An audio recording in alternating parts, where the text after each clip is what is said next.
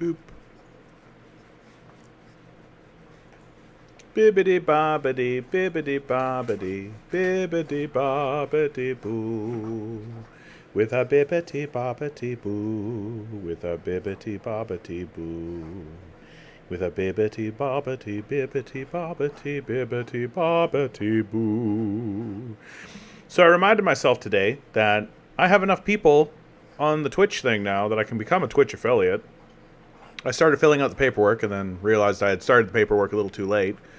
Didn't have enough information. Need to gather more information. But I'm going to do it tomorrow. And then I'm going to become a Twitch affiliate. And it's going to happen tomorrow. And all of a sudden I'll be super rich and famous. And everyone will love me. Hope you guys are doing really well out there into the world.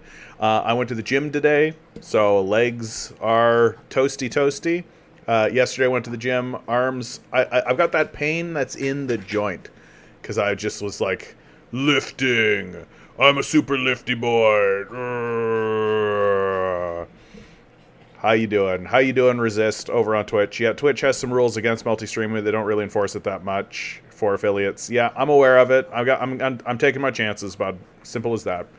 Like, I think that is a really dumb rule. Like, I think it's just a good way to kind of hurt your whole platform. There's a reason why they don't.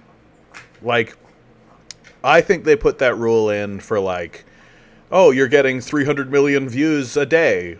You're making $300 million a year. Pick one. Pick us. It's us, right? That's what it's for. It's not for me. It's not for some low-level dingus who's just like trying to find his feet and find out where to go, right? Yeah, they want to have exclusivity, keep people on the platform, sure, but like, it's not for guys like me. It's so that when a guy like me or anybody gets to a point where they're streaming at a like really impressive level. And I don't know, I might make the switch over to Twitch, man. Like, the growth on Twitch is real. Like, I went from having like 130 viewers to having, or 130 followers to having like 1.1k in a weekend. It just went boom. So it looks like Twitch actually, unlike YouTube, I think Twitch actually has like growth projections and growth plans.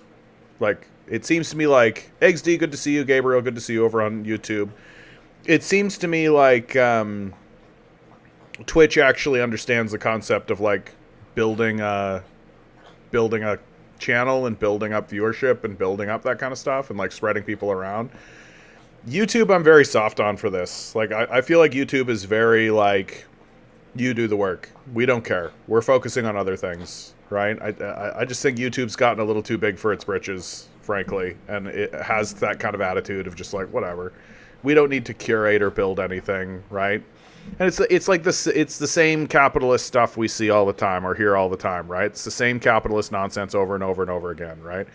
The entire society has turned into a vulture society, so it's just trying to extract as much wealth and as much from us as they could possibly get at this point. There's no capitalist institution that's attempting to build anything anymore. They're all just doing as much extraction as possible at this point. Beck's over on Twitch, good to see you. Kevin over on YouTube, good to see you too, my friend. I mean, today we're going to be talking about Rafa, right? I am obviously not going to show some of the more horrifying imagery, because that's easy to find. Like, at this stage in the game, right, like, if you are still pretending as though what is happening in Gaza from the Israeli side is acceptable at all, you're a Nazi. Right? I've been saying that for a little while, but it's just getting, like, more and more clear and more obvious. Like, Rafah is the place the Israelis told the Gazans to go, right? This is the place. This is the runaway point. This is the flee zone. This is supposed to be home base. This is where the Zionists told the Palestinians to go. And now they're bombing them, right? Now they're bombing them. I think one of my favorite things that I've seen in 2024, you get to see a video of a beheaded baby on your break and then return to work where you don't make a living wage, where your taxes go to the beheading of babies. Like, Peanut Butter Beatrice, good to see you. Just Me, good to see you. Mikhail, good to see you. Yeah, the 07 is a salute, right? You imagine it as a head, and that's the arm. Salute. We are to the point now where even the normies, even people... Well, we've got a minor raid going on. Karos Rev, good to see you. We are at the point now where even the normies are starting to realize, something's up, I think. Something's going on. This doesn't seem normal. This seems like something a group of Nazis would do, right? And like, the connections are getting really clear.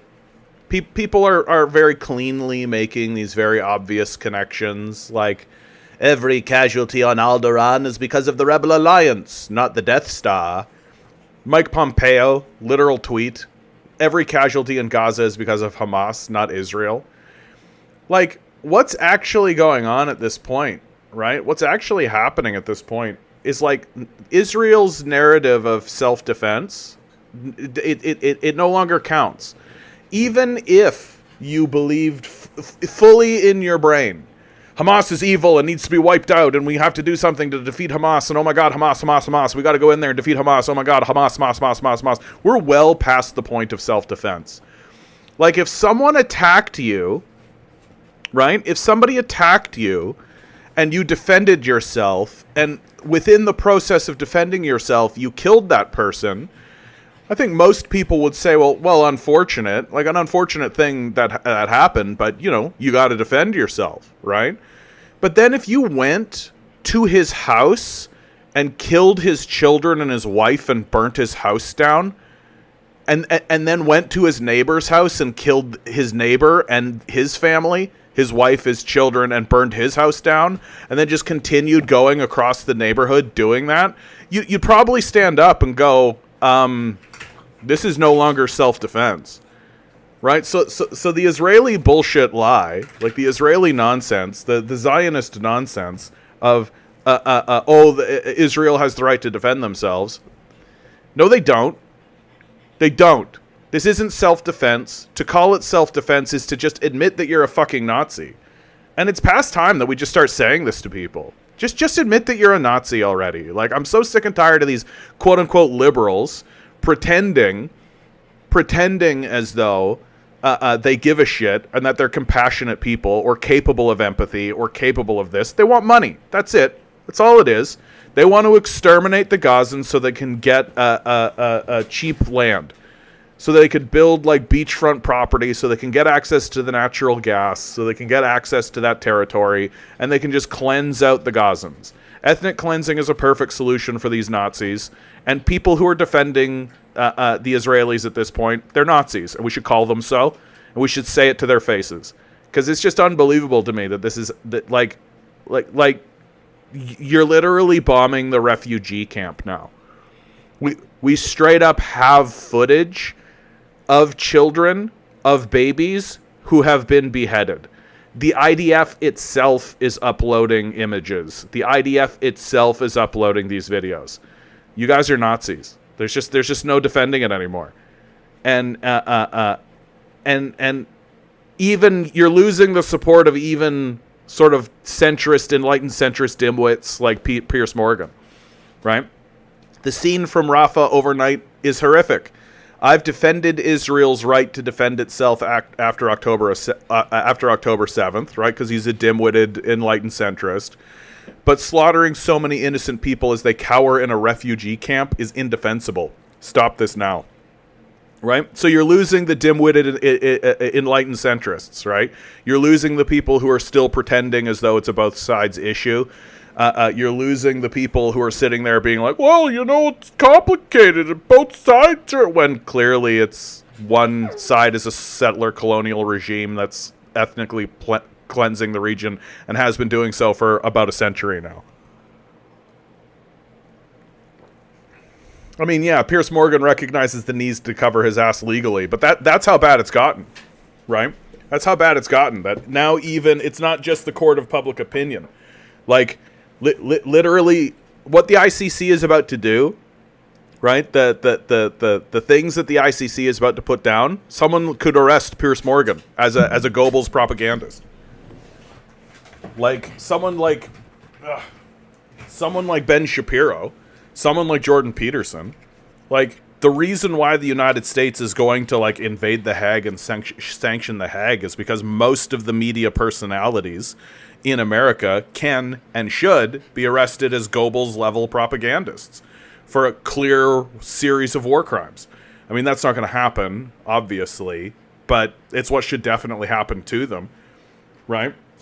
Like, if somebody arrested Ben Shapiro and sent him to The Hague, I would celebrate that. I think that's what should happen to these people. Like, Western civilization no longer has any credibility, right? So defending it is just Goebbels shit at this point. Yeah, what's worse is Canadians are mostly chuds telling anti-genocide people to go to Gaza. Why don't you go to the place we're systemically bombing? Yeah, that'll show you. Yeah, you want to side with the Palestinians? Well, then you better go to the place that we're carpet bombing and destroying. Yeah, their racist brains are still full of the imagery of the Brown invasion from 2016, yeah. No, I mean, like, it's, it is getting to the point now where, like, the liberals are still playing this simpering, wimpy middle ground game. But the NDP are outright making statements saying that it has to end, right? So the NDP are actually fulfilling their role for once of being to the left of the liberals and actually saying, like, wait a minute, war crimes are wrong. Hold on a second. Now, and now that this Rafah situation has gotten to the point where it's, like, naked and obvious, like, I mean, for those of us who are actually, you know, have moral principles and have moral position, we've always known that it's wrong. We've always known what the Israelis were doing was a genocide. We've always been aware of that, right? But for the dim-witted enlightened centrists, right, or even people who are on the right wing of things, who have been pretending as though it's a complicated issue for this length of time, finally now the Rafah offensive is so grotesque and so disgraceful and so disgusting that even these people need to stand up and actually say out loud, oh, wait a minute, this looks to me like an actual genuine war crime. Making those of us who have been on the left going, yeah, we know, bud. Like, we know. Welcome to the party, right? Welcome. Eric writes, I just had a debate with the same boomer guy that is in my course today over Gaza. He completely denies the whole genocide and how Israel's an apartheid regime.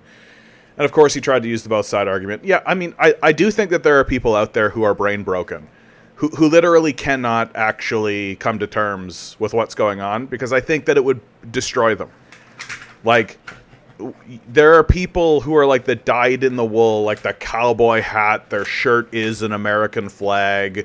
I'm proud to be an American. Yeah, it makes sense that we invaded Iraq because they hate us for our freedoms. Like that kind of thing. That if they actually added 1 + 1 and got 2, that it would actually break their brain. It would act like, I think this is where Pat Socks come from. I think this is where the mega communists come from. That they know something needs to change. They understand that, like, okay, we can't continuously pretend as though we are a righteous country while obviously committing naked genocide in front of everyone for everyone to see. And so they grab hold of new ideas and different ideas, but they try to merge it with their dumb propaganda brain, which tells them that the red, white, and blue, shooting rainbows into the sky. Well, not rainbows anymore. Maybe they would have said that 20 years ago. Now, like, fireworks into the sky. Yeehaw, right? But now they've actually got to, like, contend with the hard reality that they're a genocidal nation that has lost their minds completely. The entire rest of the world is turning against them in huge and clear ways, and it's naked now. Like, it's naked. This whole both sides thing. The IDF is literally live streaming their genocide. The IDF is like, soldiers from the IDF are like holding up babies going, look, I murdered and massacred a baby. Look at the baby I murdered. Ha, hooray. And we're all just like, Yeah, enlightened centrists, what's up? Like, what's up? How come you're still going along with this? And nothing is showing the American people more that their government has turned against them, more than the fact that there's complete consensus on this issue, right? The American people, there's less consensus for sure, but the halls of power, 100% consensus that we should move forward with this. Nobody, with the exception of like Bernie Sanders, 3 weeks too late, standing up saying like, I don't know about this. Like, where's the energy? Where's anybody saying that we need to get this finished up, that we need to get this done? And in fact, the people who are about to take power, the Republicans, Trump told donors he will crush pro-Palestinian protests and deport demonstrators. Right? This is a real thing that's happening in America, and we're all just supposed to be like, yeah, this is a normal place. What a normal place full of normal people who are doing normal things all the normal time. Completely normal. Not a fascist dystopia, right? Hasn't plunged itself into Nazism at all, right? We're not supposed to believe that at all. And if you bring up the fact that the country is now officially like a Nazi state, people roll their eyes. Oh, John, oh, you're so hysterical. I mean, what's it going to take? Is it going to take the Gestapo at your door? Is that when you're going to actually wake up to it? Is that when you're actually going to put two and two together and actually be like, oh, shit, yeah, this is actually a serious threat and a serious thing. And it's only going to matter to these enlightened, dim-witted centrists when they're when the Gestapo's at their door, right? Then it's a problem, right? Because these people are pure capitalists, right? They worship money, they worship themselves, they worship chaos. So it's only a problem when it affects them. And for everybody else, it's just, a skill issue, just a skill check, right? That's it. I've got 2 articles here from the great and powerful Caitlin Johnstone. I don't usually like to read 2 articles from somebody, but when it comes to Caitlin Johnstone, especially right now, I think her commentary is so sharp and powerful that I'm going to read back-to-back 2 of her articles on the subject.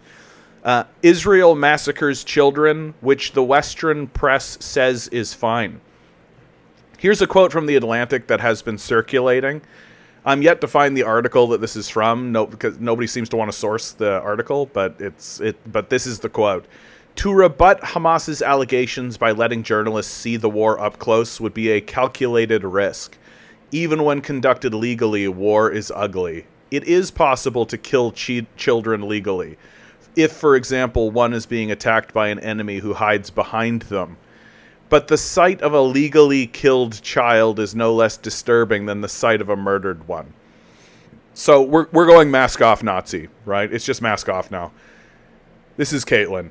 Israel has not only completely disregarded the orders of the International Court of Justice to cease its assault on Rafah, as we expected it to do, but has actually ramped up its ruthlessness as though trying to make a point. There were reportedly more than 60 Israeli airstrikes on the southernmost city in the Gaza Strip in the 48 hours after the ICJ ruling, including a horrifying massacre on a displacement camp full of civilians in tents. The ABC reports. Israeli airstrikes have killed at least 35 Palestinians and wounded dozens in an area on the southern Gaza Strip city of Rafah, designated for the displaced. Palestinian Health and Civil Emergency Services, officials said. Gaza's health ministry said women and children made up most of the dead and dozens of wounded. The strike took place in Tel al-Sultan neighborhood in western Rafah on Sunday, local time, where thousands of people were taking shelter after many fled the eastern areas of the city, where Israeli forces began a ground offensive over 2 weeks ago. The video footage coming out about this massacre is extremely graphic and will stay with you for the rest of your life if you choose to watch it. It shows charred and dismembered bodies and small children whose heads are missing and partially missing. On social media, I've seen numerous people observing that the lies about Hamas beheading babies on October 7th have been used by Israel to justify atrocities in which actual babies are really being beheaded. Electronic Indifada's Ali Ubunuma notes that this was at a camp which just days ago Israel had told civilians was a safe zone that they should move to. The Gaza Media Office reports that the attack took place to an UNRWA logistics base, which is about as clear an answer to the UN's court order to cease its genocidal massacres in Rafah as you could possibly ask for. As Mary Angelou said, when someone shows you who they are, believe them. Yeah, what the fuck is a legally killed child? You are all going to hell. Yeah, one can hope. This happens to have occurred at precisely the same time viral attention is coming to an article The Atlantic published a few days ago, which includes the assertion that killing children is legally permissible under certain circumstances, writing that allowing journalists into Gaza would be a risk for Israel because war is ugly. The Atlantic's Graham Wood uses the phrase legally killed child to argue that journalistic footage of dead children, which Israel killed lawfully, would still be damaging to Israeli PR interests. These people are fucking ghouls. To rebut Hamas's allegations by letting journalists see the war up close would be a calculated risk, Woods writes. Even when conducted legally, war is ugly. It is possible to kill children legally, if, for example, one is being attacked by an enemy who hides behind them. Like what? Like, do you think Hamas is like wearing children as like literally like body armor? Is that literally what these people are trying to convince us? These dim-witted, enlightened centrists that are discrediting their entire project. Like, the entire American project is completely discredited now, right? Like, and you can't recover. As long as there is one person in power who oversaw this genocide, there's no reason to listen to any laws that you pass. There's no such thing as a law in America. What are you talking about? What are these laws? Nobody follows them, and nobody should. All there are thugs with guns and promises to do violence. Think about the kind of worldview which could publish something like this. This made it through the entire editing process in a mainstream liberal publication. Anyone who has been following the Gaza genocide on social media today will be seeing the phrase legally killed child alongside footage of children ripped apart by Israeli military explosives in a civilian displacement camp. A pairing which, if you have a beating heart in your chest and a functioning empathy center in your brain, will spark a very special kind of rage inside you. The way these 2 points dance together just says so much about what we're dealing with here. When you take a step back and really look at it, it says so much about Israel. It says so much about Western civilization. It says so much about the Western press in general, and liberal war propaganda rags like The Atlantic in particular. It says so much about the kind of mainstream political worldview which could allow for such a thing to exist. And it says we live in a civilization that has gone completely and utterly insane. Absolutely the truth. Absolutely the truth. Like,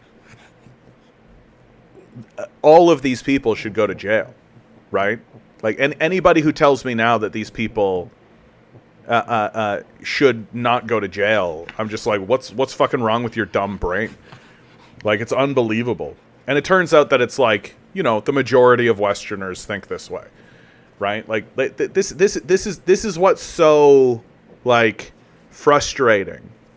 This is what's so frustrating about living in this society. Like, I'm trying to be a good citizen, and I'm trying to ensure that everybody's having a decent time, and I'm trying to make sure that everything's going all right. But all of the people in my society, certainly the majority, are genocidal maniacs. Right? Or at least completely willing to go along with this genocidal maniac nonsense, right?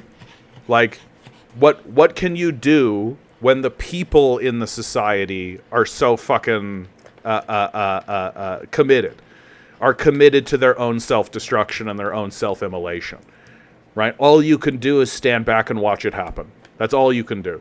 Like, you can try to organize, and you can try to get people together, and you can try to make, like, find a social group that's of the vast minority within the minority that are even willing to acknowledge that something's gone fucking wrong. But, like, all we're doing is just hoping that when the place burns down, there'll be something to rebuild with. Like, that's really all it comes down to. Here's Caitlin Johnstone again, knowing how unfree you are. If Americans were actually in charge, there would be some option available to them to end the Israeli genocide in Gaza. But when it comes to matters of such importance, they never get a vote. The Biden administration has reportedly approved an Israeli assault on Rafah, the last slightly safe city in the Gaza Strip, and is openly prepared to work with Congress to punish the International Criminal Court for seeking arrest warrants of Israeli war officials for war crimes. President Joe Biden is a monster who belongs in a cell at The Hague. I talk about Biden's criminality a lot, but I should probably clarify that I don't do so because I believe Donald Trump or even Robert F. Kennedy Jr. would be acting with any more kindness towards the people of Gaza if they were president. All three of the arguably viable U.S. presidential candidates are virulent Zionists who have all but made it clear that they would back Israel's genocidal atrocities with adamant fervor. A lot of fuss gets made over the West's brand of democracy. Wars of aggression have been waged under the banner of spreading it throughout the world and allowing the people to control what their government will do. But what you very seldom see discussed in mainstream discourse is the fact that there are a great many issues that this form of so-called democracy never allows the people to vote on. The genocide in Gaza is arguably the single most urgent matter in the world right now, partially for how horrific it is in and of itself, and partially for its potential to explode into wars, which would bring far greater devastation to the region. But nobody's allowed a vote on whether this will continue or not, even in the heart of the U.S. empire, which is making it all possible.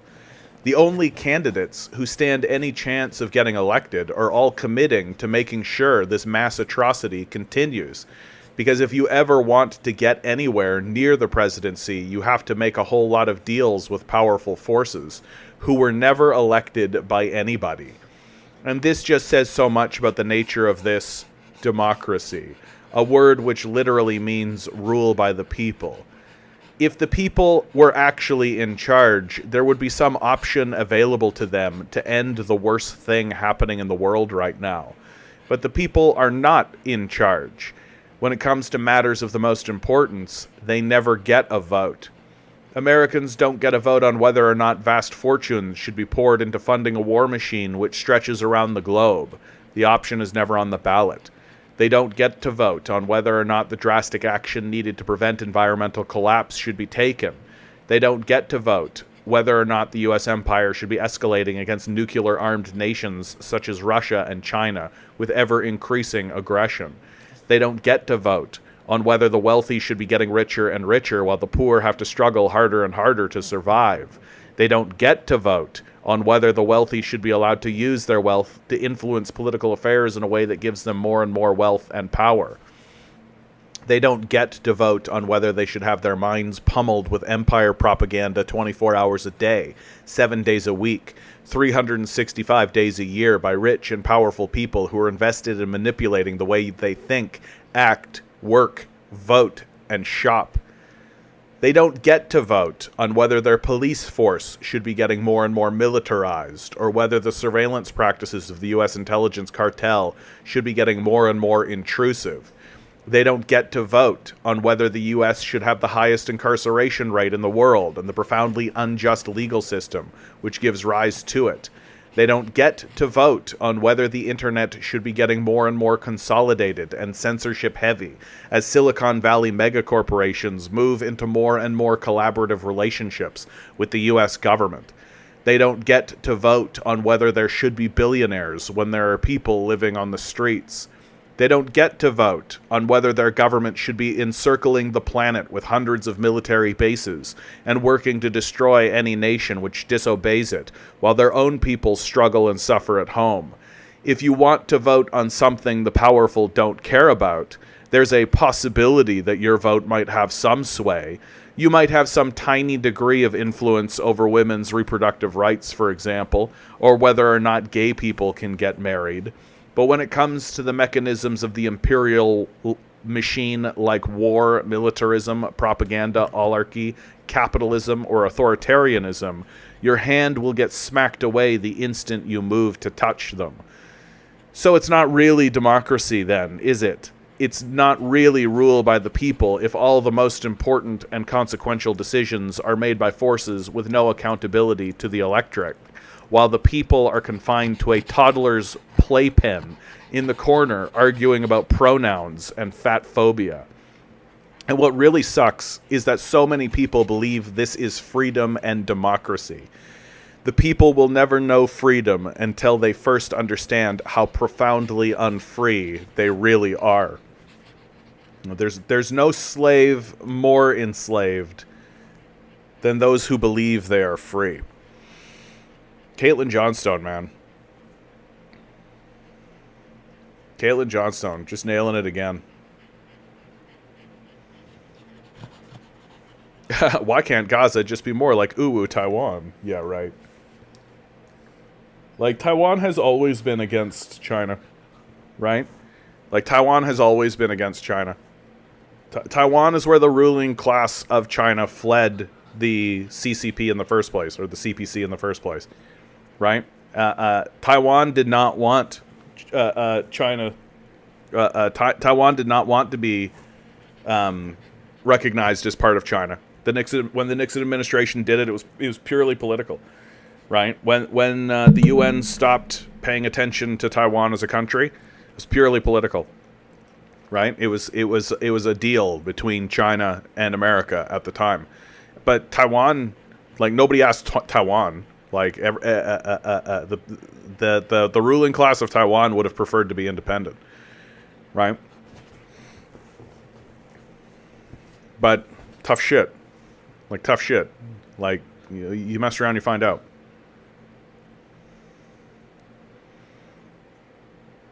But I'm talking about, like, in the 60s, dude. Like, I'm talking about, like, in the 50s and 60s. Like literally Mao bombing war, like, literally. Like, I'm not talking today.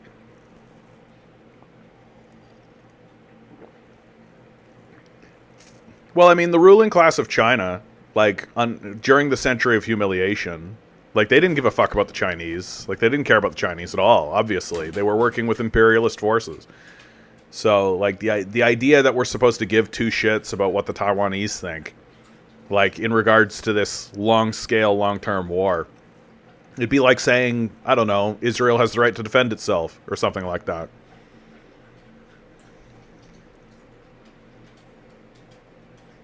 So here in the city of Toronto, unions are showing up in force to support the U of T pro-Palestine protest encampment. The quote, "We will be your human shields." Settlement offers have been made and rejected. Deadlines have come and gone. Convocation is around the corner. As the Palestinian Solidarity Camp at the University of Toronto stretches into its fourth week, all outcomes other than a police intervention appear increasingly unlikely. Which, of course, media outlets like The Star will just be like, well, you know, that's what happens, you know, normal, not a police state fascist society. You know, we didn't address their concerns at all and then sent police in. That's the normal society is what this is. With tensions stretching to their limit, representative of workers have thrown their hat into the ring, pledging to support the student protests till the end. On Monday, union leaders from across Ontario descended on the University of Toronto campus, vowing to physically defend the students. Our job is to put our bodies in between you and whatever the administration brings to you, J.P. Hornick, President, Ontario Public Services Employee Union, told a rally by the protesters and their allies.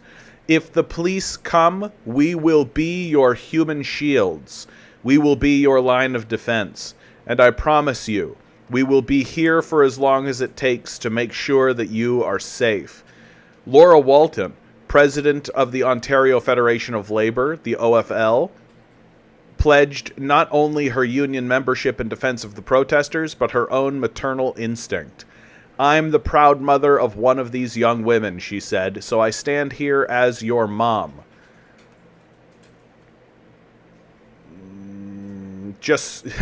And mama bears are hard to get through, just so you know. The labor groups made their position crystal clear on a day that saw U of T file an application with the courts for a judicial injunction to have the encampment removed, and the province reiterate its wish to see an end to the protest. Yeah, we don't have to address their concerns. We don't actually have to deal with them like this is, I don't know, some kind of, I don't know, democracy or something, right? We don't actually have to listen to these people. We can just file an injunction and have cops clear them out, right? Like, that's a normal thing, right? Look at how this is actually going, right? Like, why do you think these encampments exist? They exist to get concessions. That's the whole point. It's the entire point of a protest movement is to get concessions. What concessions have been won? Nothing.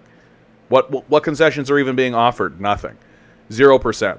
So citizens are up in arms in protest, have the support of the public, have the support of the labor unions, have all the support that could get people elected.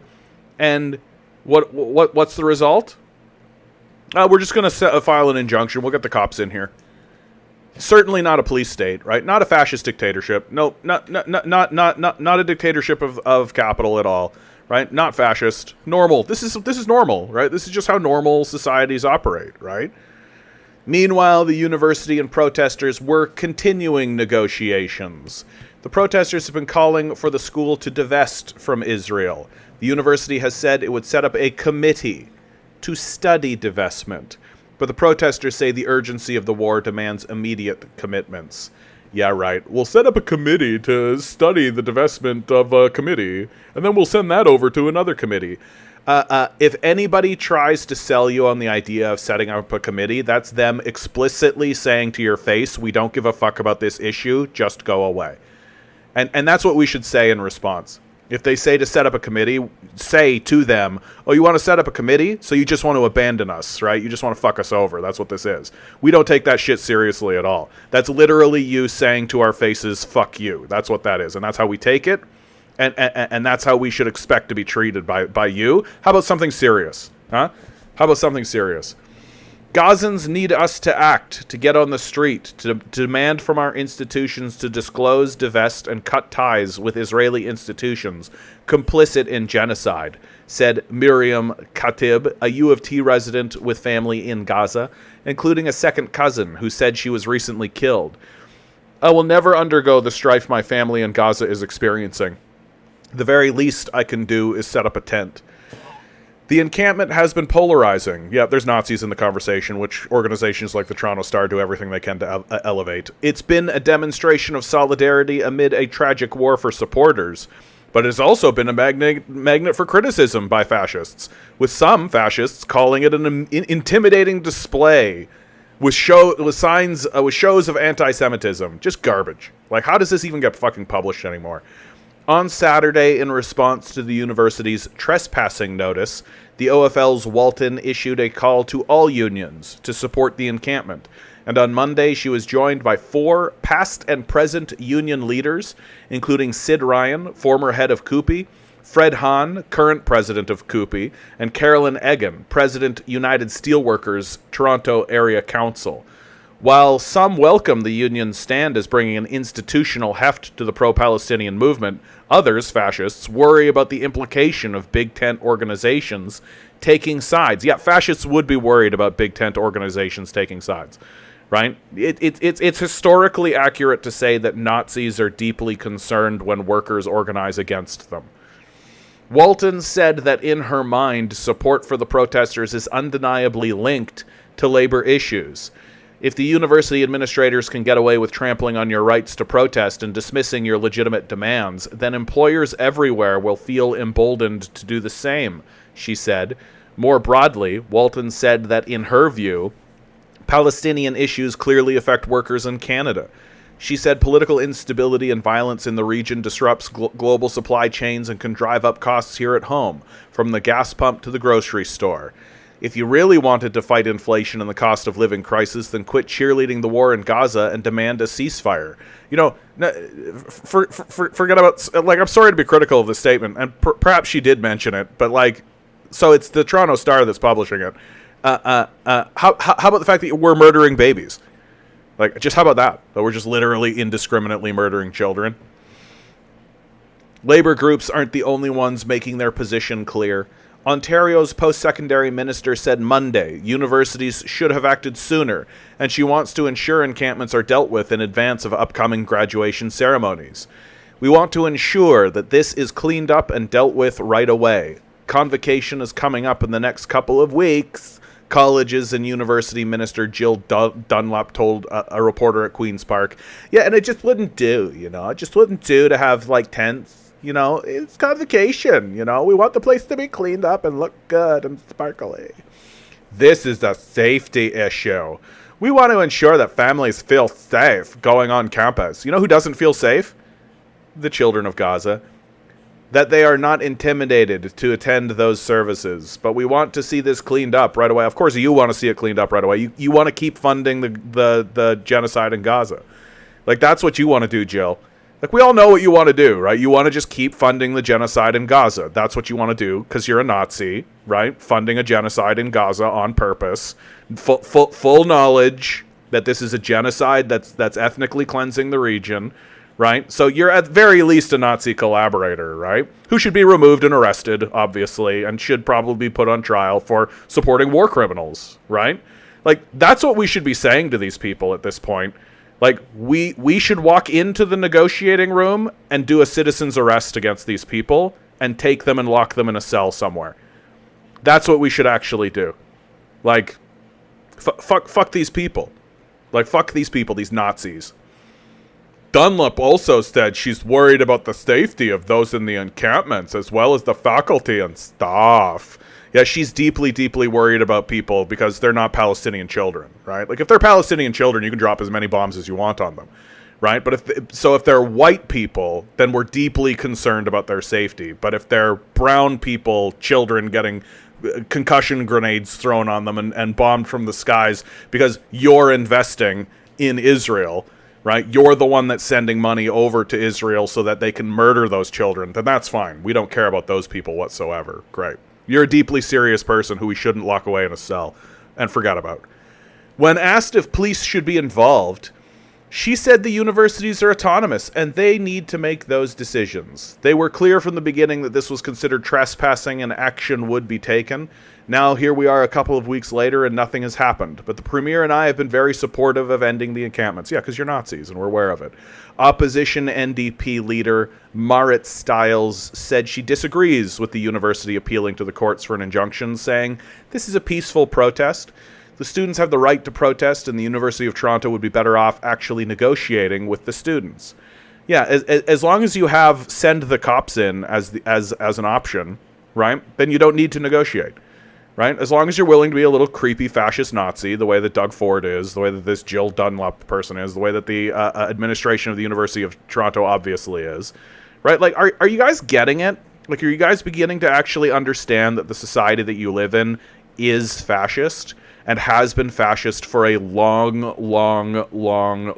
time? That all of the messaging of its own growth and the messaging of its own moral superiority was all lies, like naked, blatant, directly in your face lies.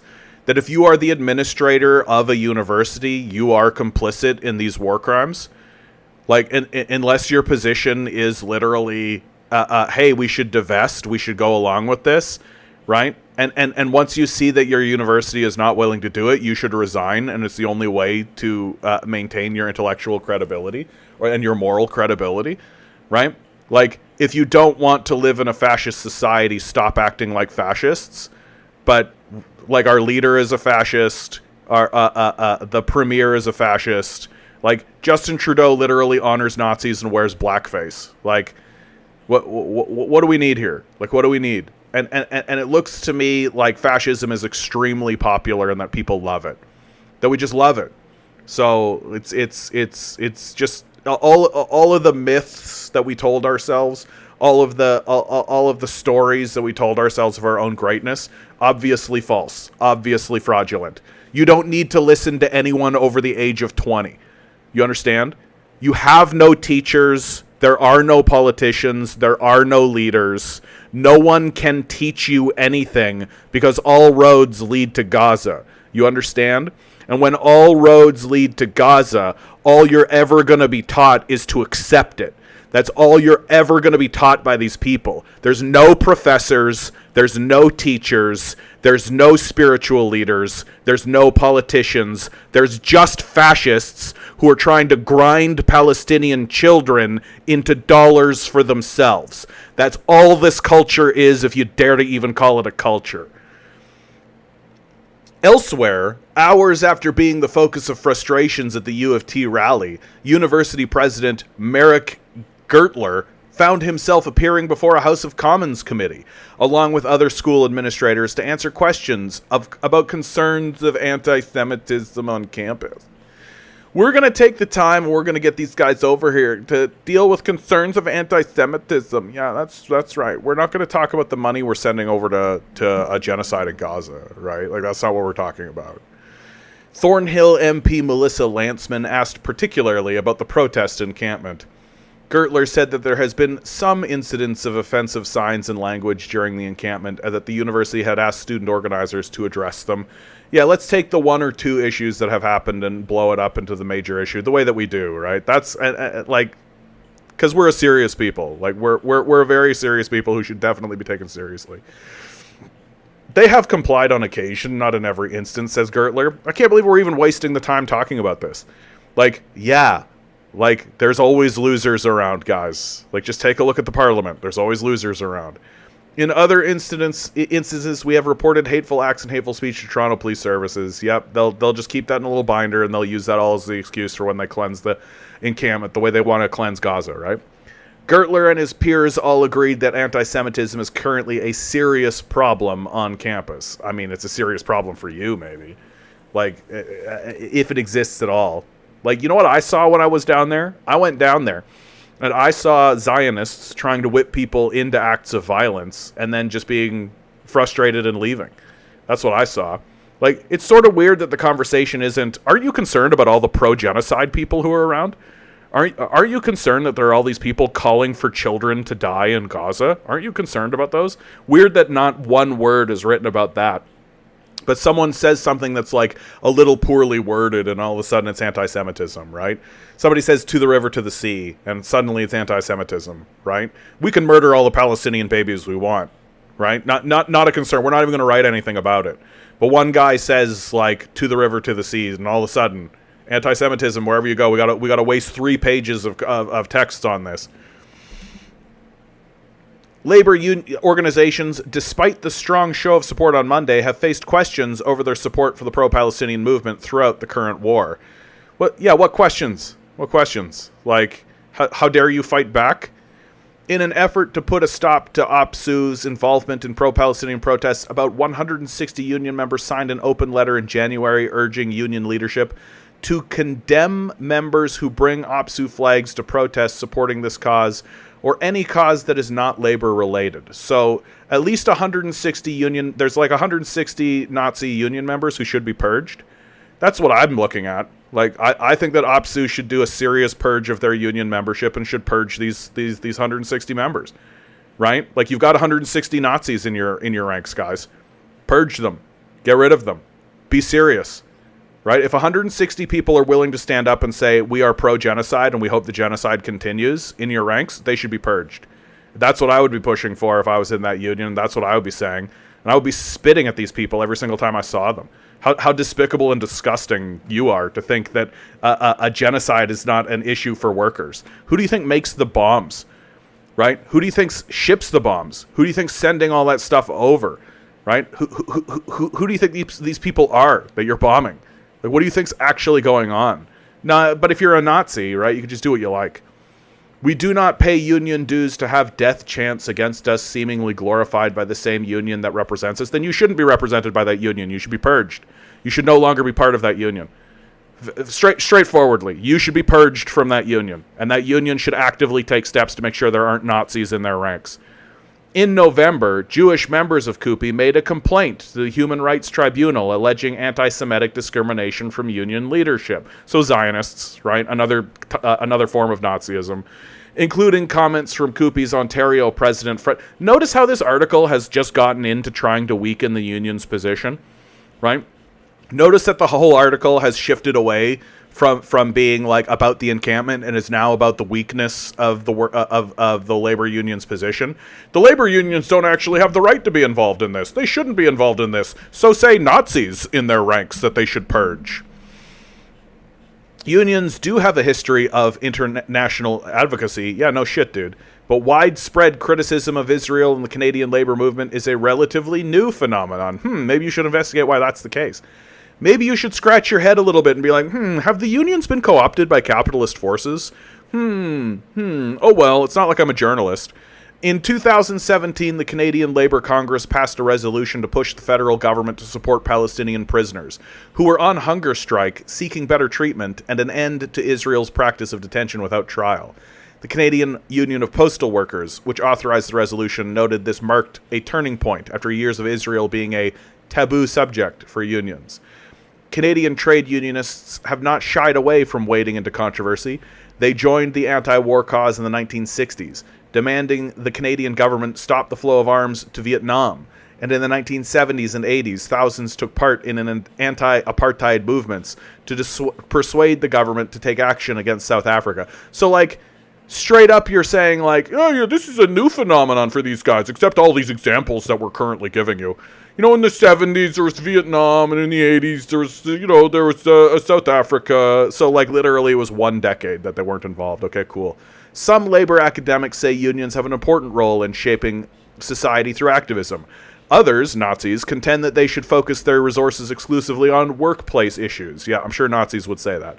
What seems likely is that union flags will continue to be seen at the protest encampment site of U of T, at least so long as it is standing.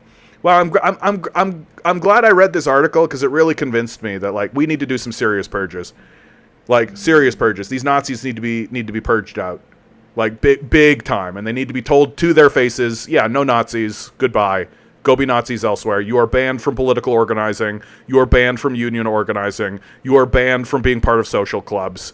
Goodbye, Nazis, get out. If you're going to support a genocide, fuck off. Very straightforwardly. Very, very fucking straightforwardly. And the fact that that's like a controversial position for some reason tells you that we live in a fascist society. Yep, normal is as normal does, yuckles. DM, good to see you. Good evening, John. What are your thoughts on the PEI encampments by international students claiming they're entitled to free housing and welfare from the province, even though they're non-citizens? Yeah, fuck it. No, I'm sorry, man. Like, they're here, right? How did they get here? Right? We look, Canada plays this fucking game all the time, right? We want free labor from people. That's what we want, right? That's what the Temporary Foreign Workers Program is. That's what our slave systems are all about. That's what the whole thing is all about, right? It's all about getting as many brown people in here to work for $0 as possible, right? And if they won't do it for $0, well, maybe they'll do it for 50 cents. Oh, they won't do it for 50 cents, they'll do it for $1. Okay, cool.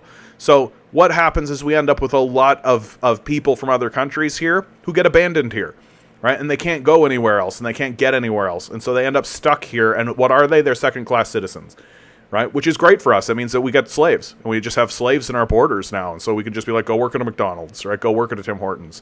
Well, you think when you walk inside a Tim Hortons and you see a bunch of brown people there that those people are like citizens? You think all the people who are working in these places, in these establishments who don't speak any English, you think they're all citizens? No, they're abandoned people who came here under the promise that things will be better, things will be better. Oh, no, you don't get your citizenship. Oh, no, you don't get that. No, none of that actually happens. Oh, it was all a fucking lie. It was all a fucking lie. So now we get to hire you for $1 a day, right? Enjoy your bunk with 16 other dudes, right? That's what's actually going on in this country. And so anybody wants to have any protest whatsoever to say that they should have access to food and shelter in the society, I'm on board with 100%. And I don't care. We don't have credibility. Like, this is the thing. Like, a question like this that's posed pretends as though there's credibility on the side of the Westerner. That the Canadian government or Canadian institutions or anyone who's pro-Canada has any credibility, and they don't. There's no more credibility to be had, right? How could they regain their credibility? Actually take care of citizens and actually take care of people who are within their borders, right? Take care of the slaves that they brought in. Take care of all of this stuff, right? Actually start dealing with problems, actually start dealing with crises, actually turn and look at the people who are causing the problem, the capitalists, and say, yeah, sorry, dude, like $50 billion is enough. You're fine. Like, you're fine. Why are we even talking anymore, right? And the reason why you're talking is the politician's directly owned by that person, right? So we should overthrow the system, yabba, yabba, yabba, off and off we go. Like, yeah, great, protest. Protest your balls off. Like, I'm always going to support people's right to protest. I don't give a shit if it's citizens or not, right? Like, the whole process of getting slaves into our borders is despicable and disgusting in the first place. The Temporary Foreign Workers Program is a slave system, for sure. And there's so many slave systems inside of our borders that we're just like, yeah, it's normal, you know? Yeah, it's completely... Internships are normal. Yeah, we're a normal country based on normal principles. For sure, we're not just in a free-fall collapse. We're not absolutely going to hit the ground as hard as we possibly fucking can. None of that's going to happen for sure. As Jeff Bezos takes off in a rocket to Mars or whatever. Generational, I mean, right? It's a good thing to take sides, especially this side, you know, the non-fash one. Yeah, there's only two sides at this point, right? Are you a Nazi or not? That's the question. South African universities have been able to BDS really quick recently. What's the holdup? Canadian universities? Well, we're fascists, right? We don't want to. Here a fascist, there a fascist, everywhere a fascist. For the love of Pete, make it stop. No, it's like that. It's like that Roddy Piper movie. I forget the movie where he wears the glasses and he sees the consume sign. And he sees the aliens everywhere. Yeah, it's just everywhere now, right? It's just everywhere now. It's just mask off, full scale. Mikhail, any cause that is not labor-related, analytical philosophy with the gaslight yet again. Yeah, continental philosophy acknowledged that labor issues are not isolated in a lonely box. Yeah, for sure. Eric just with a list of massacres. Yeah, fantastic. So, we, I think, are now going to be moving away. Not quite. So, from the dark heart of propaganda itself, absolutely incapable of being rational or reasonable, Fox News. U.S. forced to halt Gaza aid deliveries. Hilarious, as if there were aid deliveries actually happening. What a brilliant Goebbels thing here to just slip this in, right? Goebbels would absolutely be proud of this, right? U.S. forced to halt Gaza aid deliveries. That's what this is about. After Biden admins $320 million floating pier starts to sink. I really only want to report on this for two good reasons. Reason number one, it's hilarious and adorable that they're still pretending like there was any aid deliveries happening from that pier. Obviously, what the pier was for was to get as much destructive equipment into Gaza and as much construction equipment into Gaza to be able to continue, to be able to process of exploiting their natural gas reserves, which in my view is what this actually is all about. That the United States and Netanyahu, the Zionists, they found natural gas under Gaza, right? Like a ton of it, like a lot of it, like not a little tiny scrap of it, like a whole lot of natural. I don't have the number offhand. And so the second the opportunity came up to do an ethnic cleansing, that's exactly what they're doing. They're ethnic cleansing Gaza so they can get access to this gas. Right, and that's what they built the pier for, to get equipment in, right? They didn't do it for this fucking aid delivery garbage that you're hearing.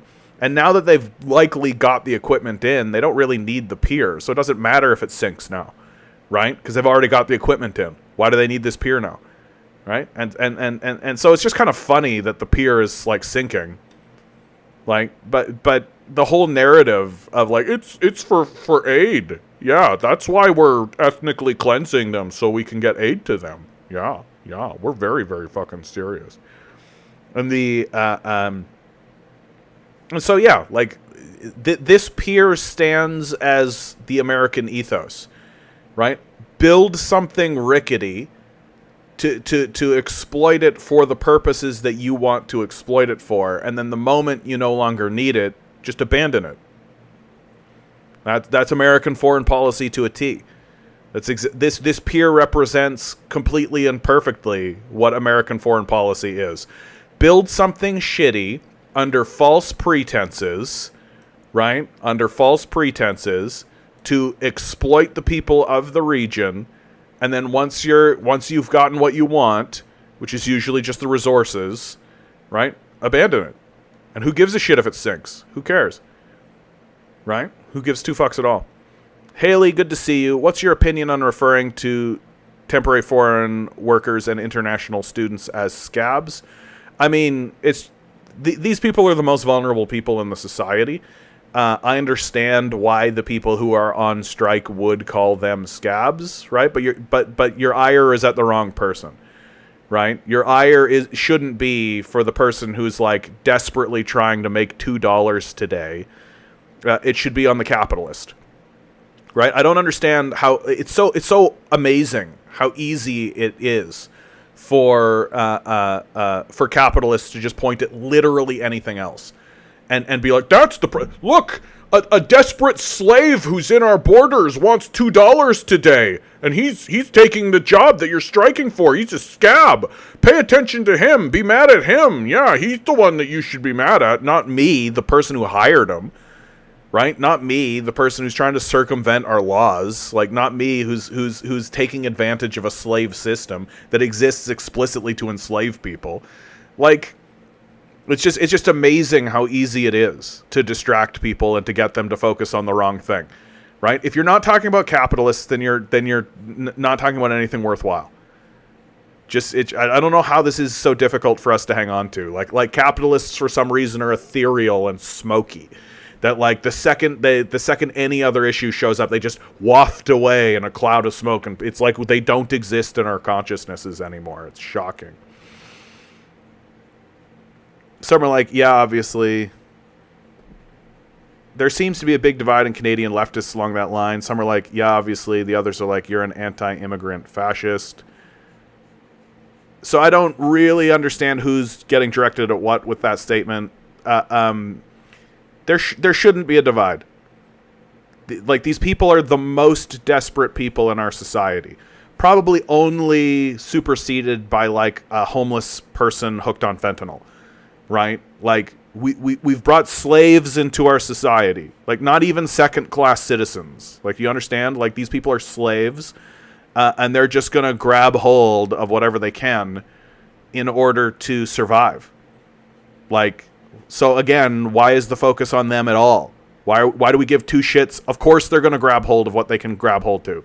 It's like looking at a drowning person who's just grabbing a hold of whatever log they can get a hold of so they don't drown, and then pointing at them and being like, "You're a scab. That spot was saved for someone." Meanwhile, a capitalist is literally throwing grenades in the water. It's just like fucking unbelievable to me. It's just unbelievable to me.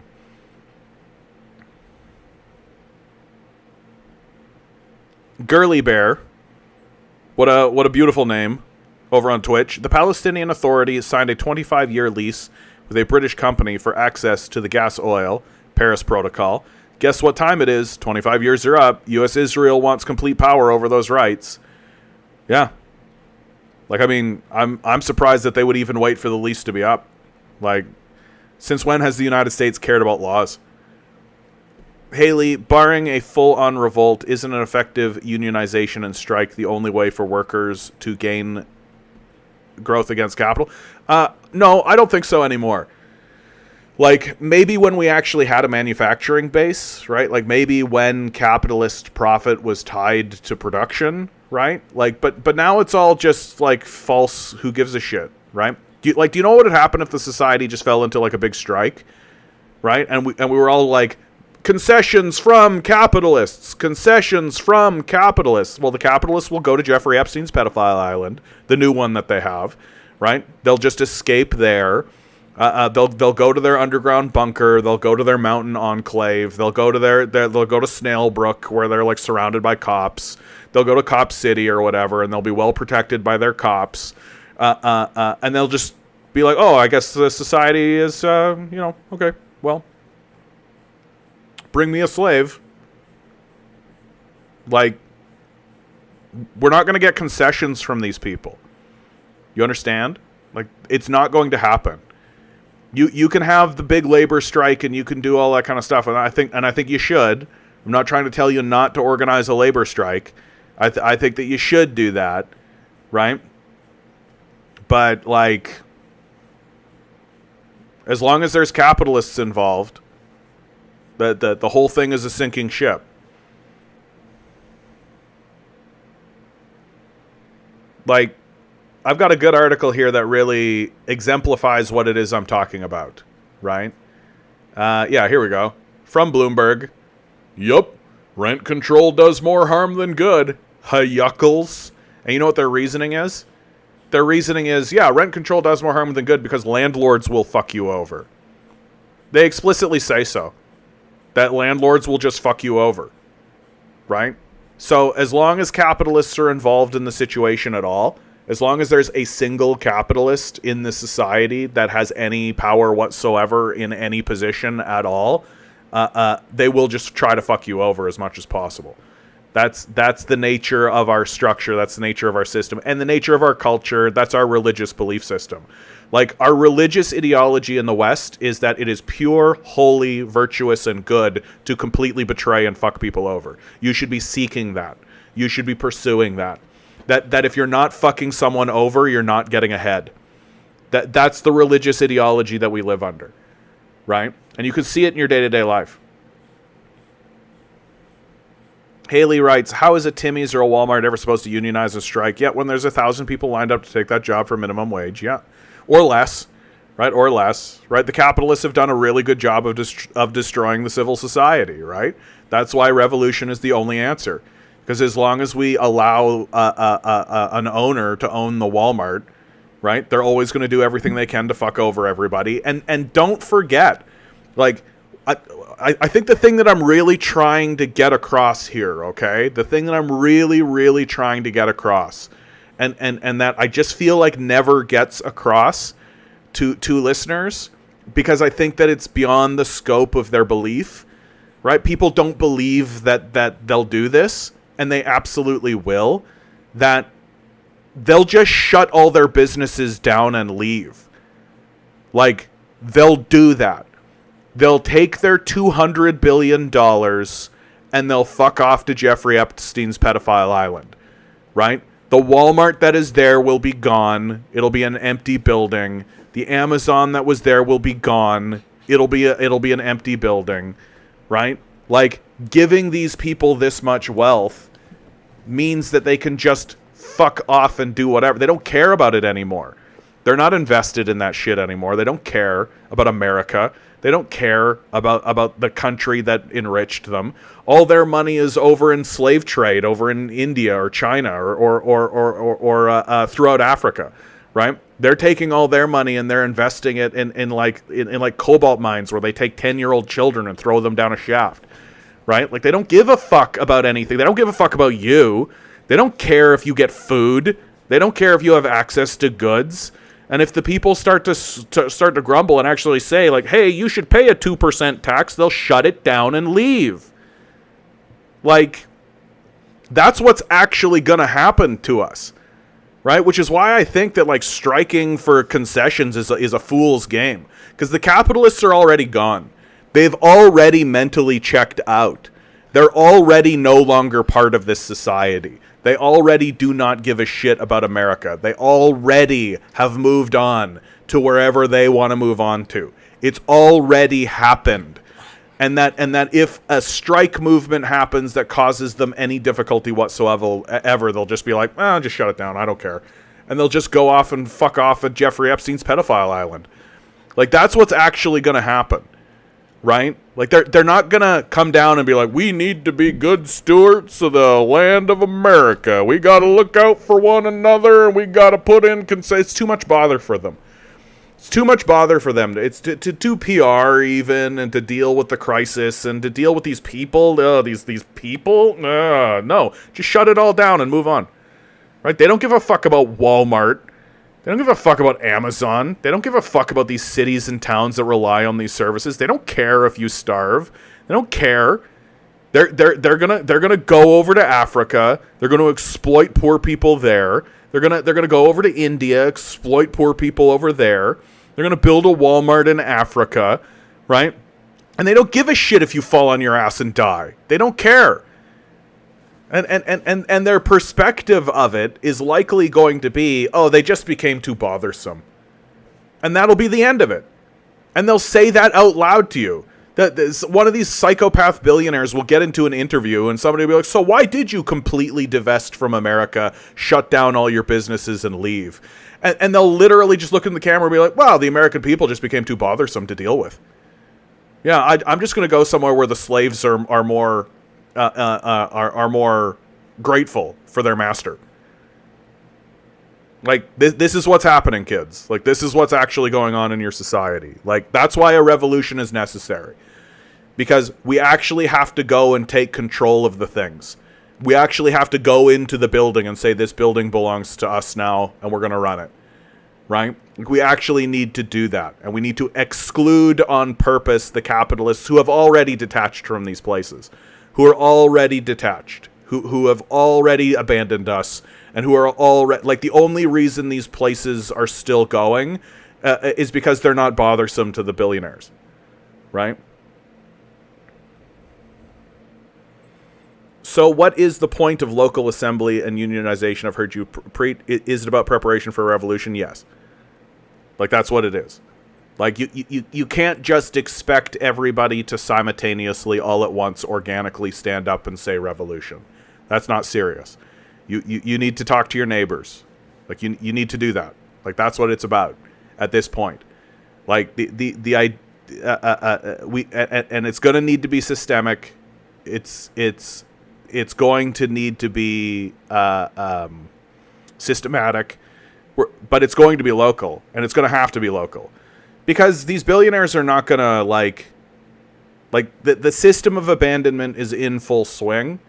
Right, that the structures and the systems are going to decay and degrade naturally now, right? And all you're gonna be left with is your neighbor, right? Like, that is, and that's all you are going to be left with. Like, I don't know why I kind of have to hit this on the head over and over again, right? Like, all you will have are the people on your block, right? The people who are on your phone and these institutions that are on your phone. None of that exists. Like, all of that's already gone. Right? Like, the breakdown is going to happen, and it's going to happen steadily at first and then all at once. And the only people you're actually going to have contact with in any meaningful way are the people in your building and in your neighborhood. So get to know them. Talk to them about this stuff. Right? And be shameless, and because that's how you actually build a real revolution. Right? You don't build a revolution by crossing your fingers hoping it's going to happen and then just suddenly one day it pops out of nowhere.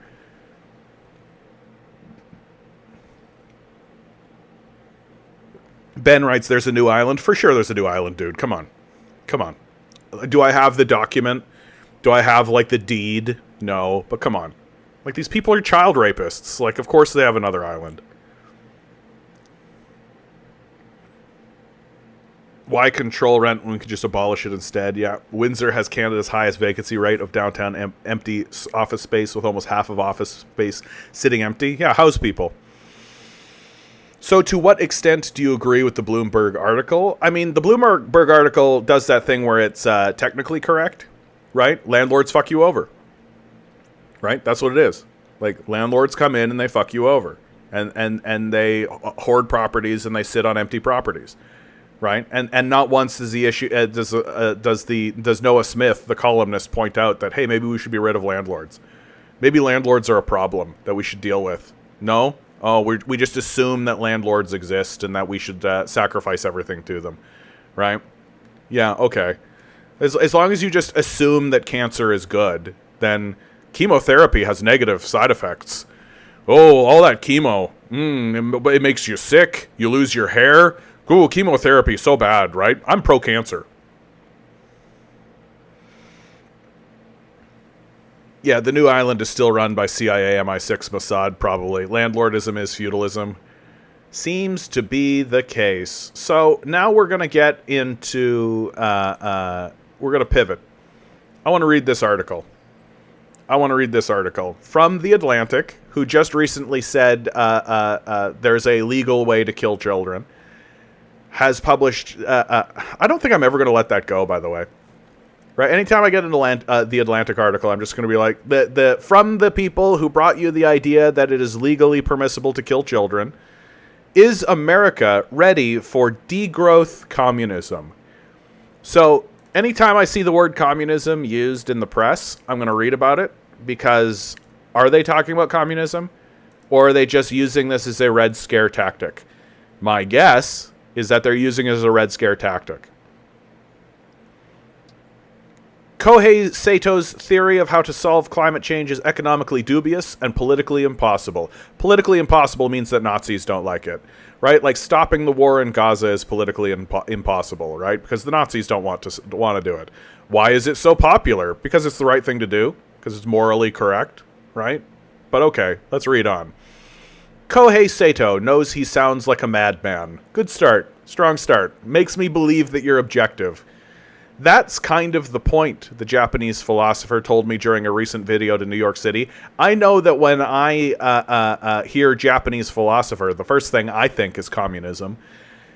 But of course the Atlantic knows that the average American citizen can't find Japan on a map, and they're all just like, well, Asians are communists. Maybe then people get shocked, he said. What's this crazy guy saying? The crazy idea is degrowth communism. Certainly not a method to smear communism, right? But degrowth communism. A combination of two concepts that are contentious by fascists on their own. Degrowth holds that there will always be a correlation between economic output and carbon emissions. So the best way to fight climate change is for wealthy nations to cut back on consumption and reduce the material throughput that creates demand for energy and drives GDP. Yeah, no shit. First of all, stop giving a shit about GDP. Stop using GDP as like a measurement at all. It's like literally they're trying to measure. They're trying to measure the distance of miles by cups of sand. Like that's what they're trying to do. And it's just like, doesn't quite work that way. I mean, you technically can do it. The degrowth movement has swelled in recent years. Yeah, no shit. Probably because we're emitting so much carbon that the entire planet is turning against us. Nothing says economic system working out than Mother Nature herself attempting to destroy you. The degrowth movement has swelled in recent years, particularly in Europe and in academic circles. The theory has drastic implications. Instead of finding carbon-neutral ways to power our luxurious modern lifestyles, degrowth would require us to surrender some material comforts. Yeah, like Taylor Swift's private jet. Or, you know, like Mark Zuckerberg's big, colossal super yacht. Or Jeff Bezos shooting rockets into space for fun. One leading proponent suggests imposing a hard cap on total national energy use. Yeah, don't focus on the people who are actually polluting. It's your fault.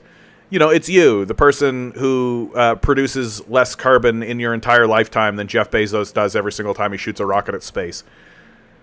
Energy-intensive activities might be banned outright or taxed to near oblivion. Yeah, say goodbye, perhaps, to hamburger. Oh no, guys, here's a list of things. Say goodbye, perhaps, and here's where the scaremongering comes, to hamburgers. Yeah, hamburgers as a concept will just go away, for sure. SUVs. Oh no, guys. What are we gonna do without all the SUVs? Without all the big, giant, gas-guzzling, ridiculous things that man-babies drive around because they're too insecure to admit that their cocks are too small. Girls won't like me if I don't have a big, giant truck. And your annual cross-country flight home for the holidays. Yeah, that's what'll get turned down. Certainly not, like, literally celebrities traveling 20 minutes on a flight to go get some Arby's or something. Right? Like, just could you at least try even a tiny little bit to focus on the people who are actually doing the polluting? No, of course you can't. You think that there's a legal way to kill babies. You'd probably be prohibited from setting the thermostat too cold in summer or too warm in winter. Again, who's actually doing the polluting?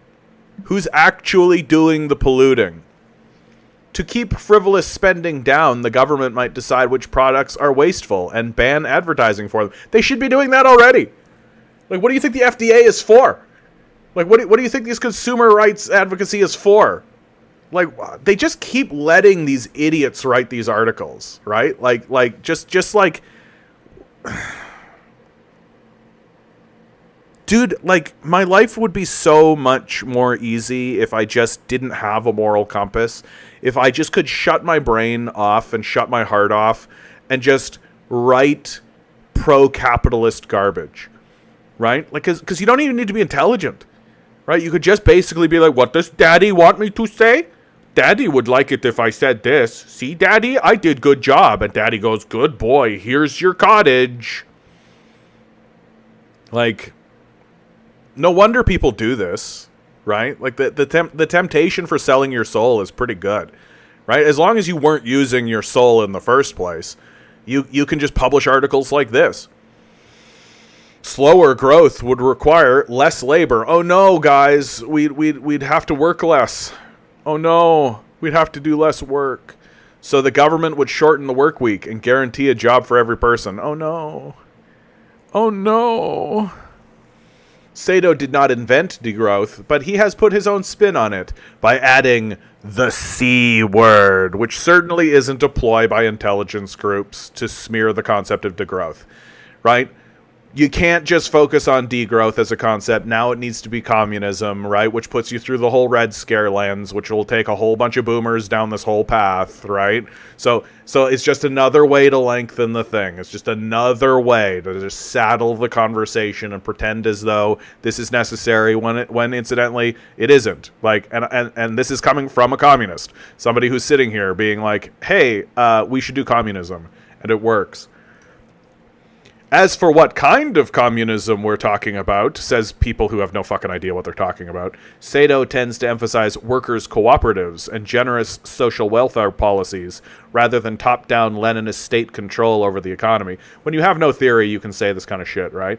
Yeah, capitalists and fascist countries will definitely just allow workers' cooperatives and social welfare policies. That'll definitely happen. You won't need to take over the state and then run the state in a protectionist manner to protect yourself from capitalist forces. No, you definitely won't have to do that. I have no theoretical backing whatsoever, and I don't understand what happens to societies that overthrow their masters. Right? When societies overthrow their masters just go, oh well, we got overthrown. Well, time to get a job. That's 100% what happens, right? Fucking dimwits. He says he wants democratic change rather than revolution. So he's not interested in communism at all, right? He's a social democrat. So he literally is saddling the conversation with communism just to smear communists. Though he's fuzzy on exactly how to get people to vote for shrinkage. The message has found an enthusiastic audience. Sato's 2020 book, Capital in the Anthropocene, sold 500,000 copies. He took a job at a prestigious University of Tokyo and became a regular commentator on Japanese TV. One of the few far-left talking heads in that country's conservative media sphere. When we met up in April, he was touring the northern U.S. to promote the new English translation of the book, titled Slow Down, the Degrowth Manifesto. Hold on one second. Sorry. This guy just got described as far-left. His idea is literally... we should vote for concessions from the capitalist class. He's a liberal. Like, when you're illiterate and when you don't know anything, you can just make whatever claim you like. Like, the only reason this guy is considered far left by pundits and by people who think that there's a legal way to kill babies is because everybody's a fucking fascist. Right? So somebody standing up and saying, maybe we should vote for policies that don't just destroy people, has all the fascists be like, don't destroy people. Oh, that far-left commie talk. Far-left commie talk. Planning to appear on a series of panels at Georgetown University to discuss his liberal ideas, because he's a liberal. One day during his New York stint, we visited the pro-Palestinian protests at Columbia University, where a young protester named Tanlei Zhang spotted him and waved him over, telling Sato he's the reason he's applying to graduate school. They took a selfie together, and Sato posted it on X. Sato's haters are just as passionate as his admirers. The right-wing podcaster James Lindsay recently dedicated a 3-hour episode to what he called Sato's death cult. Liberals who favor renewable energy and other technologies say Sato's ideas would lead to stagnation. On the pro-labor left, Jacobin magazine published multiple articles criticizing degrowth in general, and Sato in particular, calling his vision a political disaster that would hurt the working class. And don't get the Marxist textualists started. They accuse Sato of distorting the great man's words in order to portray Marx as the OG degrowth communist. Yeah, I'd say that's accurate. Like, this guy sounds like a progressive, right? Like, he just sounds like a liberal. He's just like a progressive liberal. That's it. Jacobin is run by CIA now. Do you have proof of that? It's understandable that Sato provokes so much ire. He rejects the mainstream political consensus that the best way to fight climate change is through innovation, which requires growth. Like, imagine believing that we should take the mainstream political consensus seriously. The mainstream political consensus is doing a genocide in Gaza, right? The mainstream political consensus is outright destroying the society and the civilization. Like, very obviously the solution is to stop polluting, right? But as we've seen from The Atlantic, who thinks that there's a legal way to kill babies, as we've seen from The Atlantic, they're completely unwilling to actually talk about pollution seriously. They want you to believe that a degrowth strategy will mean that you don't get to use your electric toothbrush anymore. That's what they're actually trying to convince you it actually is, so that when they actually do it to you, right, they'll still let Jeff Bezos fire whatever rocket at space he wants to, but you're not allowed to have hamburgers anymore, right? Like, this is what, like, as long as you don't seriously talk about who's emitting, who's polluting, who's doing these things, as long as you're unserious about that observation, you can make whatever claim you like, right? Which is essentially what The Atlantic is doing. And just shows you more and more what I've already said, and I'll continue to say. There isn't a single institution in the West that has credibility any longer. They're no longer capable of addressing issues rationally, nor are they interested. Everything is about protecting the project of extraction and abandonment.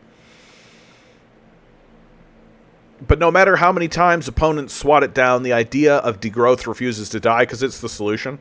Stop polluting, right? In my experience, the best way to stop polluting is to stop polluting, right? That's just from my experience, though, right?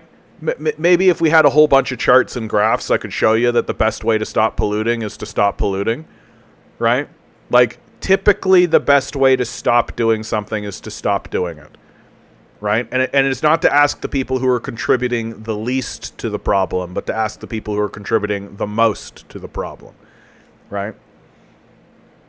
Perhaps it survives these detailed technical of course, they've got to preface it. Perhaps it survives these detailed technical refutations by genocide supporters, because its very implausibility is central to its appeal. Yes, the implausibility of stopping a thing. Man, I really would love to stop smoking, but I can't stop smoking. So I know what I'll do. I'll do net zero smoking, where I continue smoking, but I pet puppies as well. That balances this out, right? No, the best way to stop smoking is to stop smoking, right? Economic growth. And again, like, who's actually losing out in a degrowth strategy? Oh, only the capitalists, because degrowth attacks the financial sector. That's who actually loses in a degrowth economy, are the parasites, right? That's why they're against it, because parasites don't like the idea of not being able to exploit permanently. Economic growth, the French economist Daniel Cohen has written, is the religion of the modern world. Hey, here's a guy that's sounding right. Right? Who says the capitalism is a religion all the time? It's me. Who says capitalism is a religion all the time? It's me. Who says capitalism is just a religious ideology focused on being a death cult? It's me. It's me. It's me. Like, share, subscribe. Growth is the closest thing to an unalloyed good that exists in politics or economics. It's good for the rich. It's good for the poor. Is it good for the poor? Okay. It's good if you believe inequality is too high and if you think inequality doesn't matter. Deciding on how to distribute wealth is complicated, is it? It's complicated to distribute wealth? Weird. It's made complicated by psychopaths, that's certainly true, but it's not actually complicated.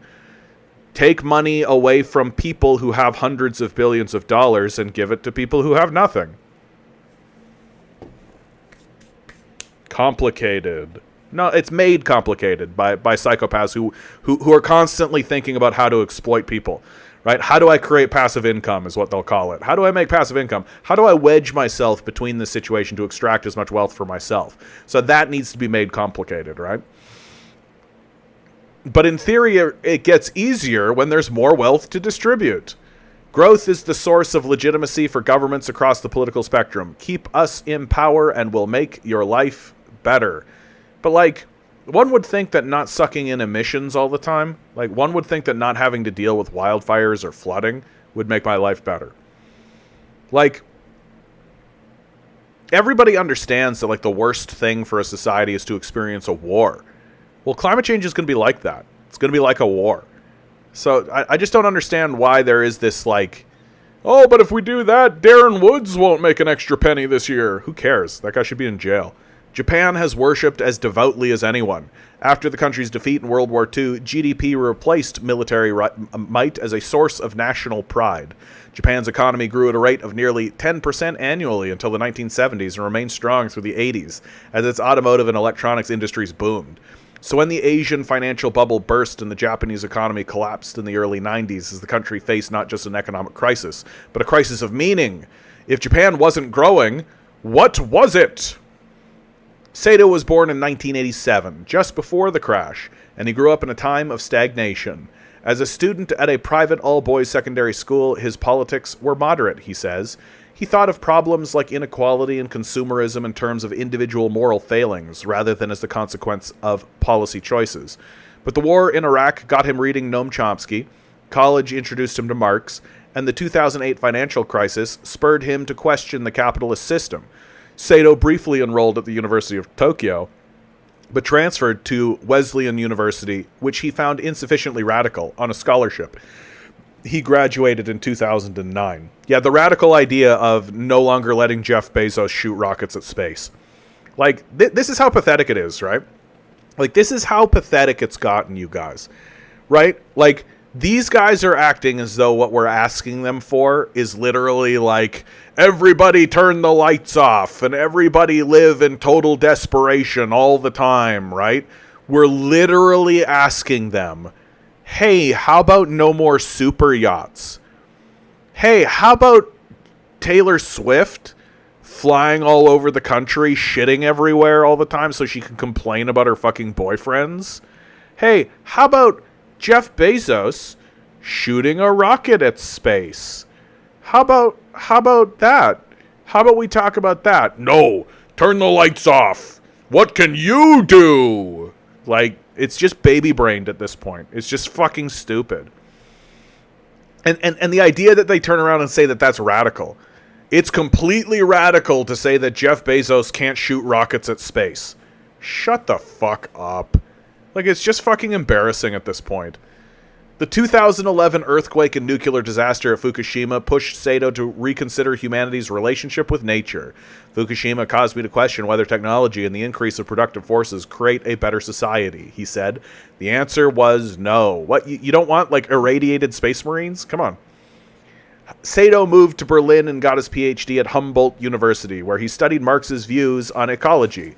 In 2016, he published an academic treatise on Marx's eco-socialism, the English translation of which won the prestigious Ducher Memorial Prize for books in the Marxist tradition. Around that time, the idea of degrowth, which had been kicking around environmentalist circles for decades, was gaining steam in Europe. Sato started reading thinkers such as Tim Jackson, Georgos Kallis, and Kate Raworth, all of whom argued that there are planetary boundaries we can't exceed without causing mayhem. Yeah, did you guys know? Were you guys aware that the universe has rules? Did you guys know that? Right? Right? Did you guys know that the universe has rules? And that if you break those rules, there are consequences? Did you know that? Holy shit. Thinkers since Thomas Malthus had been talking about limits to human expansion, sometimes with disturbing implications, as in Paul Ehrlich's 1968 bestseller, The Population Bomb, which described with disgust a teeming Delhi slum. But degrowthers identified the pursuit of GDP as the culprit, arguing that it fails to account for all kinds of human flourishing. Greta Thunberg applied the degrowth message further when she mocked capitalist society's fairy tales of eternal economic growth. Japan was a ripe target for these ideas. For decades, the country had been mired in low and sometimes even negative growth. The problem was no longer new, and the government's proposed solutions, negative interest rates, trying to boost worker productivity, were losing their appeal. Yeah, because financial capital fails. It's a religious ideology that doesn't actually work. A lot of young people feel like, I don't want to work endless overtime and give up my family life and all my hobbies just to serve a corporation until I die. Wow, radical. Radical, says Nick Capper, an associate professor at Rutgers University at Camden, who studies modern Japanese history. For what? Just to grow our GDP? Wow, so radical. What a radical statement. Right? Like, what's more radical than saying we should destroy the planet for money? Like, what's more radical than that? But if you stand up and say, like, hey, maybe the people who are polluting the most should stop, you're the radical one. Okay, cool. Sato saw an opening to connect degrowth with the Marxist ideas that he had been studying closely for years. Degrowth on its own had a bad branding, he told me between bites of Beyond Burger at Tom's Restaurant in Morningside Heights. This article brought to you by Beyond Burger, Tom's Restaurant in Morningside Heights. Be sure to stop on in and try a Beyond Burger. The solution, he said with a grin, was to add another very negative term. Communism. I mean, okay, are we going to have a revolution and overthrow the state? Like, I'm on board for that, but that's not what this Sato guy's talking about. When we met, Sato had traded his usual blazer and clean-cut look for an oversized denim jacket and a boy band tousle. Well, he has a disarming sense of humor. When he signs a book, he stamps it with a cartoon image of himself alongside Marx. But he's serious about the need to embrace degrowth communism. He argues, not unreasonably, that degrowth is incompatible with capitalism, which encourages individuals to act selfishly and grow their riches. Many people criticize neoliberalism, Sato said, but they don't criticize capitalism. So that's why we have ethical capitalism, sustainable capitalism, green capitalism. Degrowth communism instead targets what Sato says is the root cause of our climate woes, capitalism itself, rather than just the symptoms, and prioritizes the public good over profit. Well, I'm liking this Sato guy more and more. While degrowthers and Marxists have plenty of intellectual overlap, the match has always been an awkward one. Marx is generally considered pro-growth. He wanted to leverage the productive tools of capital to bring about a socialist future in which the fruits of that production would be fairly distributed. Sato, however, rejects that Promethean characterization of Marx. In Capital in the Anthropocene, he argues that Marx converted late in life to productivism to, yes, degrowth communism. To make his case, Sato cites some of Marx's lesser-known writings, including a draft of his 1881 letter to the Russian revolutionary writer Vera Zasulich and Critique of the Gotha Program, which was published after Marx's death. Reaching, dude. Like, Marx released, like, volumes, right? Like, Capital is, like, 4 or 5, like, volumes. Like, just volumes long. Like, the fact that you're grabbing onto, like, a letter, right? Or like a critique of a program, right? Instead of, like, Marx, the bulk of Marx's work. Like, certainly any rational thinker, Marx included, would argue that destroying your society is probably bad. But the thing is that it's a misunderstanding of Marxism, right? That it isn't the growth of productive capacity that is destroying us. It's pollution, right? It's our pollution that's pushing that forward, and what's driving that? It's not our desire to have productive forces, it's the financialization of the economy, right? There is a shit ton of waste in the system that is not linked inexorably to our productive growth, right? Like, if you are growing to destruction, that's not productive, right? And any centralized economy would be like, oh, this pollution will destroy us. We should stop polluting. Right? And the populace will be like, I want cheeseburgers. And we'll be like, oh, do you want to breathe air? Like, what are you, fucking stupid? The answer, of course, is yes. Like, we're a deeply, deeply stupid people. Which is why guys like this can sort of sneak through and pretend like Marxism is what it isn't. Right? Like, Marxism is about increasing productivity using the means of production in a productive manner.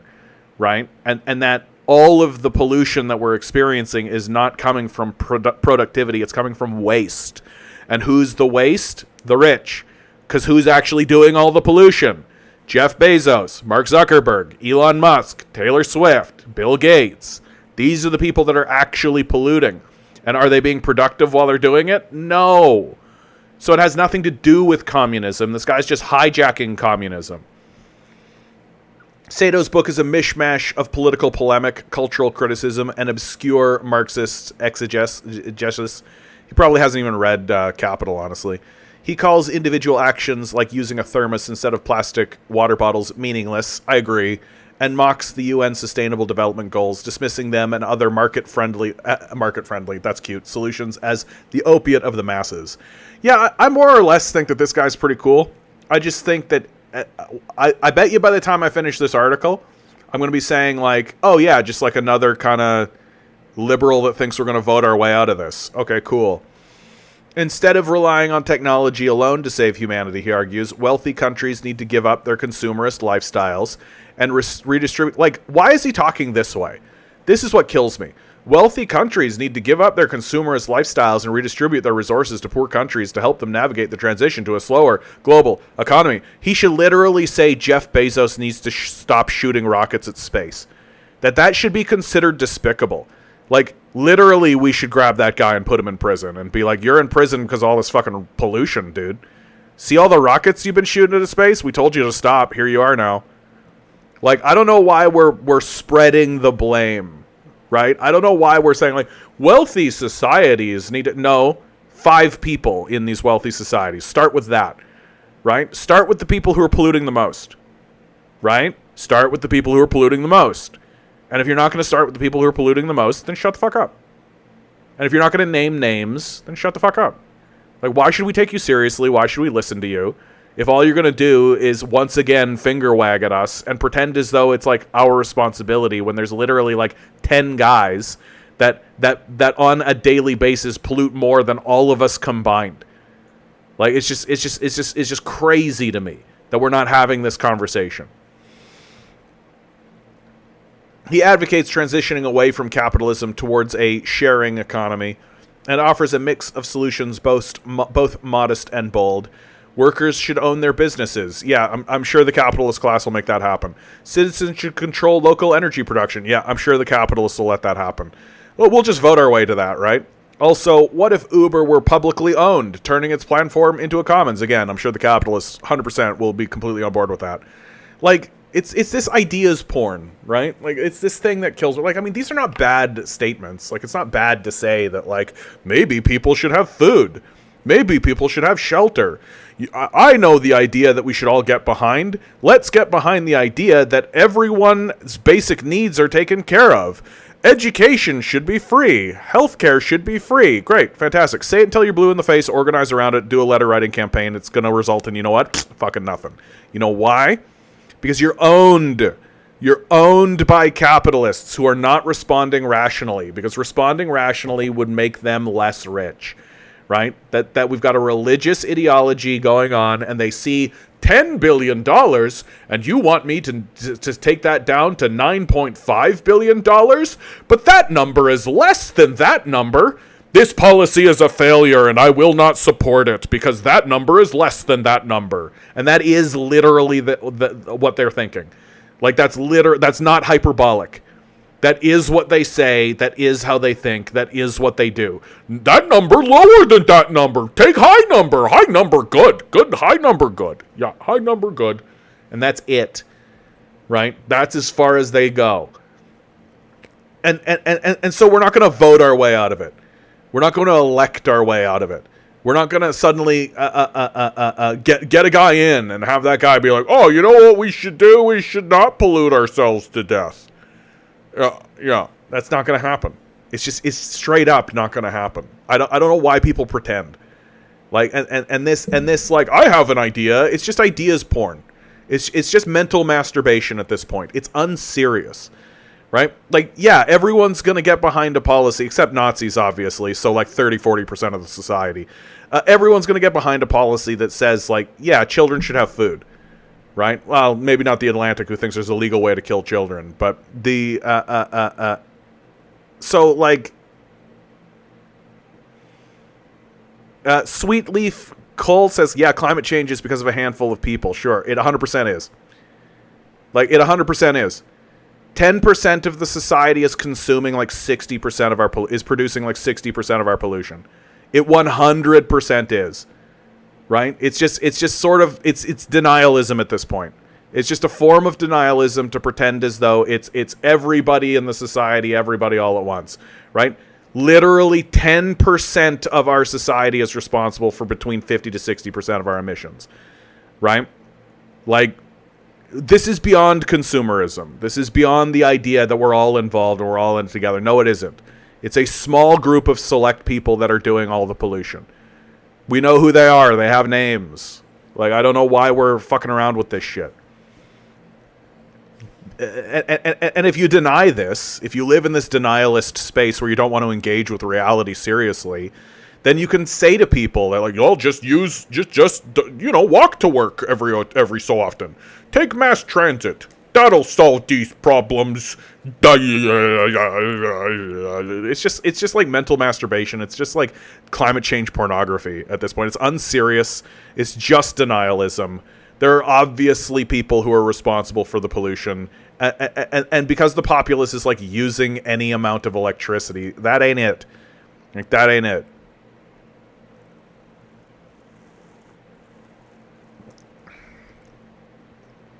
Sato argues that this arrangement would produce not scarcity, but radical abundance. But it's for the wrong people, right? The rich don't give a shit if we have access to radical abundance. Like, they don't care at all. They're fine abandoning us to poverty, which they've done several times. They're fine doing a genocide against helpless people, which they're doing in front of our eyes. Like, what makes you think that all of a sudden they're going to be like, oh, yeah, that's a good policy. That'll help everybody, yeah. As we freed ourselves from the obligation to generate ever higher profits. Like this guy literally hopes these guys come to Jesus. Like, that's what he's actually saying. He's actually saying that I hope the most demented religious fanatics on the planet suddenly go, wait a minute, my entire worldview has been wrong this whole time and I need to repent. It's not going to happen. It's just not going to happen, man. These guys are not going to have like a big like, wow, Jesus Christ actually said give money to the poor.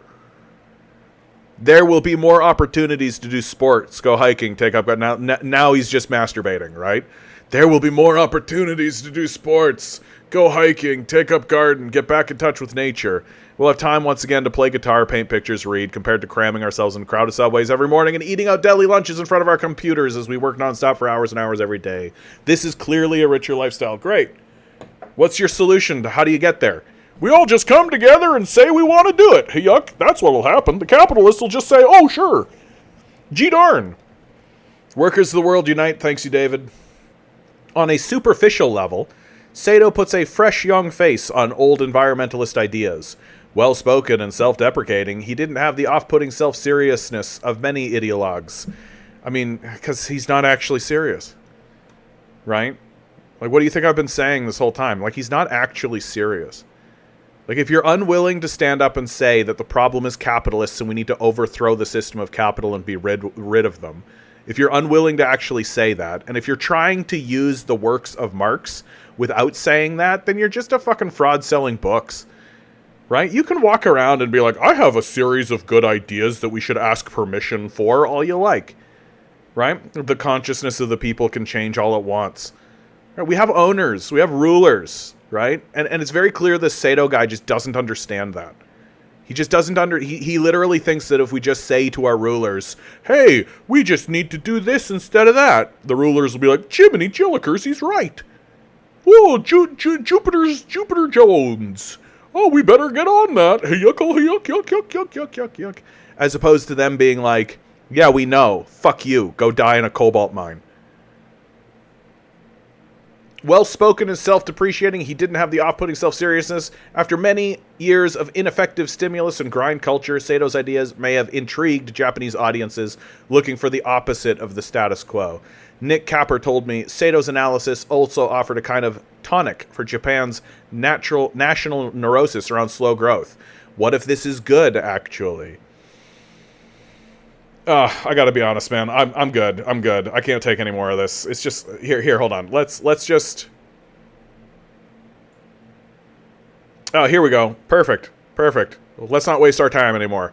At the end of our dinner, Sato told me he's working on his next book about the role of government when it comes to implementing growth, implementing degrowth. The state has to intervene, but how can we make a democratic transition? He asked rhetorically. I asked if he had an answer. He said, not yet. So this guy has no solutions, right? This guy has no answers, right? He's just sitting there like, this guy is not different than a fantasy writer, right?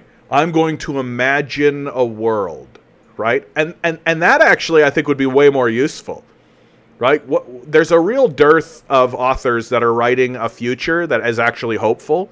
Right, like Star Trek was a hopeful vision of the future, a vision in which humanity gets its shit together and starts acting like adults, right?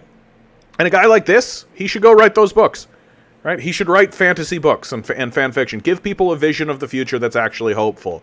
But if he's going to sit here with all of these fantasy ideas and all these concepts of, well, that we could do this and we could do that and we could do this and we could do that, while not actually addressing the structural issue of the owners and the workers, and he's not actually going to confront that in any kind of meaningful way, shut up. I don't care what you have to say. Like, that's where I'm at with this stuff now. Say what you like. We should support giving $100 billion to every veteran. Cool. Great. Like, not going to happen. Richard Madden, yeah, we're having another election here in England. I'm bored already. Two main parties are identical. I won't be voting. I mean, they're not exactly identical. They're identical enough, though. But Richie Sumak is talking about, like, implementing a draft. Like, yeah, voting just gives the system validation. It's true, dude. Like, and Labor will probably just implement the draft anyway, right? Like, that Labor fundamentally, like, the Tories and Labor work in tandem for the benefit of the capitalist state, and they run on different platforms. But when they come into power, they bend the knee to capital. Capital tells them to do something, and they do it. Right? Like, so Labor's probably going to go in there anyway and do a draft anyway. So it's just like, why bother with this shit? I just wanted to bring so now we're going to get like into a bunch of disparate shit that has nothing to do with one. Oh, here, let's circle back to Israel. I missed this article in my Israel lineup. Israeli spy chief threatened ICC prosecutor over war crimes inquiry. Mossad director Yossi Cohen personally involved in secret plot to pressure Fatou Bensouda to drop Palestinian investigation, sources say. So this we knew what this was. Like, we knew that this was happening. But now here's just straight up The Guardian publishing an article about it. Like, it's just so fucking clownish, right? Like, it's so, like, they're just so goddamn obvious now, right? Like, they're not even trying. They don't even give a shit about public opinion anymore. It's like they're daring the public to have an uprising. It's like they're daring them to do it. The former head of Mossad, Israel's foreign intelligence agency, allegedly, threatened a chief prosecutor of the International Criminal Court in a series of secret meetings in which he tried to pressure her into abandoning a war crimes investigation. The Guardian can reveal. Yossi Cohen's covert contacts with the ICC's then prosecutor Fatou Bensouda took place in the years leading up to her decision to open a formal investigation into alleged war crimes and crimes against humanity in the occupied Palestinian territories. Oh, finally, for once, somebody actually calling it for what it is. The occupied Palestinian territories. Jeez, I think that's the first time I've actually seen that in anything that could be remotely called mainstream. That investigation, launched in 2021, culminated last week when Bensoda's successor, Karim Khan, announced that he was seeking an arrest warrant for the Israeli Prime Minister, Benjamin Netanyahu, over the country's conduct in its war in Gaza. The prosecutor's decision to apply to the ICC's pretrial chamber for arrest warrants for Netanyahu and his defense minister, Yoav Gallant, alongside 3 Hamas leaders, is an outcome Israel's military and political establishment has long feared. Cohen's personal involvement in the operation against the ICC took place when he was the director of the Mossad. His activities were authorized at a high level and justified on the basis the court posed a threat of prosecutions against military personnel, according to a senior Israeli official. Yeah, threatening the prosecutors of a court. Normal. That's a normal thing a normal country does, right? Another Israeli source briefed on the operation against Bensoda said that Mossad's objective was to compromise the prosecutor or enlist her as someone who would cooperate with Israel's demands. A third source familiar with the operation said Cohen was acting as Netanyahu's unofficial messenger. I don't think I need to read the whole thing, right? Like, it seems like point landed, right? Like, geez Louise. Jeez Louise. Haley writes, what exactly is the Israeli perspective on the conflict? Haley, I just don't think I understand your question. I don't think I'm going to respond until you clarify what you mean. Like, how does Israel view the war that it's perpetrating on Gaza? It's not really a war, like the ethnic cleansing that it's doing. Why are they doing it? Oh, man, bro. What a great question. Here we go. So that's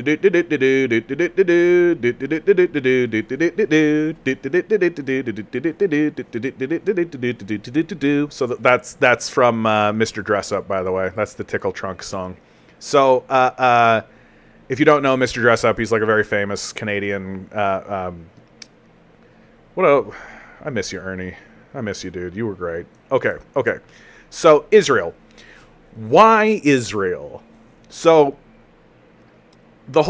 first you have to respect and understand that the Jews had just undergone a mass trauma, right? That the Holocaust was not exclusively relegated only to Germany, right? It went across Europe, Canada, America. There were lots of places that were doing lots of fucky things to Jews.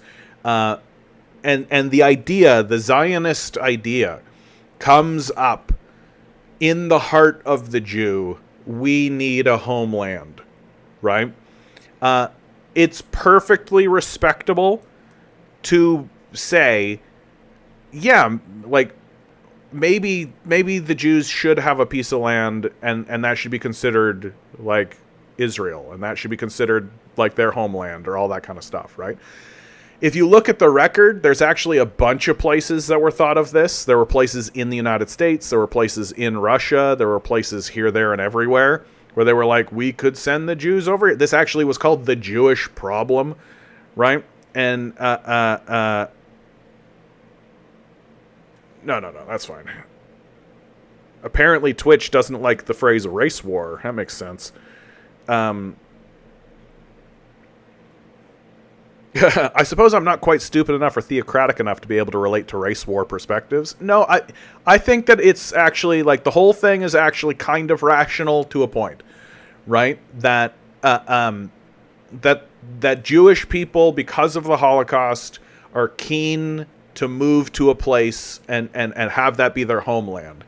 And it just so happens that, biblically speaking, right, Israel is in the book. Right? Like, it's in the Old Testament. So you have this sort of strong desire, right? You have a strong call. And so pitching the idea of heading back to the homeland, the motherland, the promised land, if I may say so, speaks to the heart of Jews post-Holocaust, right? It's completely understandable why they would want to migrate to this region. The British and the Americans immediately understand that this is a good spot for them to have a military base because of its geographical location, right? Having a military base right here is pristine perfect. You couldn't actually pick a better spot. It accomplishes so much for the West in terms of its military ambitions. Remembering, of course, that the West is largely psychopathic and only really understands how to communicate with the rest of the world through bombing, right? They don't really understand what diplomacy is. They don't really understand how to negotiate, right? If how America and the British Empire and these people and the West generally, what they consider to be negotiations is showing up, telling them what they expect to see, and if you don't do it, we'll coup your government and murder your people. Right? That's called diplomacy in America. So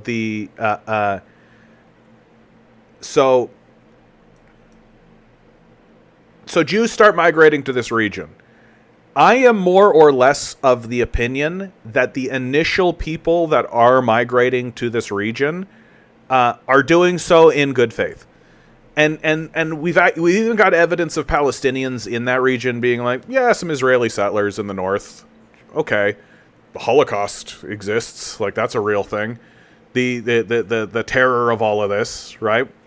The terror of the persecution, the terror of all of that, sure, okay, right.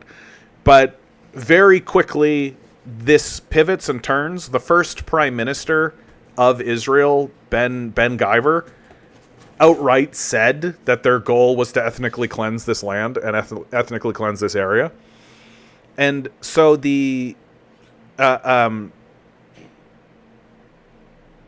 so the reason why the Israelis are doing it is because now this is their homeland, right? Now we've gone through a couple of generations. There are people who were born here, right? And they genuinely do see this as them defending themselves because they don't get taught the real history from their own schools. And they're taught that the Palestinians are garbage, basically.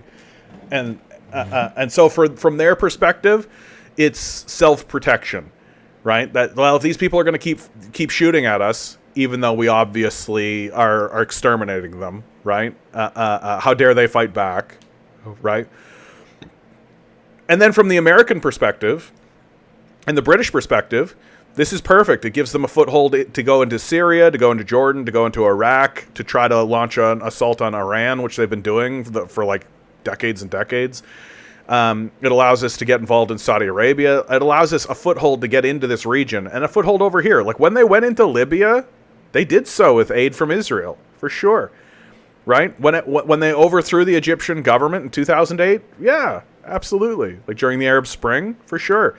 They're using Israel as a military base to have to get involved in this region and to have influence in the Mediterranean Sea and to try to get influence into Istanbul and the Black Sea, right? It gives them a lot of influence in this region that they would not otherwise have. It's a foothold. It's a foothold for them. And so it's extremely important for the empire. Now, zooming in to Gaza, right? So all of that is the like very quick rapid fire background of why they are doing what they're doing.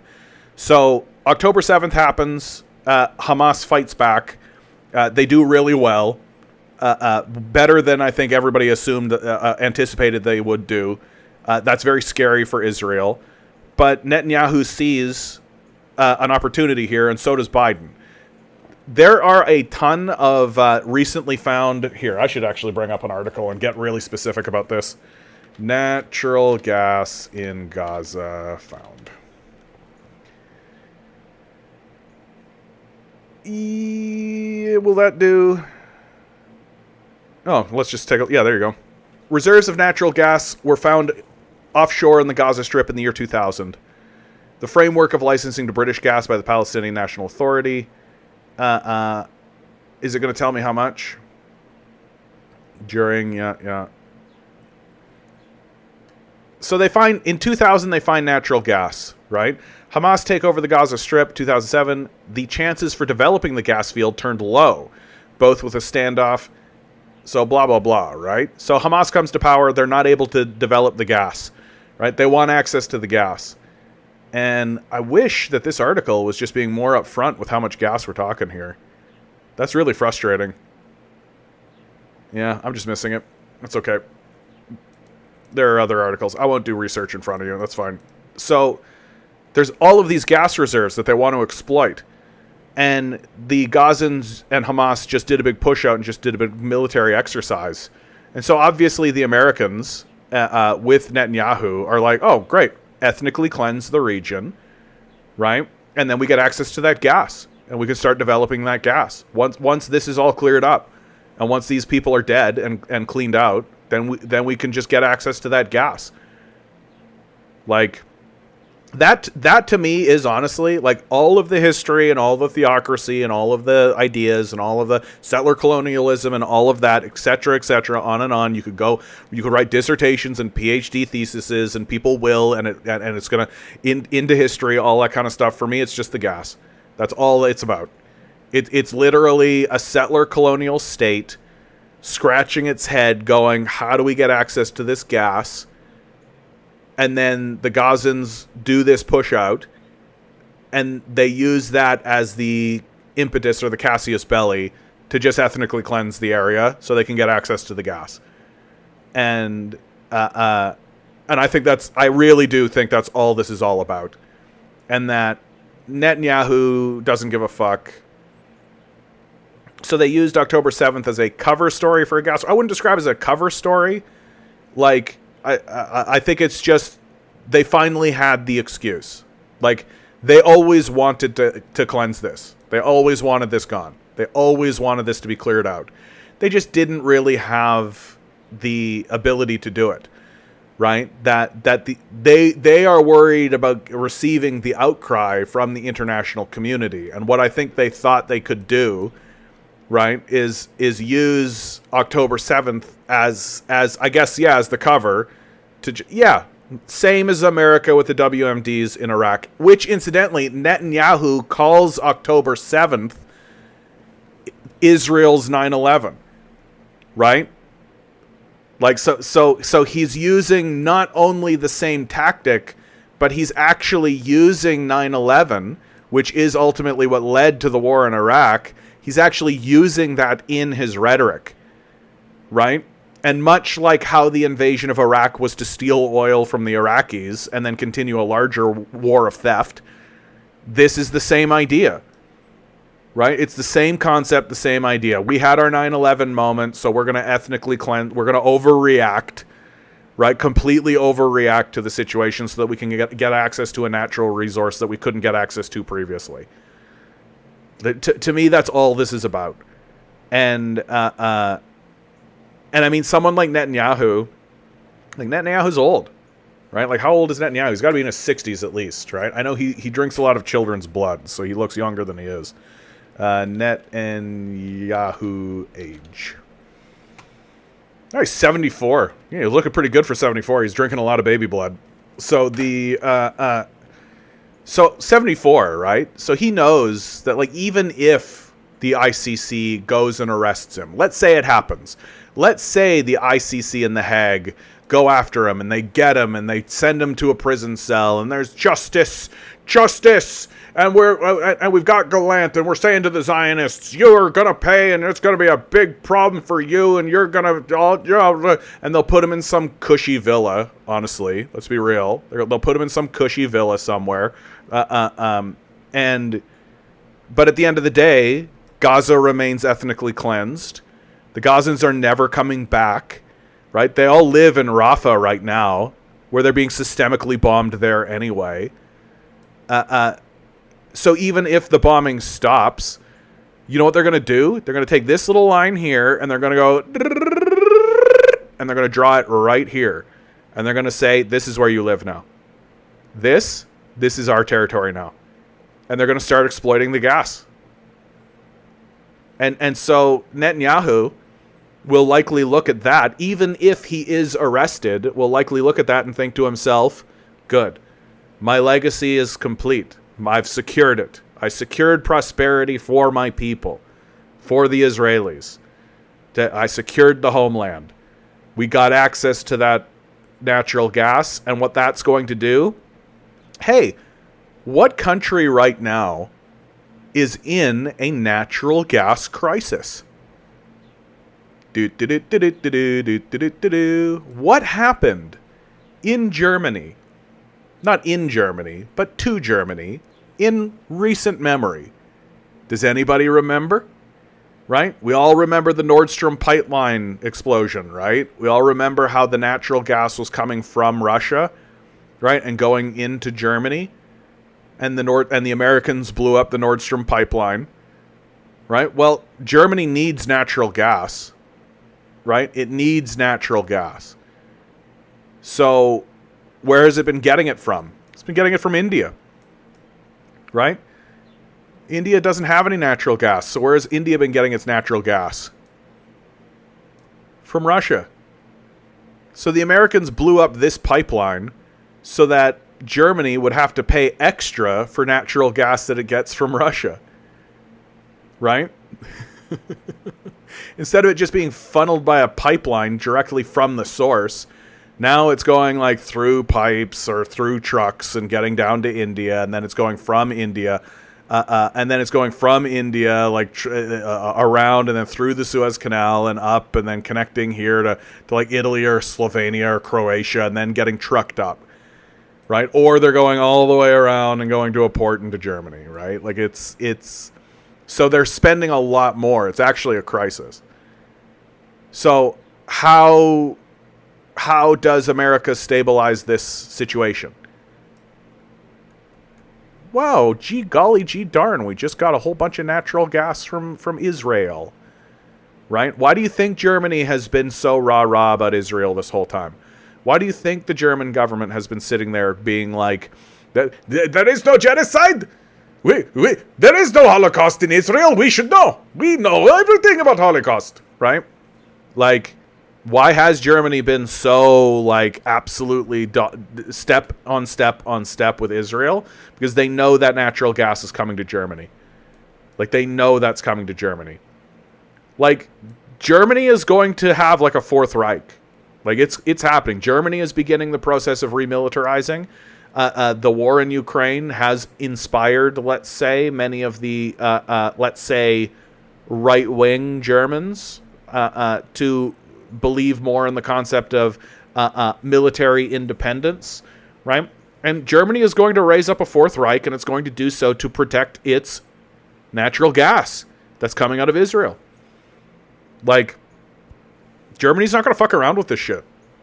And and so Israel is tying itself inextractably from Europe and from the destiny of Europe, so that even if American power begins to wane and America is no longer able to project its power so successfully, well, Israel will still have allies. And strong allies, incidentally. Like, Germany has a history, right? I don't know if you guys are familiar with World War II, right? But Germany has a history.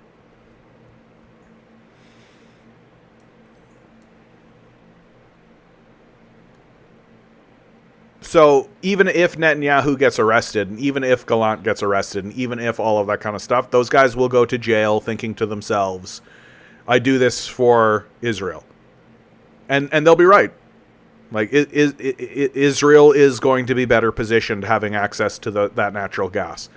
And all it did is cost them the lives of 2 million Gazans. Right? They would consider that a fine and adequate trade. Right? 2 million people, but my people get gas. So, did you hear about the Yahtzee KSK unit? I did not. Vfro, good to see you, bud. You've been talking a lot in the chat, and I haven't acknowledged you. Good to see you, bud. They are only They are the. Yeah, no powerful Israeli would ever be arrested. That's absolutely true. They are the only American ally that doesn't even have an extradition treaty with the U.S. They are under no obligation to ever deport criminals with dual citizenship or any ethnic Jew back to America for crimes. Yeah, absolutely. Like, the theory behind Israel is that it gives access to all of this territory. It acts as like a brilliant lily pad. The real true power of Israel is that it creates a permanent blockade between Africa and the Middle East. That Saudi Arabia and like Libya can never really join hands and be like, and bro down, right? They can never really do that. That right now, like Saudi Arabia and Egypt can't really create any kind of sustainable long-term alliance of any kind. Why? Because Israel's in the way, right? They can't just send troops over Israeli lines. They can't just there's no freedom of passage here, right? And there's no bridge, right? There's no bridge, right? So like Saudi Arabia and Egypt can like kind of communicate with one another and have, you know, interesting kind of things, but they can never build strong, lasting trade routes, right? They can never really get involved in that because Israel's just gumming up the works and is in the way because it's in the midst of this land bridge, right? Like it's actually like brilliantly placed for that. Like it's Machiavellian in its kind of brilliance. Haley writes, basically in 2018, Germany disbanded the equivalent of their SEAL Team 6 because they were Yazidis and planned to assassinate left-wing politicians and overthrow the government. Normal countries just doing normal stuff. Normal countries doing stuff. The Day X plot refers to plans allegedly formulated in 2017 by elements within the Kommando Speckenkraft of Germany's Bundeswehr to assassinate several left-leaning politicians during Dietmar Bartsch. Others have dismissed the allegations as a conspiracy theory, saying a more routine criminal matter was exaggerated in order to embarrass the ruling Christian Democratic Union of Germany in advance of the 2017 German federal election. Yeah, others, Nazis. Information about the supposed plot came to police attention during the investigation of a different alleged plot by German military officers to assassinate the president of Germany. The planned killings were made public in November 2018.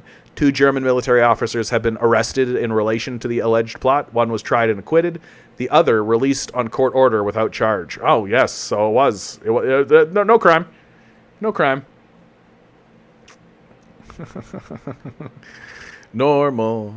Normal society, just being super normal.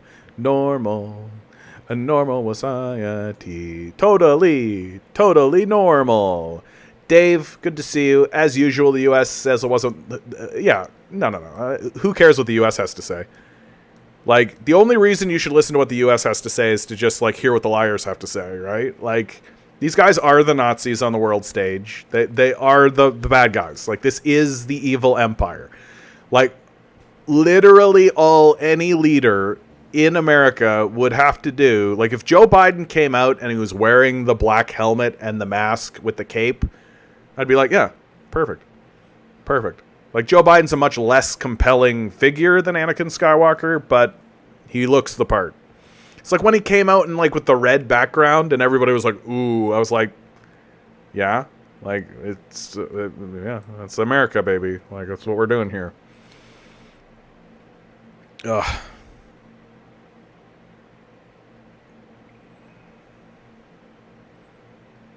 What are you guys talking about in the chat here? What are you guys talking about? Mikhail, I'm watching actual scholars like Joel Graben, Richard Carrier, Robin Faith Walsh. What the fuck are you talking? Mesh, good to see you. The history of global imperialism in the Middle East ties to the exploration of new reserve deposits and the driving expansion of new markets. Yeah, absolutely. Yeah, goose step. Hitler finally gets his Hevara alliance of Nazis and Zionists.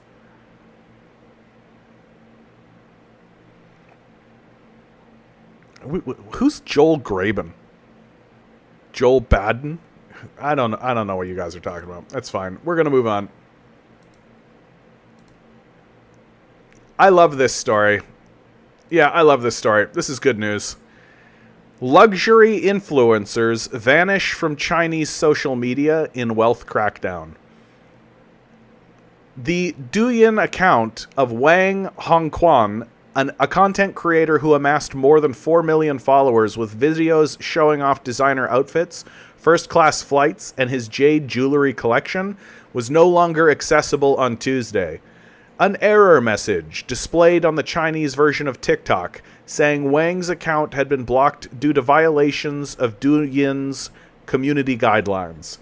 Chinese internet watchdog in April launched the Clear and Bright campaign to remove undesirable content from social media, vowing to crack down on influencers who created ostentatious personas to cater to vulgar needs and deliberately display extravagant lifestyles filled with money.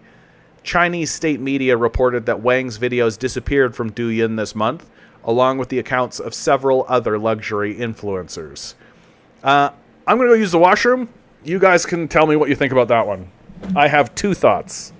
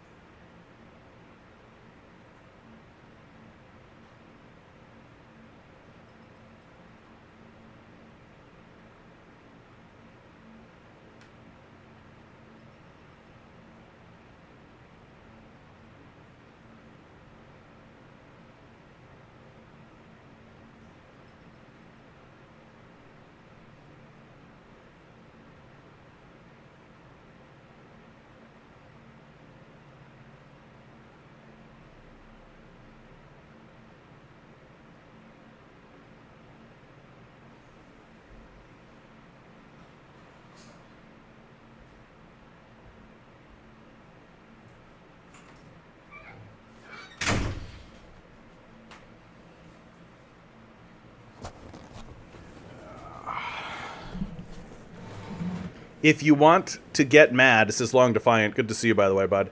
The Ayn Rand Institute. I'm already mad. The Ayn Rand Institute.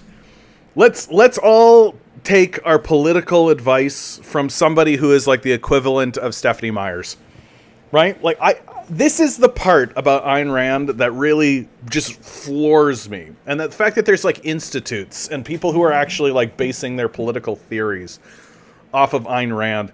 Is that she essentially was just like making industrialist porn. Like, you read The Fountain and the whole time it literally is just like, he's a big, strong daddy man. Big, strong daddy man with big, strong daddy muscles. Ooh, look how powerful he is when he's laying off his workforces. He's such a strong, big, powerful, industrialist man. Don't you love him? Don't you want to marry him and have your babies? She's like the intellectual equivalent of that TikTok thing going along where it's like, I'm looking for a man in finance. Trust fund. 6'5", blue eyes. She's essentially the intellectual equivalent of that, where all she sees is just like a dude that commits a genocide against First Nations people, extracts all their wealth away from them, exploits people within the working class, and she's just like, he's so hunky and suave. Oh, and then she creates like a series of apologetics for this monster to exist in the society, and she's like, the society's moved forward because of the genocidal nature of crazy lunatics that I love. Right? And like, she dies on welfare. So it's just like the most hysterical, ridiculous bullshit of life. Like, no, I'm not going to take my political philosophy from 50 Shades of Grey. Like, imagine if 100 years from now, 80 years from now, somebody holds up 50 Shades of Grey, some congressperson, and they create the 50 Shades of Grey Institute.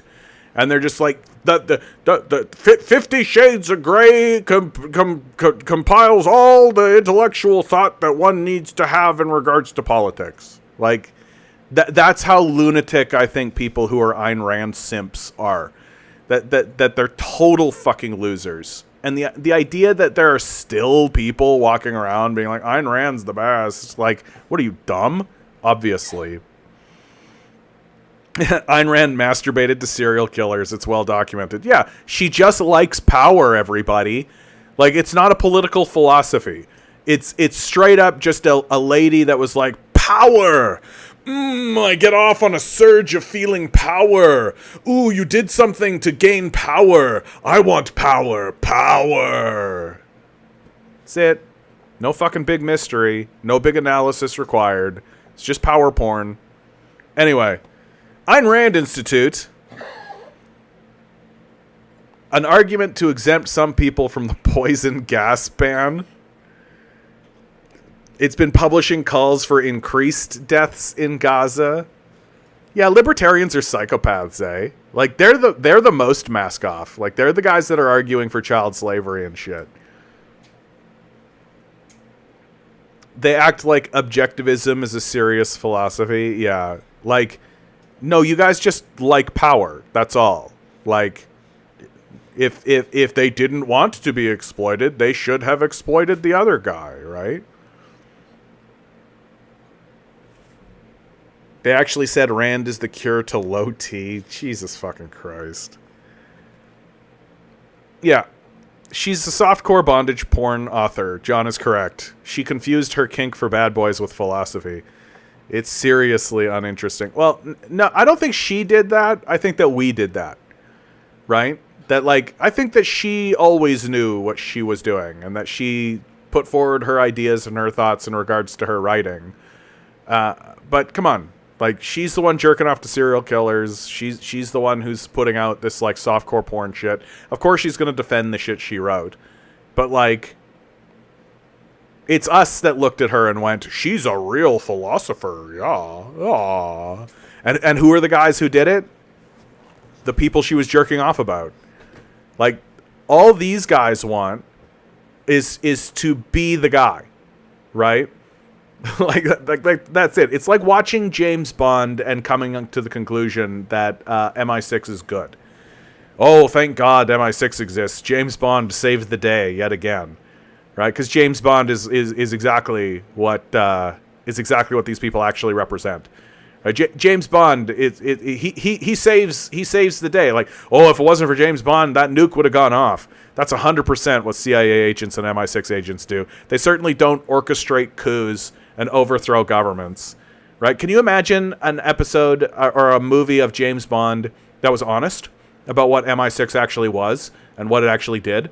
Can you imagine if they actually made, James, we need you to go into this region. There's a rebellion uprising against the government that we installed in a coup, and we need you to assassinate its high-level leadership.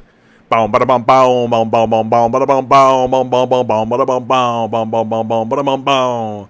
Right, and he goes in there, and like the leader is just some like farmer who has like his sons and a group of people who have armed themselves, and James Bond is in there with like acid pellets and shit. Wow, James is so cool. Men want to be him and women want to be with him. Yeah, James Bond supporting the empire, right?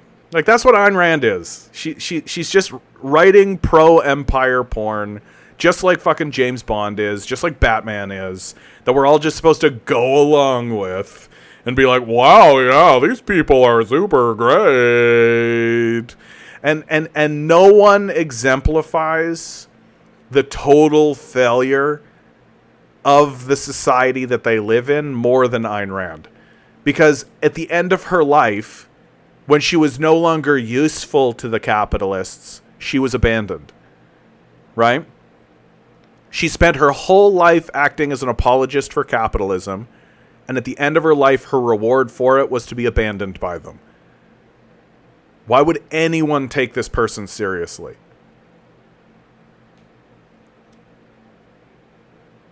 Her first novel, We the Living, is actually good. It made a movie. Look, I got no problem with people, like, I don't care about James Bond, right? Like, I don't care about this shit, right? Like, it's fine.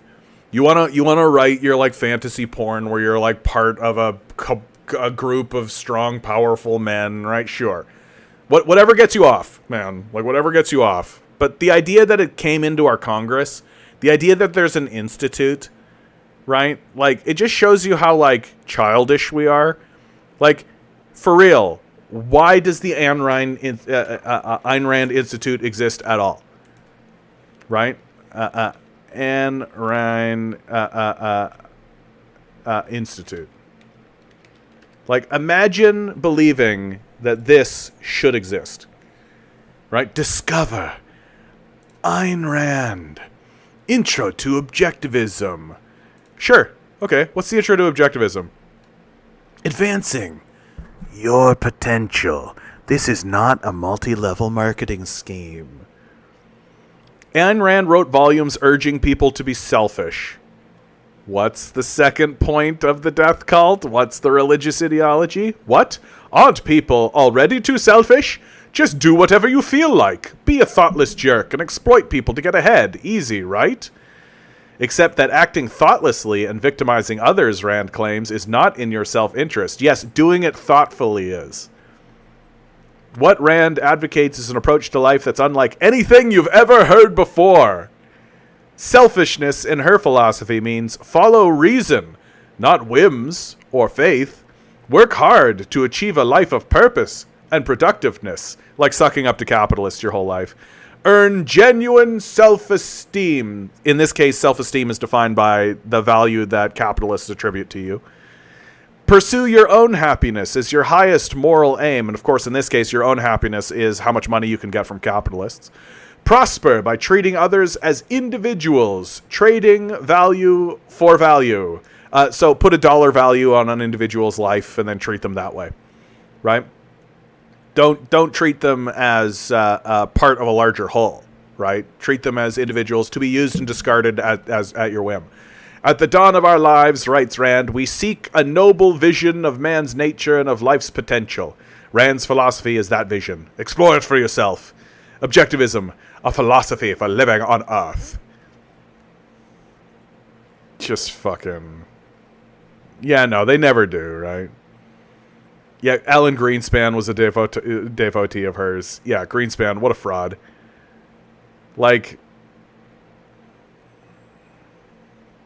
at least she was anti-religion. Yeah, but I bet she was anti-religion for, like, really shitty reasons. She was like, if the church keeps using all the children for sexual purposes, then we won't have any. So we should banish the church, and then we can have a pedophile cult instead.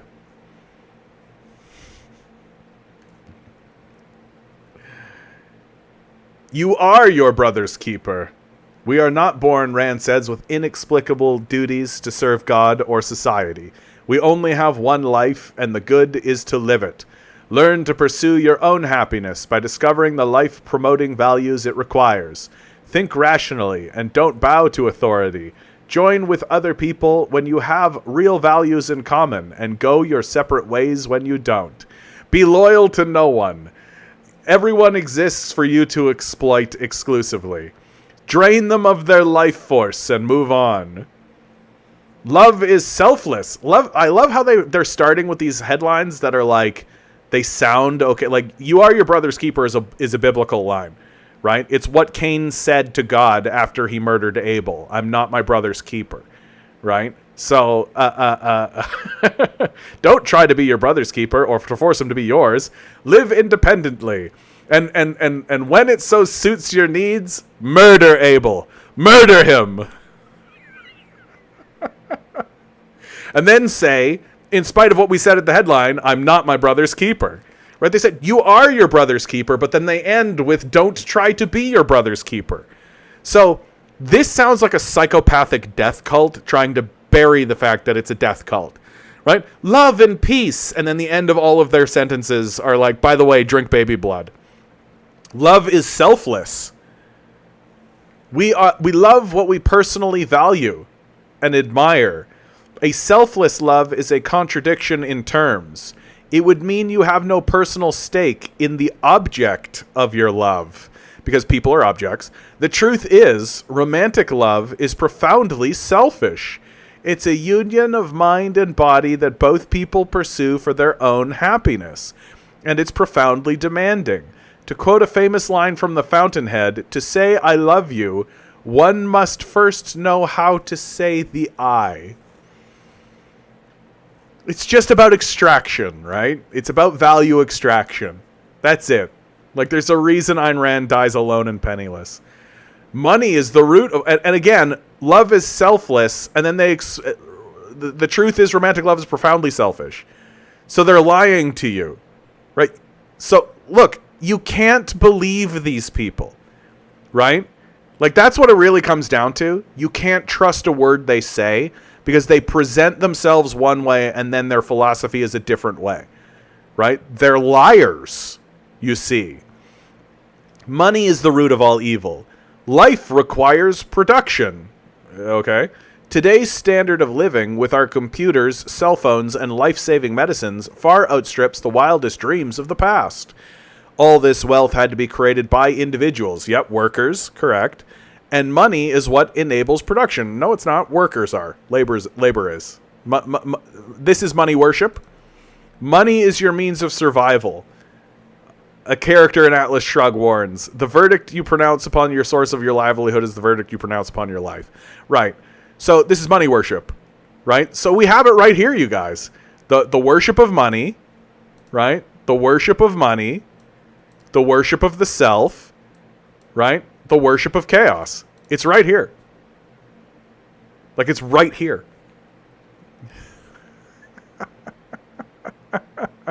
I didn't realize that they were just going to give it to me, right? I didn't realize that they were going to give it the name objectivism. I didn't realize that it was as clean cut as this, and they were just going to say it out loud. Worship money, worship yourself, worship chaos. There it is. We did it. Essentials of objectivism. Reality.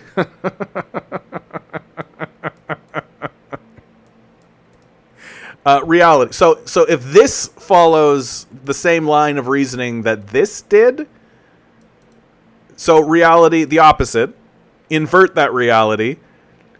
Your reality is defined by your selfishness, your worship of money, and your worship of chaos. That's how you define reality, right? Reason, you can't be reasonable by this definition. Self-interest, yeah, we've gone into that selfishness. And then capitalism, right? Which, chaos and money.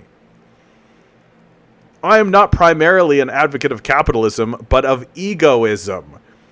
And I am not primarily an advocate of egoism, but of reason. If one recognizes the supremacy of reason and applies it consistently, all the rest follows. What a clown. Like, what a clownish person. Baldy McNosehair, how you doing? Just like, what a deeply clownish person. It's just baffling to me that this is still something that we should be taking seriously. It baffles me that there are still people who are like adherents of this and who actually move forward in the world this way. Like, if I found out that somebody was actually like, Ayn Rand had some good ideas, I'd be like, bye. Not interested in being abused and used as an object for money. Not interested in you just chewing me up and using me for your own selfish desires. Bye-bye. Incidentally, fun fact, this whole thing is straight up just like, if you read Milton's Paradise Lost, this sounds like the devil. Like, it just does. It just sounds like the devil. It's the position of Lucifer. Amazing. Ayn Rand. Okay, moving back around to this. Luxury influencers vanish from Chinese social media and wealth crackdown. I love this. I love this, man. So, I think there's two things going on with this. Oh, did I say hi, Baldy McNosehair? Hi, Baldy McNosehair. How you doing, bud? So, luxury influencers vanish from Chinese social media and wealth crackdown. I think there's two things going on with this. Number one, on like the good side of, if you want to think well about China and Chinese society, is like it's obviously somebody who is rich going onto social media and bragging about how rich they are and being like ostentatious and annoying. And like, China is pretty aware that that's like divisive, right? Like, that's how you divide a society, right? That's how you separate a society and make people who are poor look at people who are rich, and then they look at Mao's little red book and go, right? Like, that's how you do it.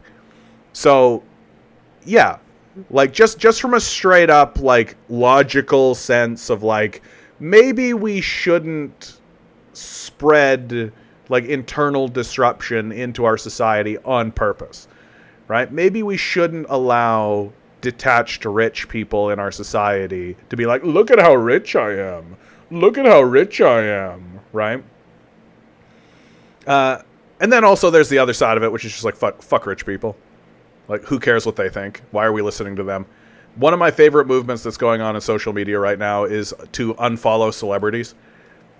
Yeah, unfollow all these celebrities. Don't follow celebrities. Like, they're all hacks and losers anyway, producing garbage, right? Like, sorry, all of these movies suck. Like, they do. They're terrible. The best movie that I feel like I've watched in the last 5 years is literally the Teenage Mutant Ninja Turtles movie, right? Anytime they come up with something that's supposed to be like heartfelt and true and like, oh, this is a real story about serious people, right? You find out that the lead is a Zionist. So it's just like the most unbelievable thing ever. And they can't even pretend like they care because they don't have empathy because they're a Zionist. Like, Chinese influencers are shifting to wear Qin Dynasty clothes or gym gear. I think that, honestly, I think that would be awesome. If all of a sudden the popular trend in China was to wear, like, clothing from 1,000 years ago, I'd be like, fuck, that's awesome. That's awesome. At least it's part of their history, right? At least it's part of what's going on. Speaking of China, this is from King's College London. Shaping the policy debate. How the British media presents China. You guys think it's going to be good? Do you guys think that the British media is going to do good reporting on China? The Lao China Institute, together with the Chinese University of Hong Kong, have launched a new joint report highlighting the implications of consistently negative coverage of China in British media. The report, by Dr. Tim Summers, Associate Professor at CUHK and affiliate of the Lao China Institute, is based on an analysis of more than 1,000 articles published in British media outlets, The Telegraph, The Guardian, the BBC, Financial Times, and The Economist, between 2020 and 2023. While negative reporting of China in the last few years is not a new phenomenon, the analysis provides systemic evidence that negative framing and tone have strongly dominated coverage of China in recent years. Given the relationship between media coverage of China and public opinion, political views, and government policy, this has important implications for Britain's policies towards China. The author found that between January and July 2021, of the 576 reports on China in The Telegraph, 62% were deemed negative in tone, with just 2.5% positive, and the remainder classified as neutral tone. For The Guardian, the research found that the first quarter of 2023, the tone of the articles on China was also predominantly negative. I mean, like, why are we shocked? Right? Like, straight up, 100 years ago, the British was colonizing China. Like, what makes you think all of a sudden they're going to be like, these Chinese are actually pretty cool. These Chinese they're actually pretty all right. Pretty all right people over there in China. Right? It's really fun when Mongols, Kazakhs, and Siberian people dress traditional. Yeah, I think so too. Honestly, I think that Mongolia is probably the most baller place on Earth. Right? Like, I don't get to talk much about Mongolia because Mongolia is not involved in geopolitics very much. Mongolia is quite literally, okay? So you have like a cultural center, right? But it is quite literally just roving bands, right? People still do that in Mongolia. They still like wander the region and just follow the indigenous wildlife and just live that kind of indigenous life. And they're doing that in Mongolia. And why does that persist? Why does that continue to move forward? Well, because first of all, as you can see, right, not a lot of usable land for capitalists, right? So they're just like, meh, just leave it. It's fine. We don't need to go into Mongolia. But also, Mongolia is extremely useful for Russia and China. I would say that no other country on Earth has more importance to Russia and China, outside of Russia and China, than Mongolia. That this is a buffer state. That China and Russia both look at Mongolia and think, as long as Mongolia still stands, as long as Mongolia is there, right? As long as China doesn't go up into Mongolia and as long as Russia doesn't come down into Mongolia, we're cool. And nothing's going to happen. It's exactly the arrangement that Russia wanted with Ukraine, right? Russia was like, Ukraine should be a buffer state. It should be a buffer state between Europe, NATO, and Russia, right? That's what Ukraine should be. It should be a neutral state. Well, China and Russia have been running on that for a long time with Mongolia. And the response from the Mongolians has basically been, rad, cool. We'll just wander around, do what we want, live our life, right? They're like primary export is like fur, you know? Dude, I'm doing it. I got 15 minutes left. We're doing it. Mongolia. Let's all learn something about Mongolia together. For no reason other than to learn about it. Landlocked country, bordered by Russia and China. Mongolia is the world's largest landlocked country that does not border a closed sea. The territory of modern-day Mongolia has been ruled by various nomadic empires, including the Xiongnu, the Xianbei, the Rouran, the first Turkic Khanate, the second Turkic Khanate, the Uyghur Khanate, and others. In 1206, Genghis Khan. Yeah, we're all familiar with Genghis Khan. After the collapse of the Qing dynasty in 1911, Mongolia declared independence, but achieved actual independence from the Republic of China in 1921. Shortly thereafter, it became a satellite state of the Soviet Union. In 1924, the Mongolian People's Republic was founded as a socialist state. Let's go. After the communist revolutions of 1989, Mongolia conducted its own peaceful democratic revolution in early 1990.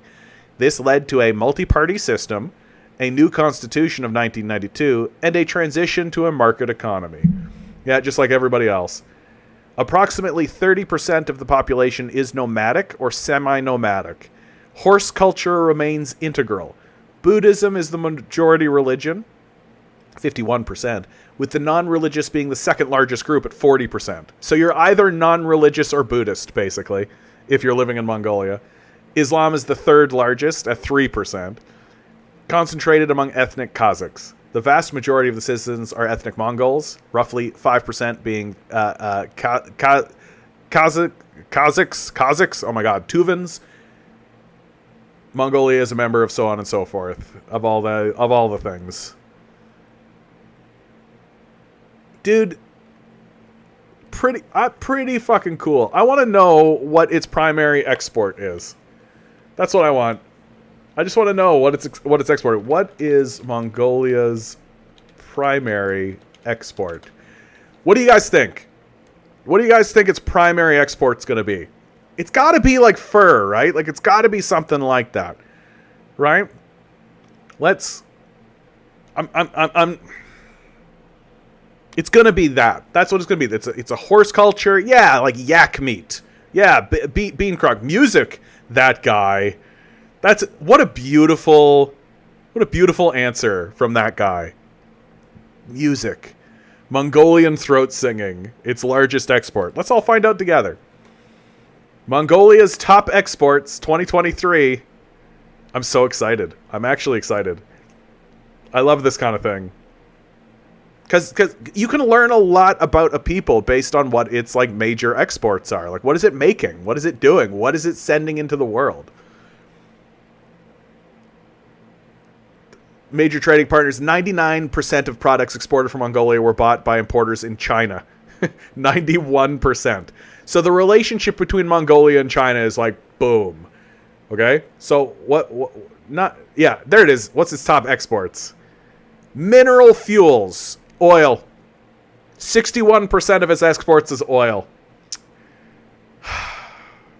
That's not as fun. That's not as fun as I thought it was going to be. $9 billion of exports in mineral fuels, including oil. Yeah, probably coal. Yeah, I should have guessed that. Of course, it's going to be something like coal or oil. Like they're in the mountainous territory. Of course, it's going to be something like that. Those guys are in there playing Minecraft, man. Ore, slag, ash, gems, and precious metals. That's fun. And then 4, wool. There was my guess. Fur, wool, close enough. Right? Number 4. Salt, sulfur, stone, and cement. Meat. Whoever said yak meat. Bean crock. Number 6. And then meat and seafood preparations. What? Meat and seafood preparations? What are you talking about? What's a preparation? Like salt? Fruit and nuts, copper, and then machinery, including computers. They do $53 million a trade, which is only 0.4% of their exports. So they're primarily exporting just coal, oil, ores, and slag and shit. Asteron, good to see you, my man. Good to see you. Doesn't Mongolia have the worst air quality on the planet? Let's find that out. I don't know why we're going on a deep dive on Mongolia, but I'm in love. I'm in love with doing this. Mongolia's air quality. Mongolia Air Quality Index. Here we go. Air Quality Index. Let's decline it, just for fun. Ooh, that's a lot of... That's China, all right. It looks like China's got some... There's a fire in China right now. I don't know if I like this how this is laid out. Hold on, let me see if I can find something better. Air pollution in Mongolia, a real-time map. So red is hazardous, green is good. Up it goes. Zooming out. Zooming out. Dude, yeah, China, for sure. It's gonna be like some green, some red. Dude, let's see if we can get like a whole... Dude. What's going on down here? Holy cow. Dude, I love maps. Here we go. Let's take a look at what's going on in America. America. Yeah, it's California, is it? No, that's not California. What's this? Jeez, the fucking wheeze. What the fuck is going on here? Holy cow. Alright, alright, alright. I'd say Mongolia's doing okay. Doing okay.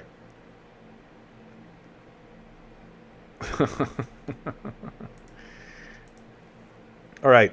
Etymology. The name Mongolia means land of the Mongols. Thanks, guys. Guys, did you know that Mongolia in Latin means land of the Mongols? Thanks. What's Mongol mean?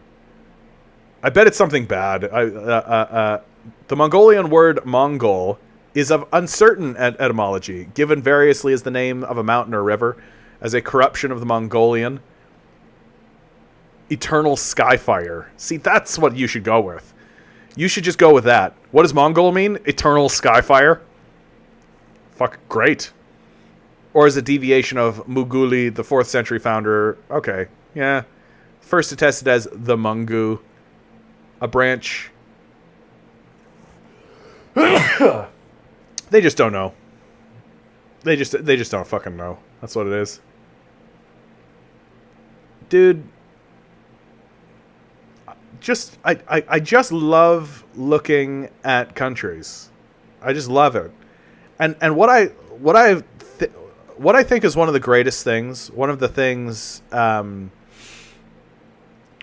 I'm really proud of myself about, and I feel proud of this, and maybe this is me patting myself on the back a little bit, but I'm gonna do it because I feel really proud of myself for achieving this, which is that when I investigate other countries, I investigate it from the position of I take their side. I immediately go like, oh, what would it be like to be a Mongolian living in this period and to experience the growth and the shifting change through time and through history, right? That like I I think that if I had have remained in my hometown and if I had stayed a conservative Christian, I would look at the rest of the world the way that I think lots of people do, which is as a settler colonialist, right? That I would only be really looking at Mongolia not out of curiosity, not out of a genuine sense of like, oh, what is happening here, and who are these people, and how should we, what is their worldview, and how do they look at the world?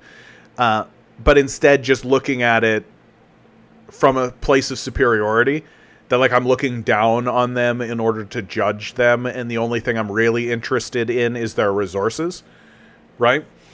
And like the only time I would even talk about Mongolia would be like, is it valuable for us to go in there and steal their resources and exploit their people and have them work for us? You know? That kind of settler colonial mindset, which incidentally I think is common.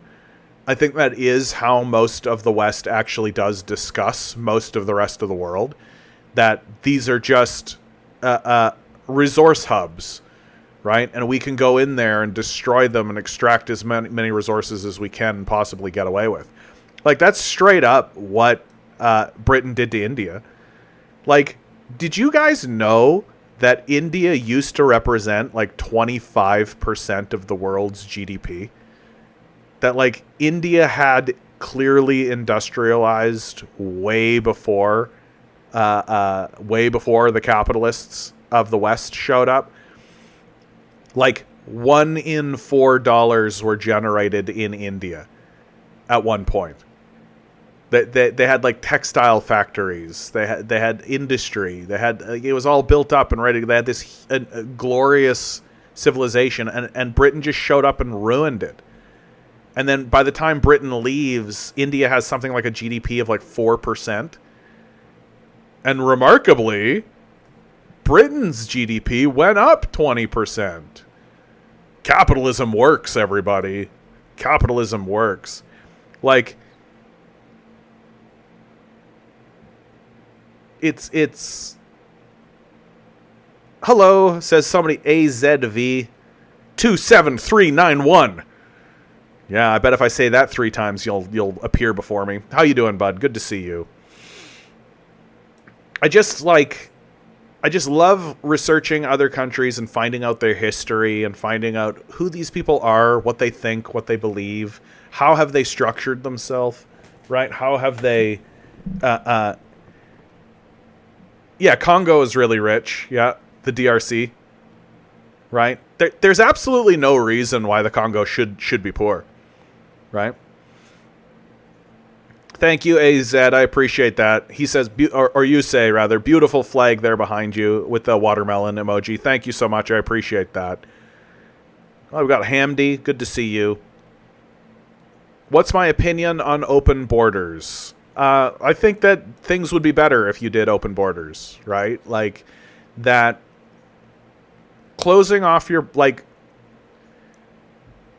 instituting something like a border and saying that humans cannot cross that border is installing a human institution that defies humanity, that defies the humanity of humans, right? That people should be free to go wherever they like, and the demonization of other groups, like, the reason why the United States has a big, like, close the border phenomenon, the reason why the West has a big close the border phenomenon is because they don't like that people are trying to come to places that aren't being bombed, right? We have this big, long history of invading and bombing and destroying institutions and destroying structures, causing a lot of despair and misery wherever we go. Well, that's going to make people flee from those places. And where are people going to flee?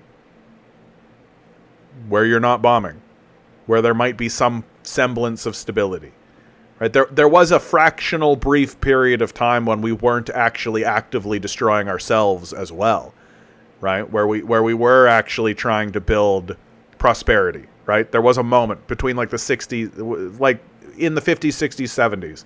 I think it can be argued that America was actually trying to build up its own internal prosperity. and has now turned to policies of extraction and abandonment, right? And so it makes sense that you have big influx of people, and you have big influx of people who are trying to get away from bombing and destruction and despair, like Chileans fleeing from Pinochet. Like, it makes all the sense in the fucking world, right? And so, of course, if you're a fascist nation that's actively bombing people and actively destroying everyone, you believe in a policy like closed borders, right? But, like, the truth is that we are all one people, right? We all share a commonality in our existences and our lives, and people should be free to move where they would like to move. The issue with that, of course, is that there are capitalists, right? There's this class of capitalists who view us as cattle, who understand that if we implement social systems in one section of capitalism, that's where people are going to want to gravitate to, right? And how are you going to pay for that, right? Them explicitly saying, how are you going to, what's my financial incentive for helping people, right? So open borders as an idea doesn't really work because of capitalists. That capitalism does everything it can to destroy everything around it and extract as much value for a small group of psychopaths. So you can never actually implement something like an open borders policy because you're constantly in a state of warfare, class warfare with capitalists. So if you were to do something like pass a basic income, let's say, in Ontario, right? So Ontario passes a basic income, right? Well, you would expect to see a lot of people flooding into Ontario, wouldn't you? You'd expect to see a lot of people interested in moving to Ontario. Oh, food and shelter? I can have food and shelter? Oh, okay, cool. Food and shelter. Let's go to Ontario, right? But so they can't stop people from like Quebec and Manitoba moving in because that's part of Canada. But Wisconsin, Minnesota, Michigan, Britain, Spain, Brazil, right? So this is how capitalism ruins everything, and why we can't have nice things. Because everything needs to be done at the behest and by the permission of a psychopath class that's detached itself from reality completely. And is not interested in remooring itself, by the way. Like, completely uninterested. Which is why I say we should just cut them. Just, like, cut the tether. Like, there's one little strand of tether that's connecting them now. And we should just cut it and watch them float off into the distance. And then just nationalize the banks. Like, everything begins with the nationalization of the banks, by the way. Like, the idea that we're going to lose out if all of a sudden these capitalists fly away with a bag of money. Who gives a fuck? We printed that money in the first place. Just cut them off. Bye-bye. Farewell. Nationalize the bank. And begin the process of renewing your culture after you get rid of these parasites. Like, I don't really understand why everybody is so la-la land gaga over these losers who offer nothing to us, right? Who offer nothing to us, right? All they offer to us is hardship and difficulty so that they can shoot rockets at space and go to Jeffrey Epstein's pedophile island. Like, who cares? Cut them off, say farewell, nationalize the bank, and start giving loans to people and start actually building a society that's reasonable and rational, right? Incarcerate the people who are currently running the banks, obviously, and just like actually put in rational policies that make sense, right? Like, you were making money by literally putting plastic in people's balls and like poisoning the water supply. Well, to jail for you. Now we're going to implement a series of policies that say no to that. And that say, no, money is not the end goal, right?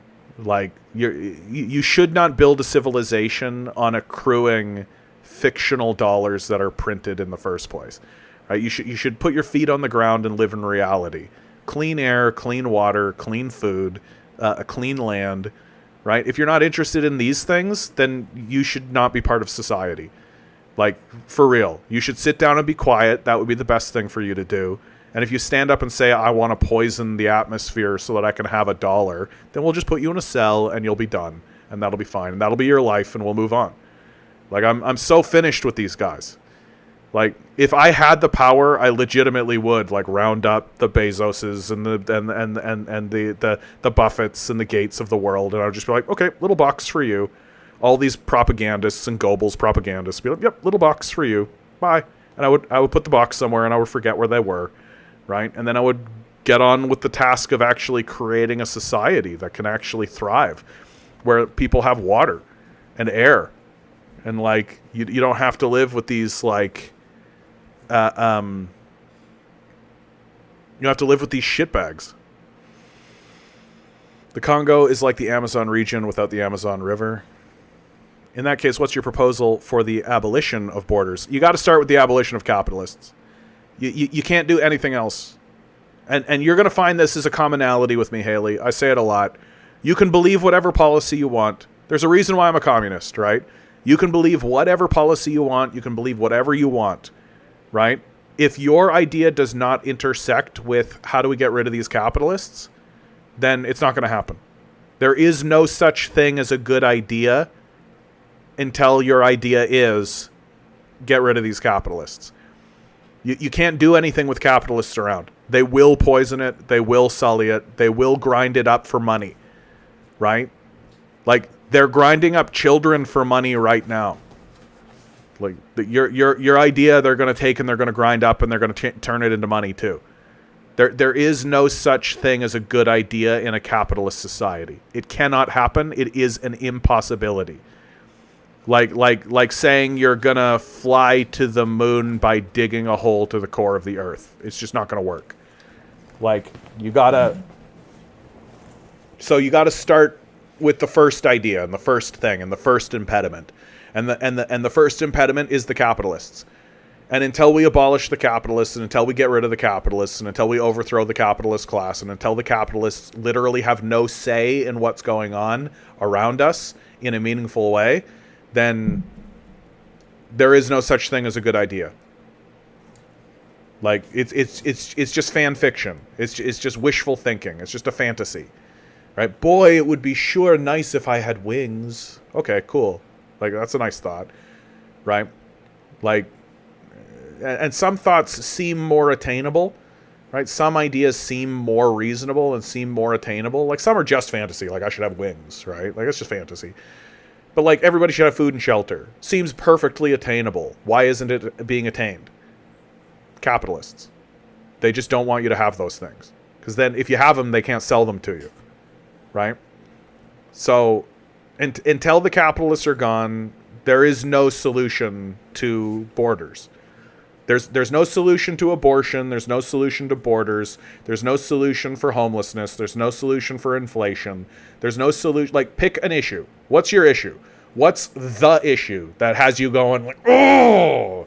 Well, until you eliminate the capitalist class, tough shit. Nothing's going to happen. That's why these articles that are all just like, we should get behind initiatives that synergize with the... Like, shut up. Overthrow the capitalist class.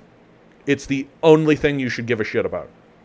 And if you're and if you're trying to talk past that idea and pretend like, oh, we can do something in spite of the existence of the problem, I don't take you seriously. And I don't think anybody should be taken seriously. That's why this I read this article, this guy. This Kohei Sato. I don't take this guy seriously. Why? Right at the bottom. The state has to intervene, but how can we make a democratic transition, he asked rhetorically. I asked if he had an answer. He said not yet. Then why do we care about you? Who gives a shit about your fan fiction? Right? Overthrow the capitalist class.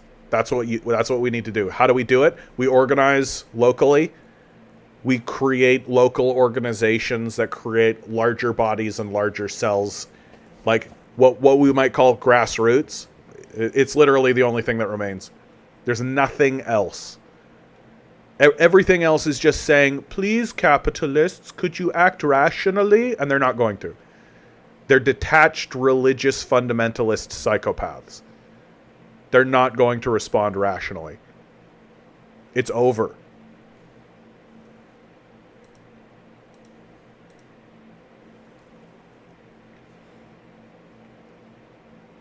AZV, speaking of nationalization of banks, what do you think about interest and usury? Yeah, I mean, capitalist policies to enslave a population.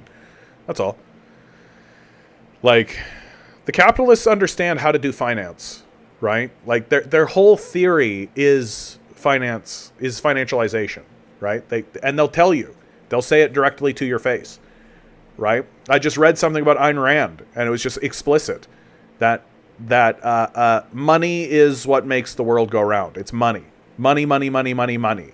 That the theory that maybe at one point could have been called a scientific theory or an economic theory and taken seriously, maybe at one point in human history, is the idea that money is the driver of things. Whoever has money has power. And money makes power. So the more money you have, the more power you have. And that's how we act and that's how we think. Well, this whole concept and this idea has been debunked so thoroughly, it's embarrassing at this point. To stand up in front of somebody and say that money is what derives power, like, certainly money has a kind of individualistic power. If you have $100 million, you get to kind of do things and mobilize forces and do stuff with that. Right? But if you have $100 million and no capacity to actually make or manufacture anything or actually grow anything, right? Then you have no power whatsoever, right? That if you take $100 million into an underground bunker, you have no power, right? So money is not where power derives. Power derives from the means of production and who controls the means of production. Right? The ability to make things, the ability to create things, the ability to grow food, right? That's where power actually lives. That's actually power. And so capitalists get really clever and really good at using money for their own benefit, right? Because they're running on the theory that money is the center of power. And interest and usury are like the basement of those ideas. I will loan you money and you will give me that money back plus some, right? Other clever ideas are things like IMF loans, right? IMF loans are very clever in a way where you go up to a nation and say, hey, you take a loan from us and we'll let you build some, and you'll build some infrastructure with that loan. And of course, they'll never be able, they don't really understand the terms that they're getting into. And so they find out that they can never pay the loan back. And the United States basically goes, yeah, you're our slaves now, right? Or even better, the nation that they're saying, hey, we have an IMF loan for you, the nation goes, no, thank you. And then they just coup the government and overthrow them and then install their own government. And the installed government takes on the loan, right? Because they're an installed government. They're a colonial government. So, like, this kind of dollar primacy and the concept of dollarization of economics is exactly the heart of how capitalists think about things. China has proven them that theory to be false. That power does not come from money.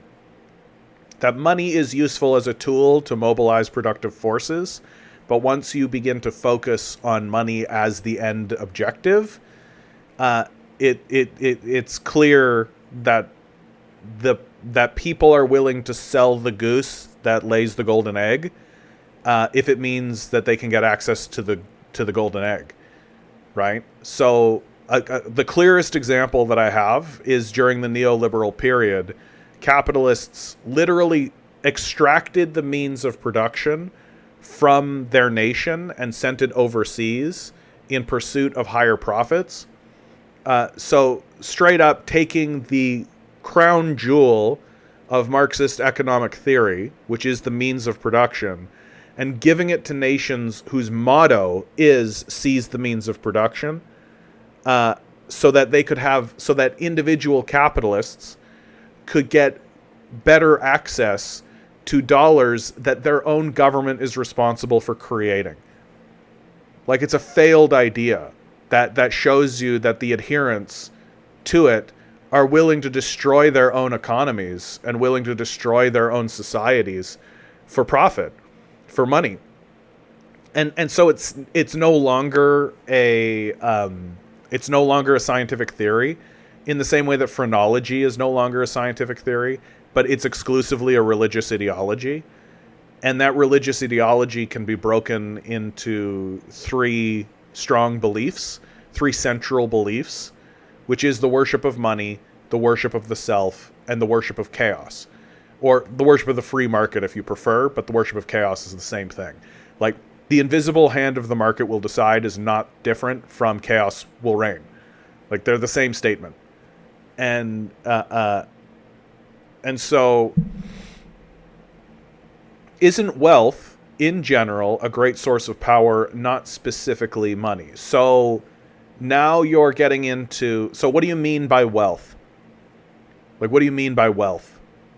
Like, what's wealth? What is that? Is it just like a big pile of gold? Cause like, the thing about currency exchanges, right, is that currencies themselves, money itself has no value, right? It's not you can't eat it, right? You can't make a tool out of it. You can't do anything with it. It's just a method it's just a medium of exchange, right? Or a medium of store value, right? So it has two functions, right? It either stores value or you use it as exchange.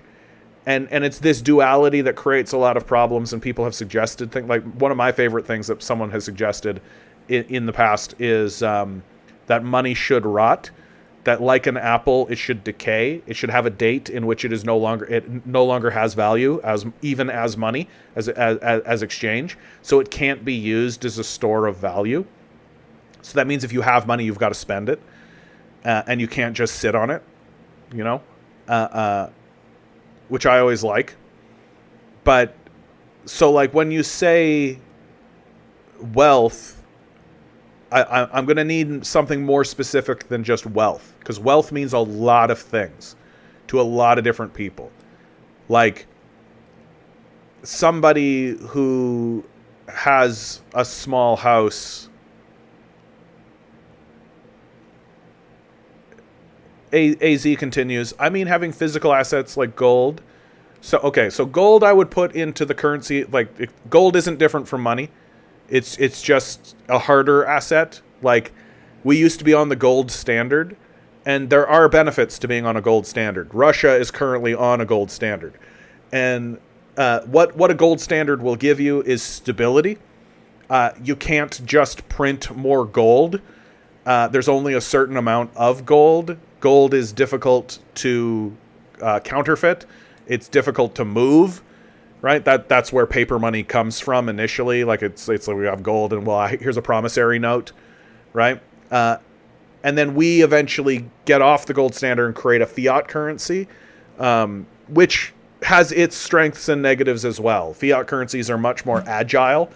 You can do a lot more with a fiat currency, but they're more unstable, and you can really lose control of them, which we will lose control of our fiat currency for sure, because we're not responsible. We're not fiscally responsible at all. We don't even understand what that means, really.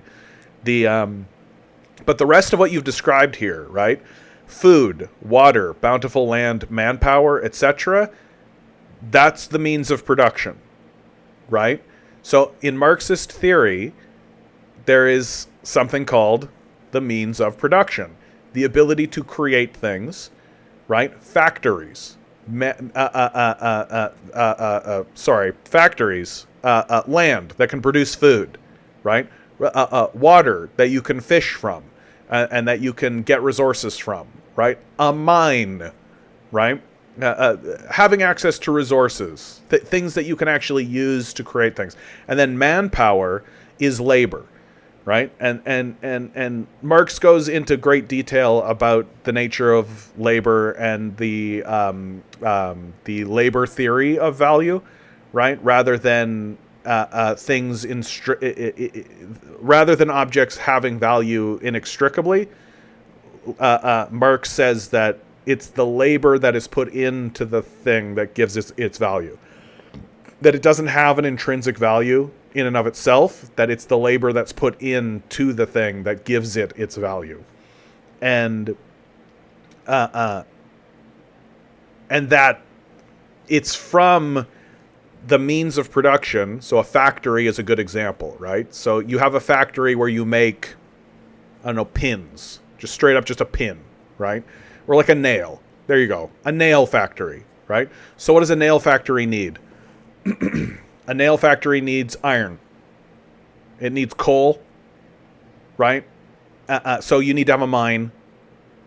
And most importantly, you need to have people working that mine, right? If you don't have people working the mines, if you don't have people working the factories, you have nothing, right? And then you need people who have a skill, which is how to make nails, changing that iron that you're mining into nails. And of course, Marx makes the argument that, well, so a piece of iron, right? So like, let's say you have a pound of iron and you have a pound of nails. Well, the nails have to be more valuable than the iron, right? A pound of nails needs to be more valuable than a pound of iron because it took more manpower to make the nails than it did to get the iron. And so he sets out to create a theory, a labor theory of value, that centers around the means of production and the ability to create things, right? The ability to manifest from the abstract space, the imagination, into the real. And that's where power actually is, and that's where power actually resides from. That's the Marxist theory of economics, which has been proven correct again and again and again. The American theory of economics is not this.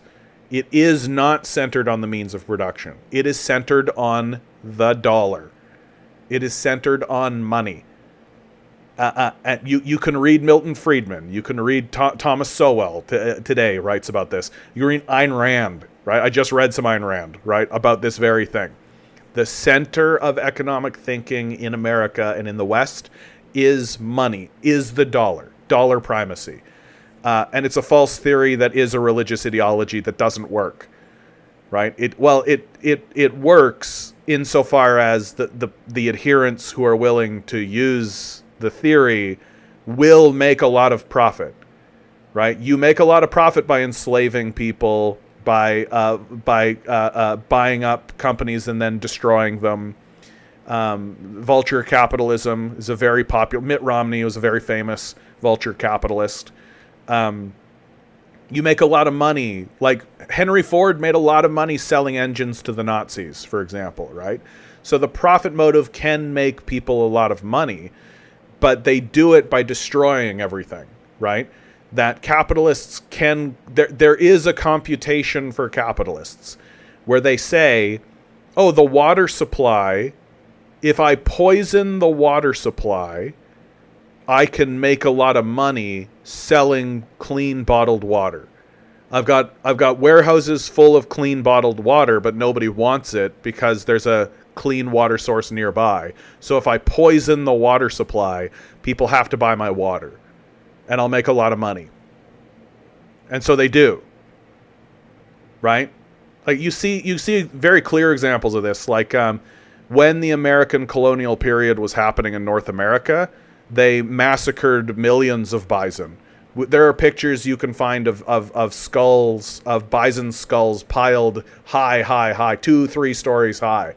The Americans went and just massacred the bison because they knew that if they massacred the bison, then the First Nations people living there would either die out or would have to buy from them, right? So just absolute genocide against bison means we get more money. right? So capitalist history is loaded with these kinds of examples of how they will grind up assets, real assets. Bison are real assets. You can do a lot with a lot of bison, right? But they just decided we can make money by massacring all of them, so we will. Other clear examples is every single year, milk producers pour out millions of gallons of milk, because if they were to put that milk on the market, it would plummet the price of milk. Like we actually are at a point now where milk that you buy in a grocery store, you could essentially get for free, right? Like if we created like the most modest subsidization package for dairy farmers and just said like produce as much milk as you possibly can, get it out to market, right? There'd be literally no reason why we shouldn't just have milk for free. We already produce like so much that we're throwing away millions of gallons of it a year. And why do we throw away millions of gallons of a year for it? Because if it went to market, it would reduce the price of milk. And so it would reduce profits. So they pour it out. And you see this all throughout the agricultural industry. You see apples, name it. Just name it, eggs, name anything, right? Most food that's being produced right now in the West should be like half the price or less. Like there's a reason why they hire police to guard garbages so people can't dumpster dive. Right? Because they know that if people had access to the food that they're throwing away, it would reduce the value of the food that they're selling. Right? Because everything's about the dollar. Everything is about the dollar. And we are about to go through a period of time that is going to show how false that theory is. And the reason why we're about to go through this, milk company throwaways excess milk. How much milk do dairy producers throw away a year?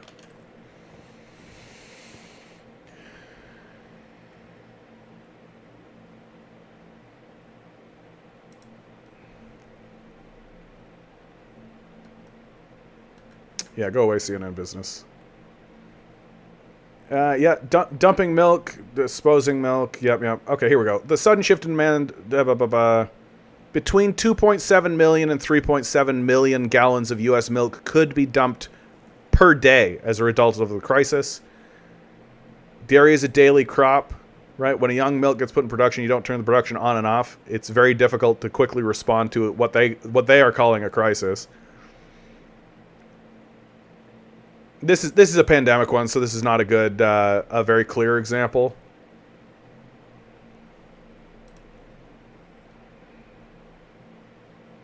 Yeah, this is all going to be like, here you go. The dairy industry dumps 128 million tons of milk every year.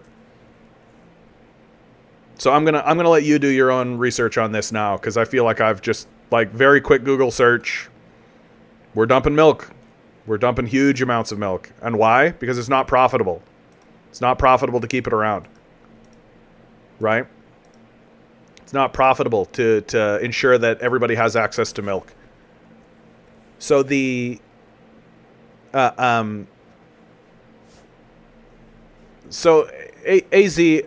here's what's going on in the world, okay? Here's what's happening in the world. And I'm just gonna, it's been a while since I've given this lecture, so I'm gonna give it right now. Post-World War II, the United States is the only country in the world that didn't get totally fucked up. Like Canada, sure, who gives a fuck about Canada? Population like 20 million at that time, who cares? The United States, like every other country, got completely blown to shit, right? World War III destroyed Europe, World War II destroyed Europe, destroyed Russia.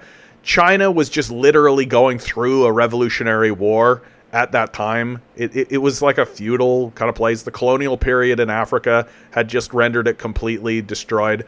Latin America was like not developed at all. So the United States is the only industrialized nation still standing, basically. So these companies are just throwing away its milk not to reduce its value. That's quite absurd. I didn't know that. Yeah, welcome to capitalism, baby. It's just started. Let this be the moment that radicalizes you. So the United States basically looks out to the rest of the world and says, oh, we are the most powerful, obviously. We have a manifest destiny to rule the world, right? We're America.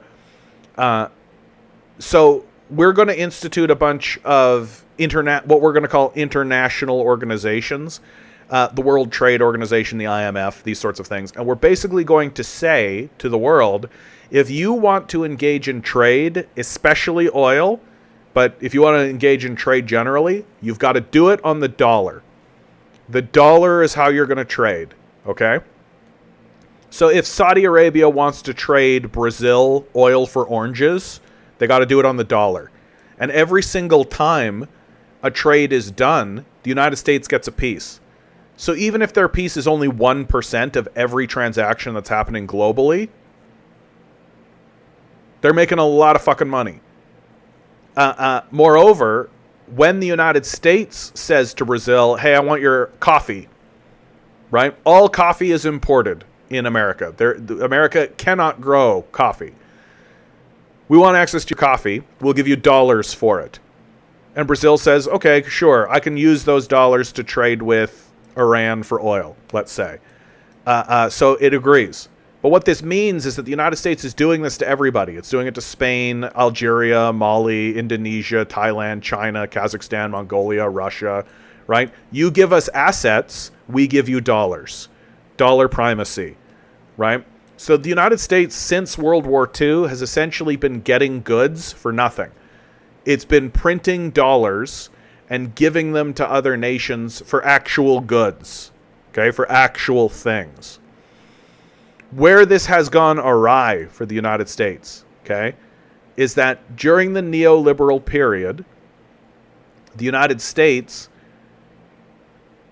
came into the belief, which was predicted by Adam Smith, incidentally, that the capitalists began shipping their manufacturing, the means of production, they began shipping their manufacturing overseas, specifically to China. That post the Vietnam War, so after the 70s, right, 72, China concedes, because the war in Vietnam, as well as the North Korean War, right, is escalating, and the Chinese de-escalate it, and they de-escalate it by promising to open up their borders to capitalist trade and to foreign trade. Well, this means that the capitalists give China the means of production, right? All manufacturing is coming out of China now. Not all, obviously, but like a huge portion of world manufacturing happens in China. And China has become the trading partner with most of the rest of the world. And so what's starting to happen now, now that we've entered like the modern period, right? So you had the Maoist period, which was the period of revolution. Then you had the Dengist period, which went to Zemin and then Tao. So you had three successive leaders that were essentially along one line of building up China's prosperity and productive forces by having foreign capital come in with its factories. And now we've entered a new modern period. Well, we've been in China's modern period for a while under Xi Jinping. And Xi Jinping has been simultaneously dealing with the negative side effects of having capitalism in China, but has really been establishing China as an international trading partner and has really been creating international trade networks throughout the rest of the world, really leveraging its manufacturing capability, right? And so, no, that's true, Bound. Yeah, you're right. It's cheaper now to manufacture in Mexico over China. You're right. Here's the difference. I'll get to that. That's a really good point to bring up, okay?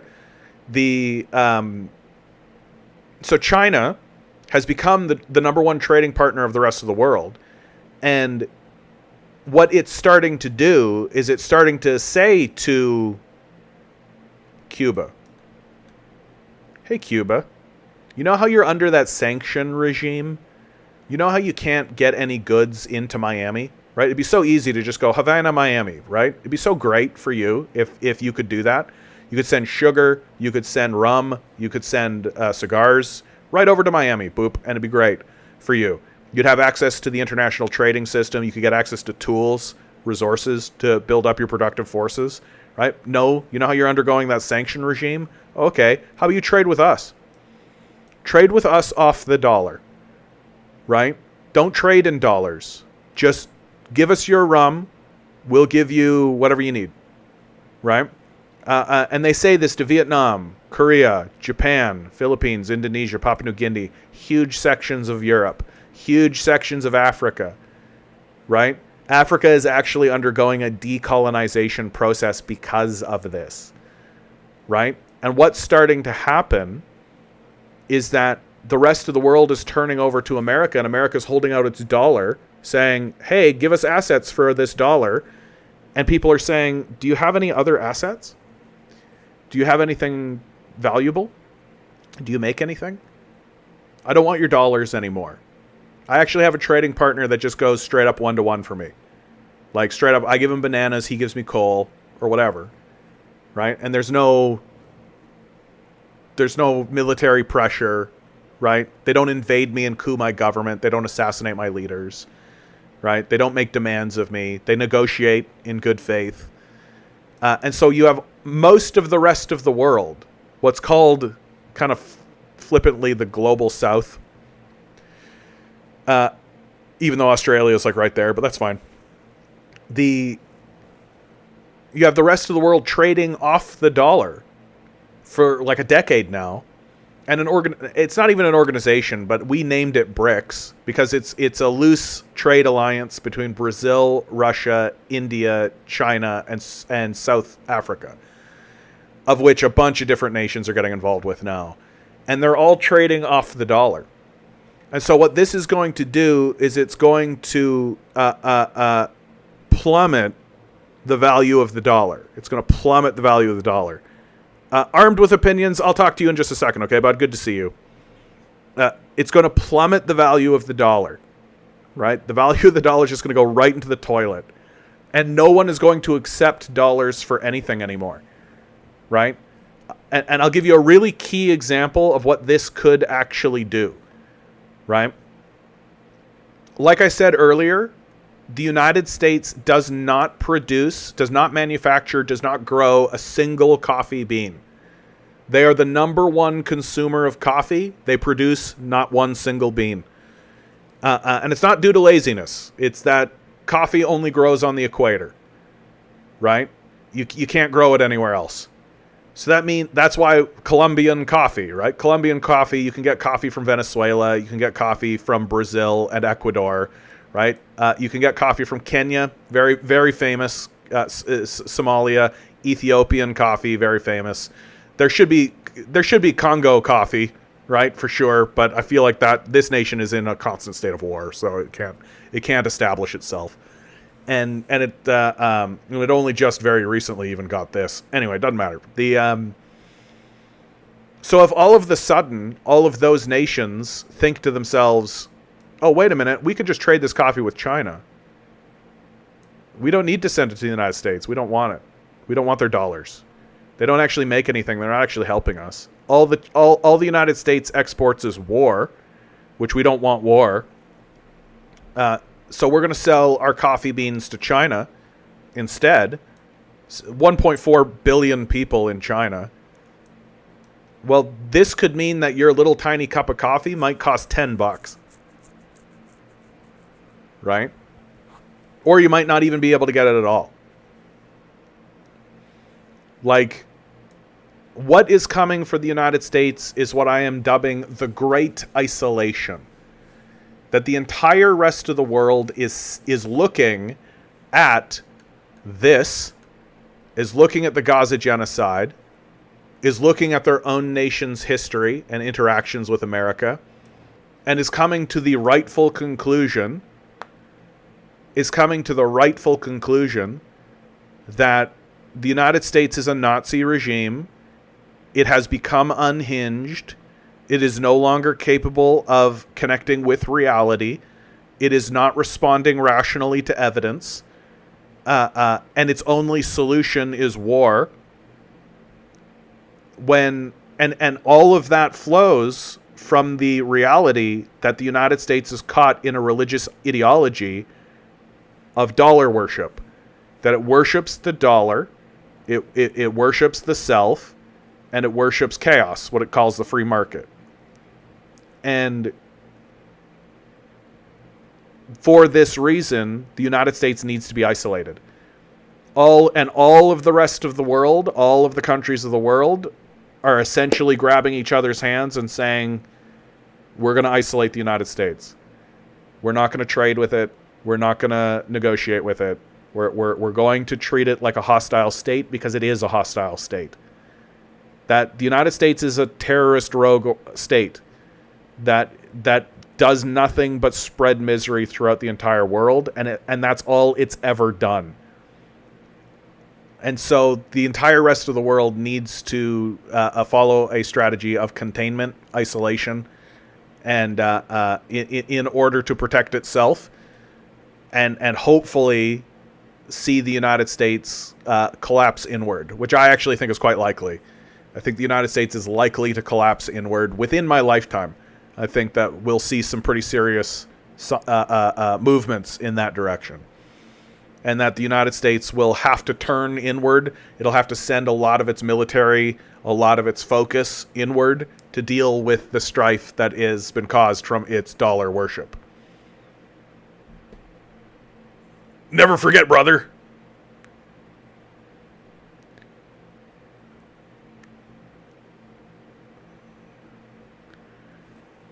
Never forget, brother is writing some questionable stuff. Bound, you said previously, so I'll go Bound, and then I'll go Armed with Opinions, and then Never Forget has sort of an odd position on the Ukraine thing, but that's fine. It's now cheaper to manufacture in Mexico over China. Here's the difference, okay? Here's the difference, is that because capitalists worship the dollar, they are fine with transferring the means of production over to China. Right? Because it means more profits for them, so they don't care if it collapses their they don't care if it collapses the economy of the nation of the United States. They don't care about the United States, right? And whereas China, you can have some conversation about the degree to which China is or is not communist and how genuine it is about pursuing its communist thing. This is an ongoing debate. I have my own positions. I won't get into it here. But China does understand this. The means of production is the center of power. They understand that, right? They're not caught in a religious ideology of money worship.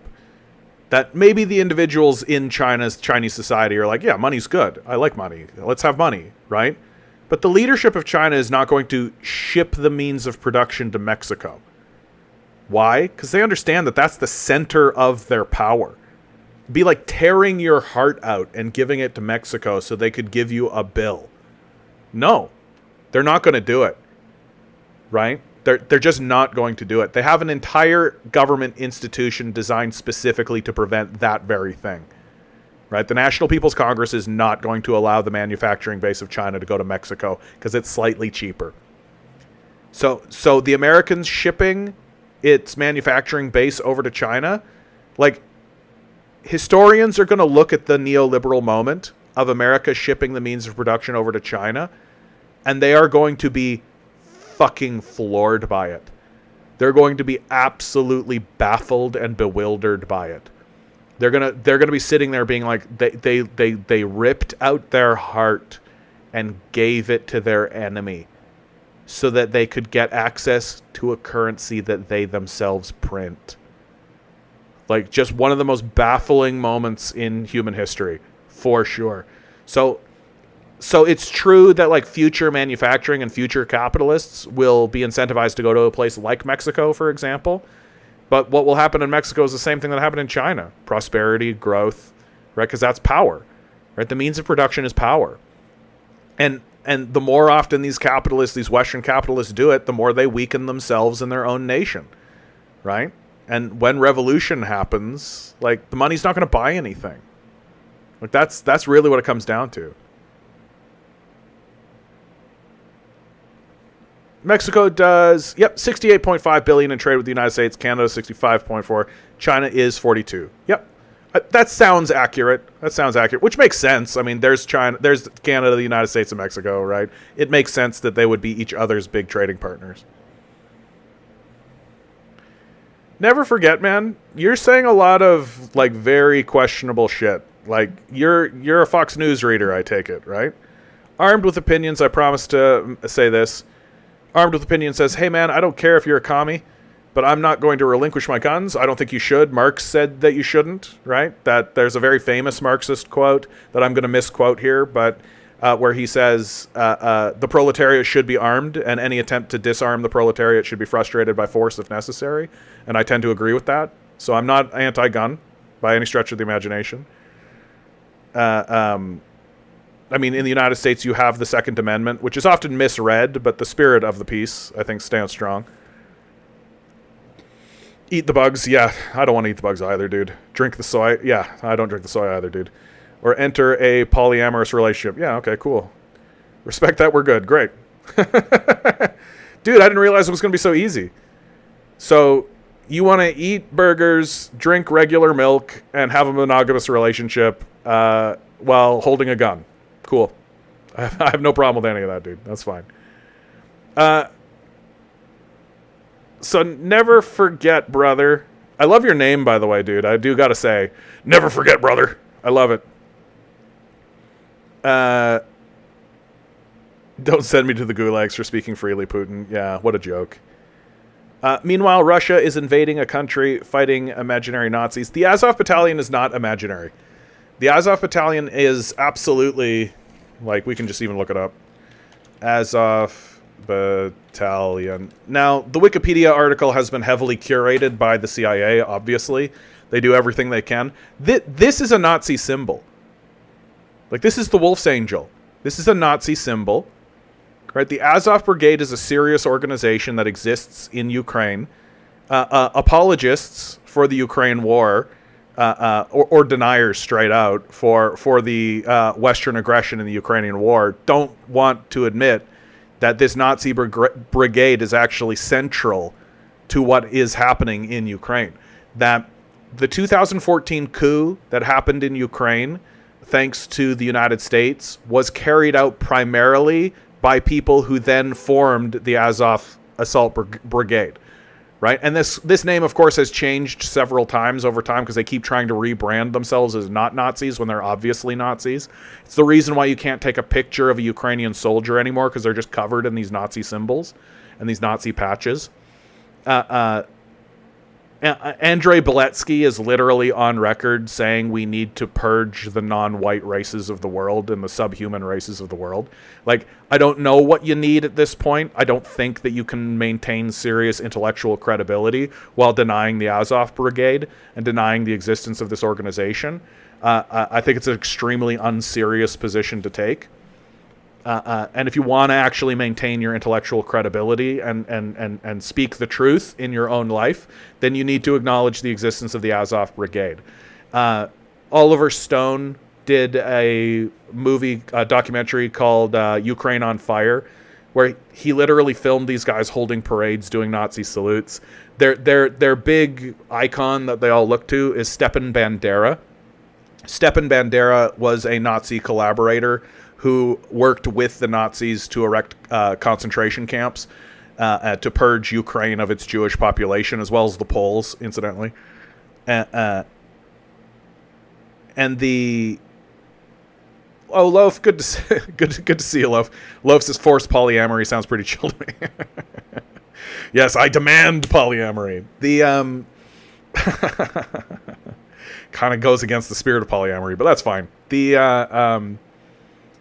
So the Azov Battalion, I'm doing really well, Loaf. I hope you're doing really well out there, my man. The Azov Battalion was instrumental in organizing and executing the coup against the Ukrainian government, the elected government, and installing the Western chosen leadership. There's a quote that one of them said that if it hadn't been for us the Euromaidan would have turned into a gay pride parade, right? So they clearly took advantage of protests in order to execute their coup. And then immediately, the Azov battalion is officially put into the Ukrainian military. So it's not a mercenary group anymore. It's not a group of soccer hooligans or anything like this. It's a group of Nazis, full-blooded, full-throated, not pretending Nazis, and they go down to the Donbass region. And this happens in 2014. They go to the Donbass region and they set up entrenchments and they start shelling the city of Donetsk. They start shelling the city of Donetsk. Something like I think it's 18,000 people die in this war from this shelling. There's a fellow by the name of Russell Bentley, who he's a United States Marine, a Texan, who in 2015, because he heard about this, went to Donetsk, and he was reporting from that region. His account got purged off of the social media, off of socials for obvious reasons. He was doing excellent reporting in that region. You can still find interviews of this guy. He's now passed away, of course, because I think he got captured and killed while reporting from this region. And he was reporting on the movement of the Nazis in that region. He was capturing footage of the Nazis flying the Nazi flag and doing all kinds of stuff. The Gray Zone did an interview with him. You can find interviews of him on the internet. And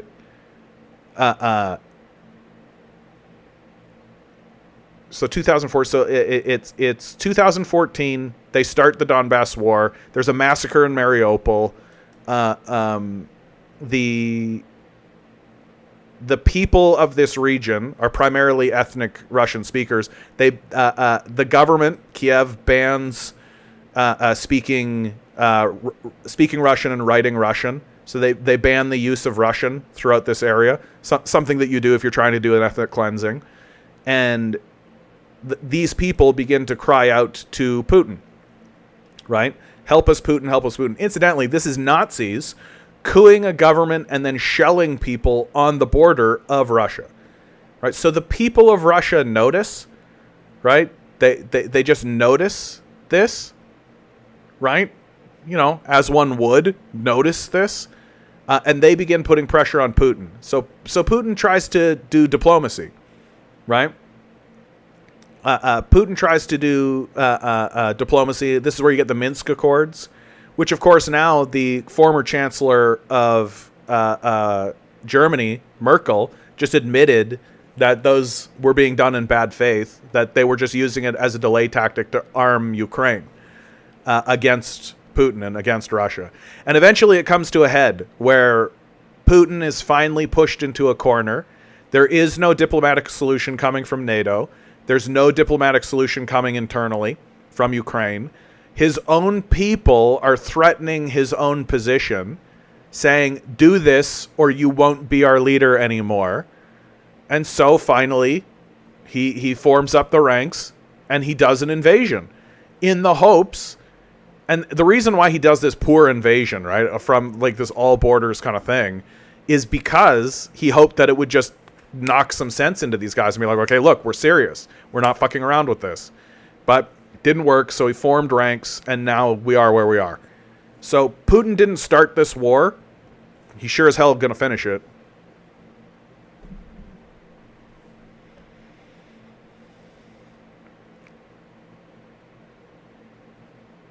Oh, your first mistake, Bound, is playing Diablo 4.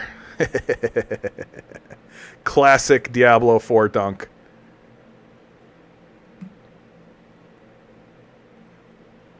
Classic Diablo 4 dunk.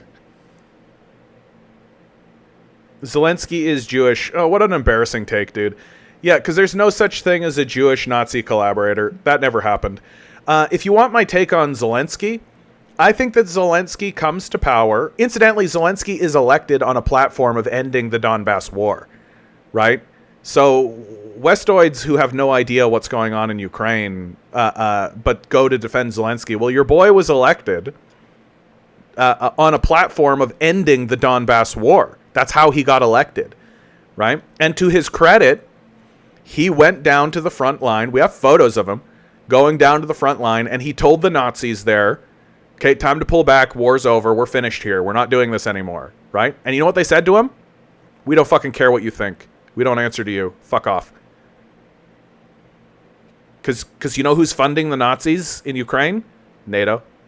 Oh, hey, Germany's in NATO. Huh, how about that? NATO. NATO's funding the Nazis in Ukraine. And it's at that point that Zelensky essentially realizes the position that he's in. And more or less, if I wanted to be nice to him, I would say that he's just been governing with the barrel of a gun in his back this whole time. He's basically just going along with things now, trying to skim off as much money as he can, hoping for an exit strategy, hoping he can find himself out of this position with millions of dollars in his back pocket, right? That's more or less what I think about Zelensky, and that his Jewish heritage hasn't stopped him from buddying up to these Nazis, people like Andrei Beletsky. So it's just such a childish position because World War II had plenty of Jewish Nazi collaborators. So I just don't understand. It's just an admission. Like it's just essentially saying, I choose to be unintelligent when you say that kind of stuff. Right? There's lots of examples of Jewish Nazi collaborators. So I don't really get this position at all.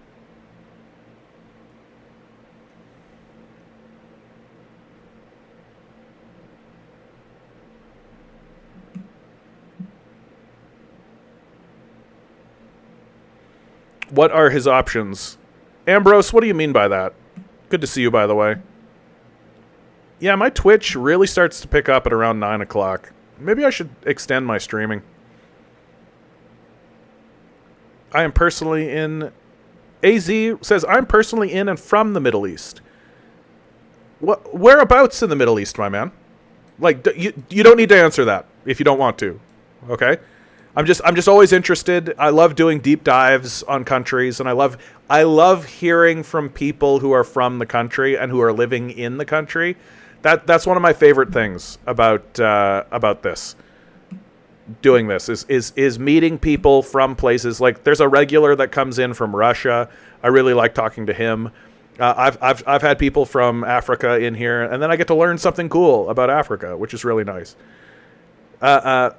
Anyway, as you've explained, since China is offering trade assets for assets instead of some bullshit dollar, this keeps jumping down. It seems reasonable and likely the countries would opt for trading with China, thus devaluing the dollar. Yeah. I would personally love to see the terrorist nation that has massacred many of my people collapse financially.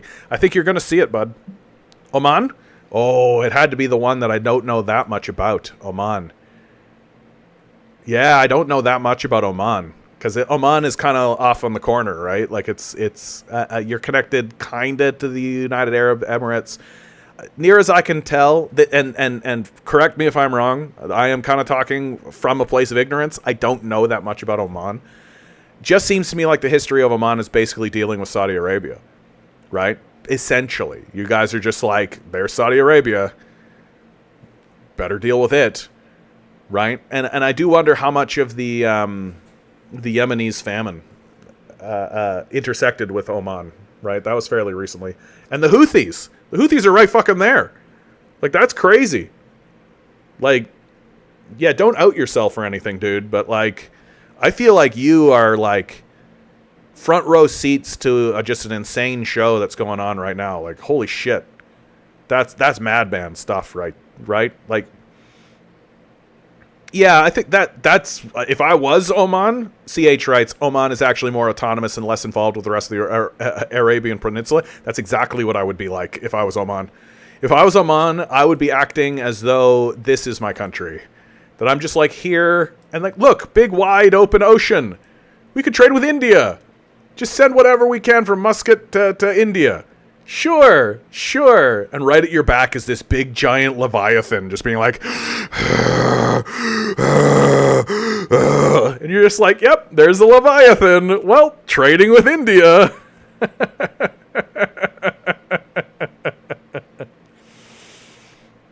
That's basically, you know what, man? I'm doing it. I wasn't going to do it, but now you've got me all, Oman.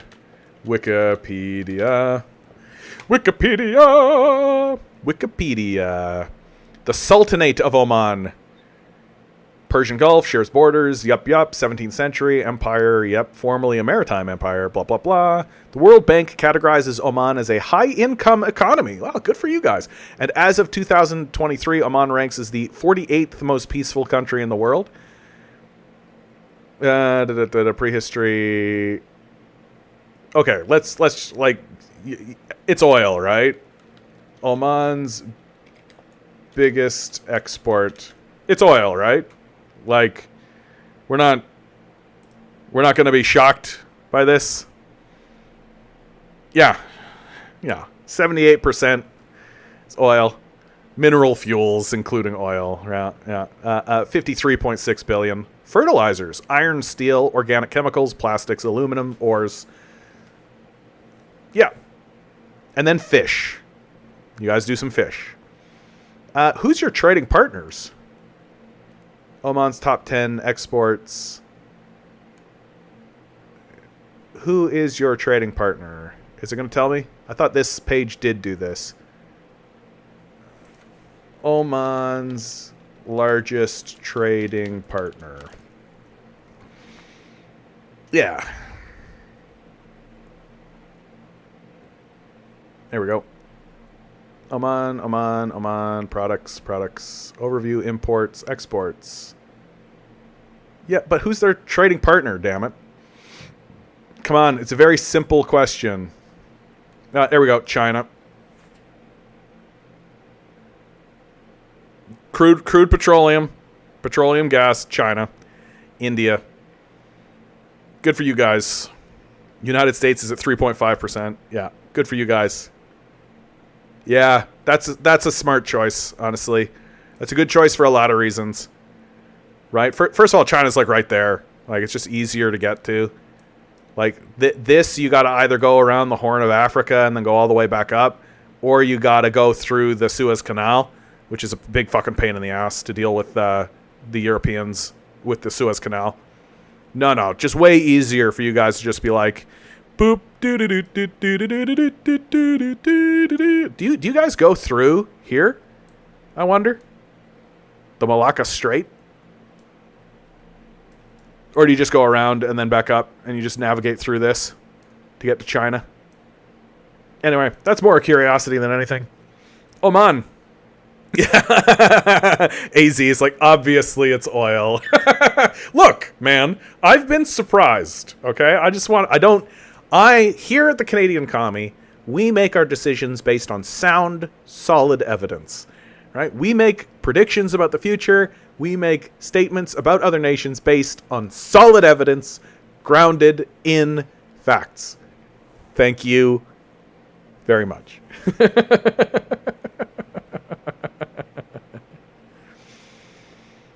Zelensky also played a president in a TV show, and Peasant Brain thought he's a funny president. Wouldn't it be funny if he were actually president?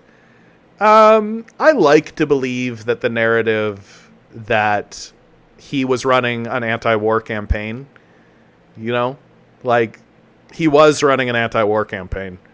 Like, I'm actually, like, I'm not... I have become less sympathetic to Zelensky, but at the same time... Like, bro, like Ambrose here writes, I mean, just like, what should he be doing as the leader of Ukraine, in your opinion? Or what should he have done differently, perhaps? Oh, yeah, dude. So when Putin initially invaded, Zelensky was going to sit down and do a peace deal.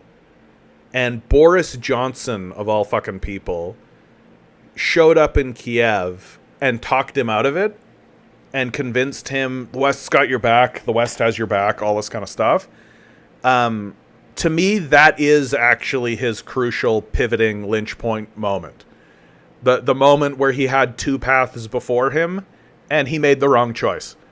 He chose to stick it out with NATO. He chose to stick it out with the West. And you should never, ever do that.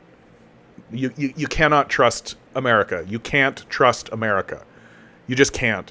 Like, if you're sitting there thinking to yourself, okay, we're all good because America's got our back, you're dead in the water. You're dead in the water. America has a big, long history of abandoning its international partners. Huge history of doing it. And so, to me, he should have sat down with Russia and worked some deal out. It would have been way more beneficial for him. Way more beneficial for him. I wouldn't be too surprised to find out that Boris Johnson didn't just talk him out of it, but also threatened him. Like I've been saying, I think Zelensky has been ruling with a barrel in his back. I don't think he's been ruling. I don't think he's been governing as like, I'm Zelensky and I'm the leader and these are my ideas. I think that there's a soldier behind him with a barrel in his back. And if it's not a Nazi, it's a NATO operative, which isn't too different.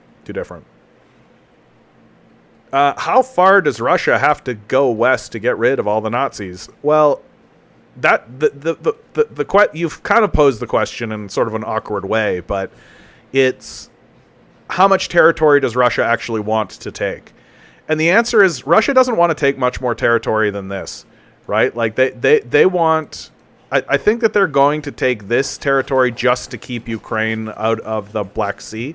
Turning Ukraine into a landlocked nation that's beholden to its neighbors to get access to the Black Sea is going to be a win for Russia for sure.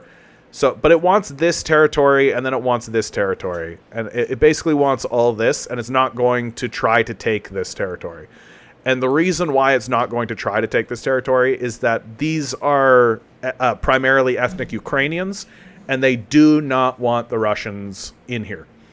This territory is easier for the Russians to have because the people who are here want Russia there.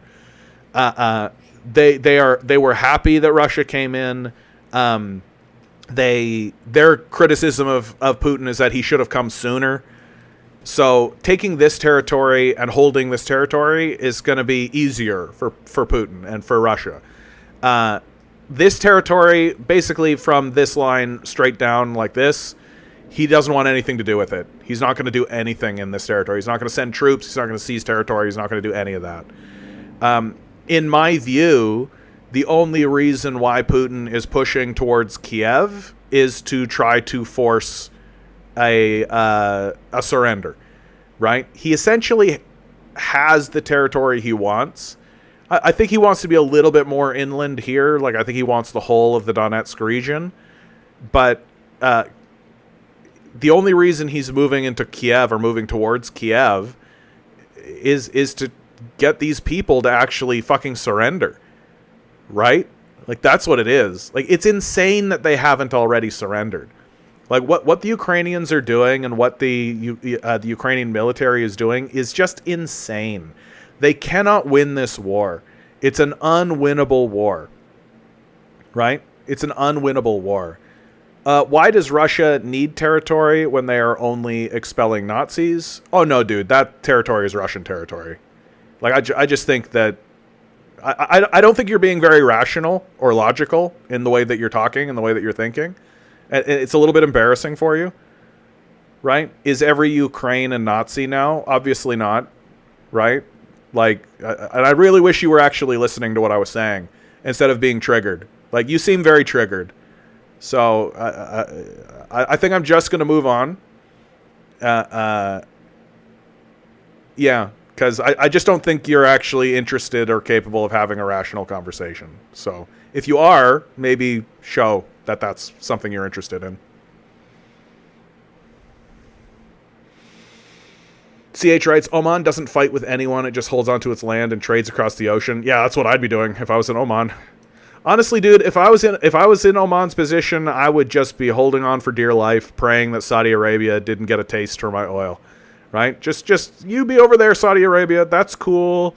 Right? Whatever. Yeah, Yemen and the Houthis over here. Okay, cool. Right? That's happening. Okay, the United Arab Emirates. Yeah, they're building all kinds of crazy buildings, right? Building this fucking atrocity. Right? I love zooming in on this thing as often as I possibly can. Where the fuck is it exactly? Yeah, there it is. This goddamn garbage, right? This just trash. look, everybody, we did it twice. Look, we got a big giant boat that's shaped like a turtle. We're intelligent people. And I would just be keeping to myself. And I would just be doing what I'm doing. Trading with China. Smart choice, Oman. Smart choice. Just do your thing. Do your thing, dude. Everyone goes through Malacca, through soon China imports will go through Myanmar. What is happening with this coup in Myanmar? You know, I didn't really look that deeply into it, and I kind of wish I had of, because I get the sense that the coup happened in Myanmar because China's influence was growing so heavily in the region, and Vietnam, Laos, Cambodia, Thailand are all getting to be pro-China. Like, Vietnam and China just very recently got extremely buddy-buddy. Like, signed a pretty significant trade deal between the two nations. And, like, the relationship between Vietnam and China has always been like this, where Mao's idea was that China, like, Vietnam would be part of China, right? Like, that was Mao's idea. And, of course, that's the reason why the Vietnam War happens, because the Americans are like, we've got to staunch the spread of communism, right? We can't allow China to take this much territory and have this much land on the South China Sea, right? And so it's more like a civil war. So it is like an internal thing. We don't actually have evidence to show that it's an external coup. Because my inkling is that because of all of these nations pivoting towards China, that a coup is happening specifically to prevent that from happening. Right, that Myanmar wants to pivot to China, but a coup is preventing that from happening.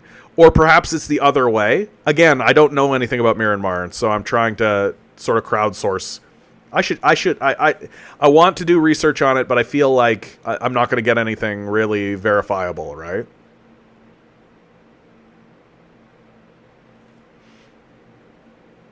Vifro writes, I know an engineer, Ukrainian. She's engaged to my father's friend from Greece. She speaks Russian. Oh, this is going to be a good story, dude. Hold on, let me get this. She speaks Russian, Ukrainian, and Greek fluently, and broken English. She told me many Eastern Ukrainians not only prefer speaking Russian, but also wanted Russia back because of how corrupt they perceive the Ukrainian government, and how poor the nation had become despite gaining independence from Russia. This was January 2014, before the major invasion of Crimea. Technically, that wasn't really a invasion, right? There's a military base on Crimea, and they basically just said we're with Russia when the 2014 coup happened. So there wasn't really an invasion in Crimea. It literally was just Crimea basically saying we're with Russia. And every time we poll them, like 99% of them are like, we're with Russia. So it wasn't so much an invasion as it was like a self-annexation, I guess. Like the people of Crimea and the people who work on Crimea and live here, like when a coup happens to your government, like, you should take that seriously. Like, I just don't know why this isn't playing, you know? Like, it's like the apologists refuse to hear this, and it just doesn't enter their brain. And it doesn't enter their thinking patterns whatsoever. It doesn't enter their analysis. It doesn't enter their thoughts, which really reveals that they're not very credible people. Like, they are just basically picking a team and going along with the team, and they're not interested in digging into what the truth actually is. They just want their team to win. They've chosen yellow and blue team. We're on the yellow and blue team. I'm going to change my Facebook profile page to be yellow and blue. I'm on the yellow and blue team. And then you're like, okay, yellow and blue team, you know that there was a coup in 2014, right? That the United States helped orchestrate a coup against the Ukrainian government, the elected official there, and installed their own leadership, unelected leader, right? Like, you know that happened, right? That's a thing that happened. You agree? No acknowledgement, just babble talk, like we're getting from this guy, right? Like, if you don't want to acknowledge the existence of the coup, the existence of the Donbass War, the existence of the Minsk Accords, right? Like the existence of reality. Like if you don't want to acknowledge those things, then you can basically just babble away. That's essentially what it comes down to. Vifro says, I'm very reversed about giving opinions about Ukraine and Russia myself. I feel I'd need to live there to understand, but I do remember what the woman told me. I've also met other Ukrainians on the internet that hate Russia. Sure. Like look, I mean, a war is like Ukraine is going to be torn off from Russia for at least a generation, maybe even two, right? Like the West scores a win in Ukraine for that reason alone, because they don't want Russia. Their perception of Russia's desires is that Russia wants Ukraine back, right? Like Ukraine has been independent for a shorter period of time than it was in the Soviet Union.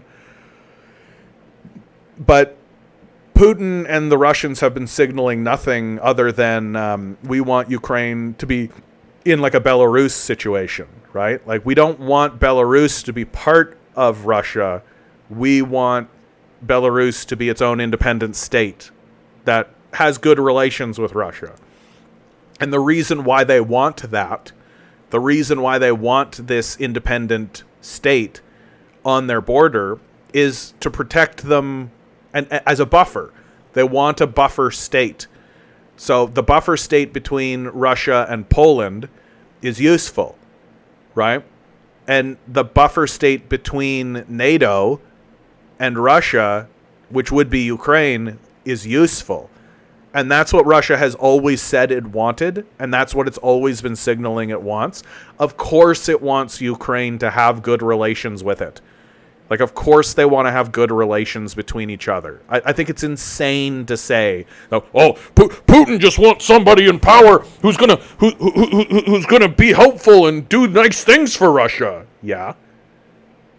Like super obviously.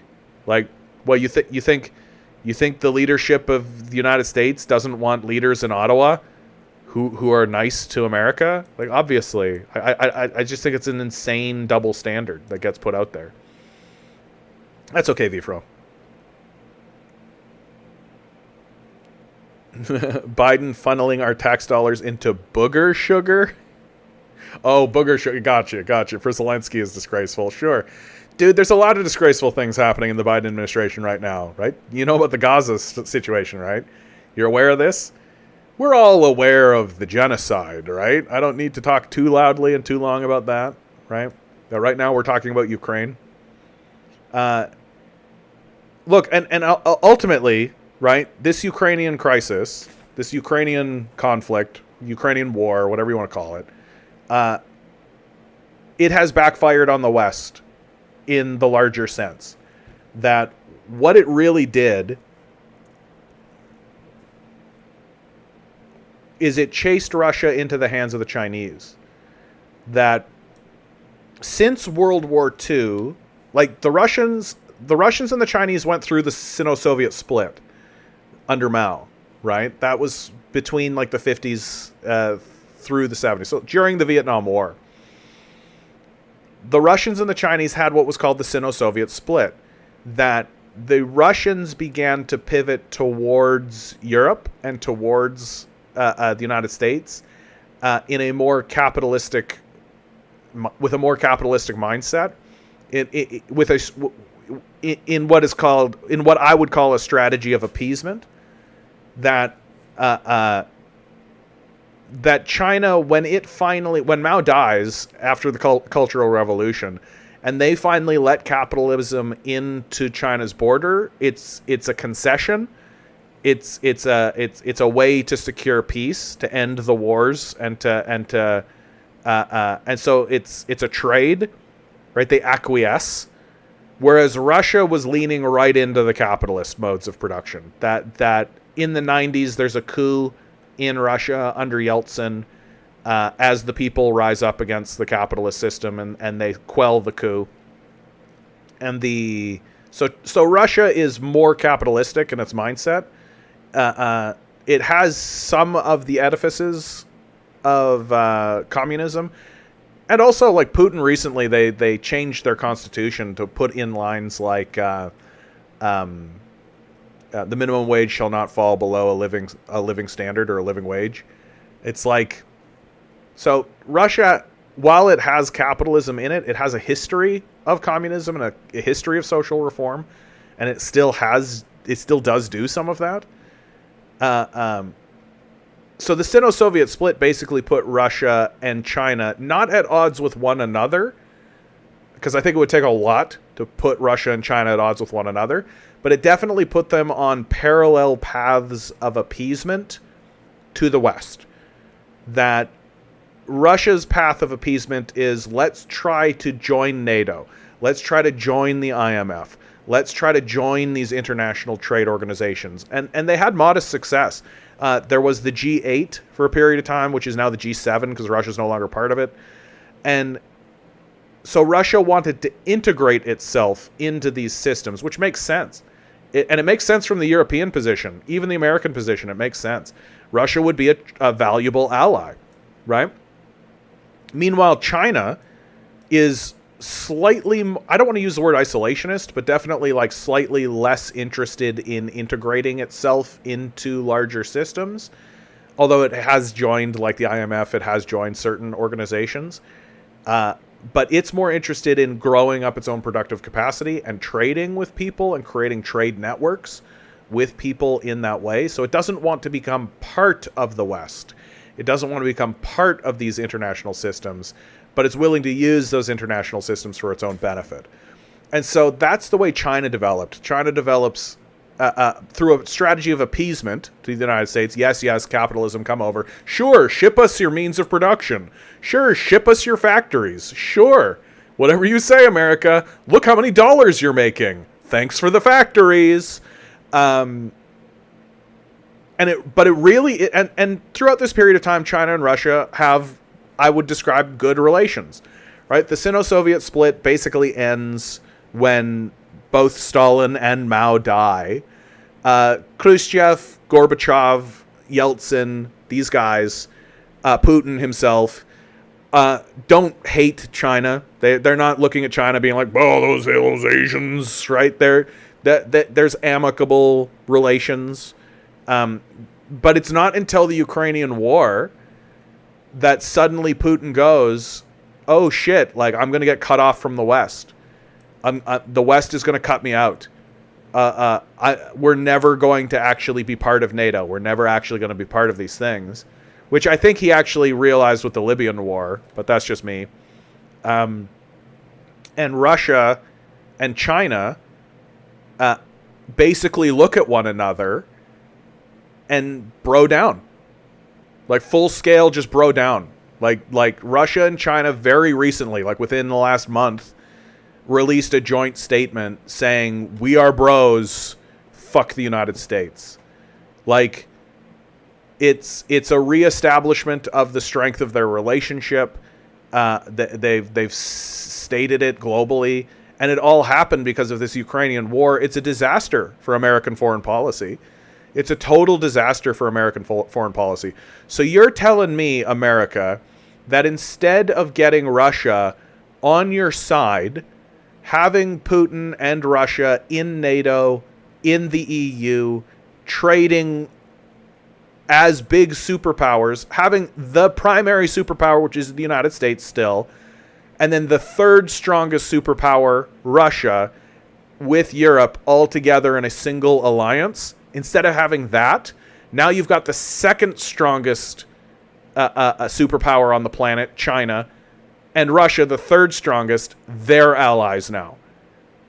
It is a fuck up of catastrophically enormous proportions. Just a fuck up that cannot be fully captured or understood. This is an enormous fuck up for the United States. And all it's going to do is allow China and Russia and incidentally India and South Africa and Brazil to all come together and basically just say, we are the power center. The United States is finished. And it will be. It will be. I don't think there's anything the United States can do. Because at the end of the day, the only solution that the United States has is to bomb. And I think China can build faster than the United States can bomb. AZ writes, isn't Belarus a country which is somewhat docile to Russia, having little sovereignty and autonomy? I would assume that most Ukrainians would not want that for themselves. So, the history of Belarus used to be part of the Soviet Union, right? The Soviet Union included Estonia, Latvia, Lithuania, Belarus, Ukraine, Moldova, I think Romania? I think. But these satellite states, right, that are on Russia's border were part of the Soviet Union for decades, long period of time. When the Soviet Union is dissolved, right, internally, these countries, as well as Kazakhstan, become independent. They become independent states. And Belarus, the tale of Belarus and Ukraine is actually really interesting. Belarus is still essentially a state-run communist country. Lukashenko, the leader, I believe was the leader in the Soviet Union, right? So same guy who was the leader in the Soviet Union is still the leader today, and most of their economy is still state-run. Most of their economy is still controlled as a command economy, right? So it's still very Soviet influenced. And Belarus has basically just stayed that way. And the Americans and the rest of the world are essentially like, fine, you can be like that. That's fine. We don't care. Nobody gives a shit about Belarus. Nobody can find it on a map. Nobody knows anything about Belarus, right? Who cares? No one's going to look at Belarus and say, well, here's a fine example of a communist society that's doing just fine. Hello. I'm the Canadian commie. Belarus is a fine example of a country that uses communist principles and is doing just fine. Especially when you compare it to Ukraine. Compared to Belarus, Ukraine went the exact opposite direction. Right? Belarus maintained its command economy, maintained the center of its power in the means of production and in the state, right? It liberalized its economy a little bit, but it didn't liberalize its economy as much as Ukraine did. Ukraine went full neoliberal, collapsed its economy, plunged it downwards, was never able to recover, became the most corrupt nation on the continent. And plunged itself into a war with Russia. So, like, be more like Belarus. Don't be Ukraine. Belarus is the way to go. And of course, Lukashenko and the Belarusians generally have a very strong and very positive relationship with Russia. When Russia invaded Ukraine, troops from the border, troops came in from the Belarusian border, right? So Belarus has a relationship that is not too dissimilar to the relationship between Canada and the United States, right? Where Canada is allowed to kind of be a country and be its own thing, but it's essentially a vassal, right? And Belarus has a similar relationship. It's not an official vassalization. Like, Belarus doesn't pay taxes to Russia, but Belarus knows what's good for it. It knows that it's good to have a big old bear of a buddy, right? Like, that's the thing that's kind of baffling about the Ukrainian situation to me. Don't you want to be friends with Russia? Like, don't you want to be friends? Like, I don't understand this. Like, what are you talking about? Let's be antagonistic to Russia. Let's try to break Russia up. Let's try to do that kind of stuff. Like, what are you talking about? Be friends. Especially if you're Ukraine. Just be friends with them. Like, what are you talking about? Like, what's Russia done that's so contemptible? That you feel like you need to inspire a war of aggression against it? Like, what's Russia done? But at the end of the day, the United States is a psychopath nation that wants as many resources as it can possibly get. And Russia's big and has a ton of resources, right? And doesn't really even have the population base to exploit the amount of resources that are within it. So it's just one of these situations where, like, I wish Ukraine had have taken Belarus's line, right? Like, I wish Ukraine had have been like, okay, we're no longer part of the Soviet Union, but we should maintain our Soviet systems, and we should maintain our state enterprises, and we should maintain this. We shouldn't just privatize everything and watch our economy collapse, which is exactly what happened.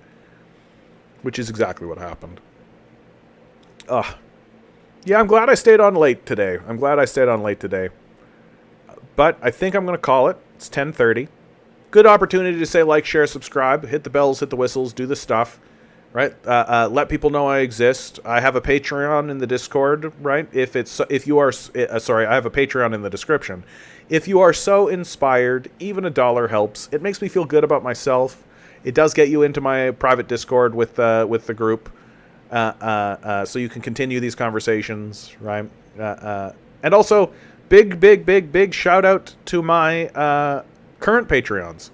I know that I'm really terrible about giving a good shout out, and I don't want to point any fingers lest the CIA is watching, but if you are a Patreon for me, thank you so much. I really appreciate it. Really. It's I consider it a true blessing in my life that there are people who believe in me enough to even send $1 my way. So if you'd like to be one of those people, Patreon's in the description. Let people know I exist, and always remember, each and every one of you is a quantum being walking around in quantum energy. These billionaires are spending hundreds of billions of dollars in the hopes you'll never realize it. You'll just stay the good little commodity they need you to be. Rebel. Revolt. Repent. Good luck. We're going to need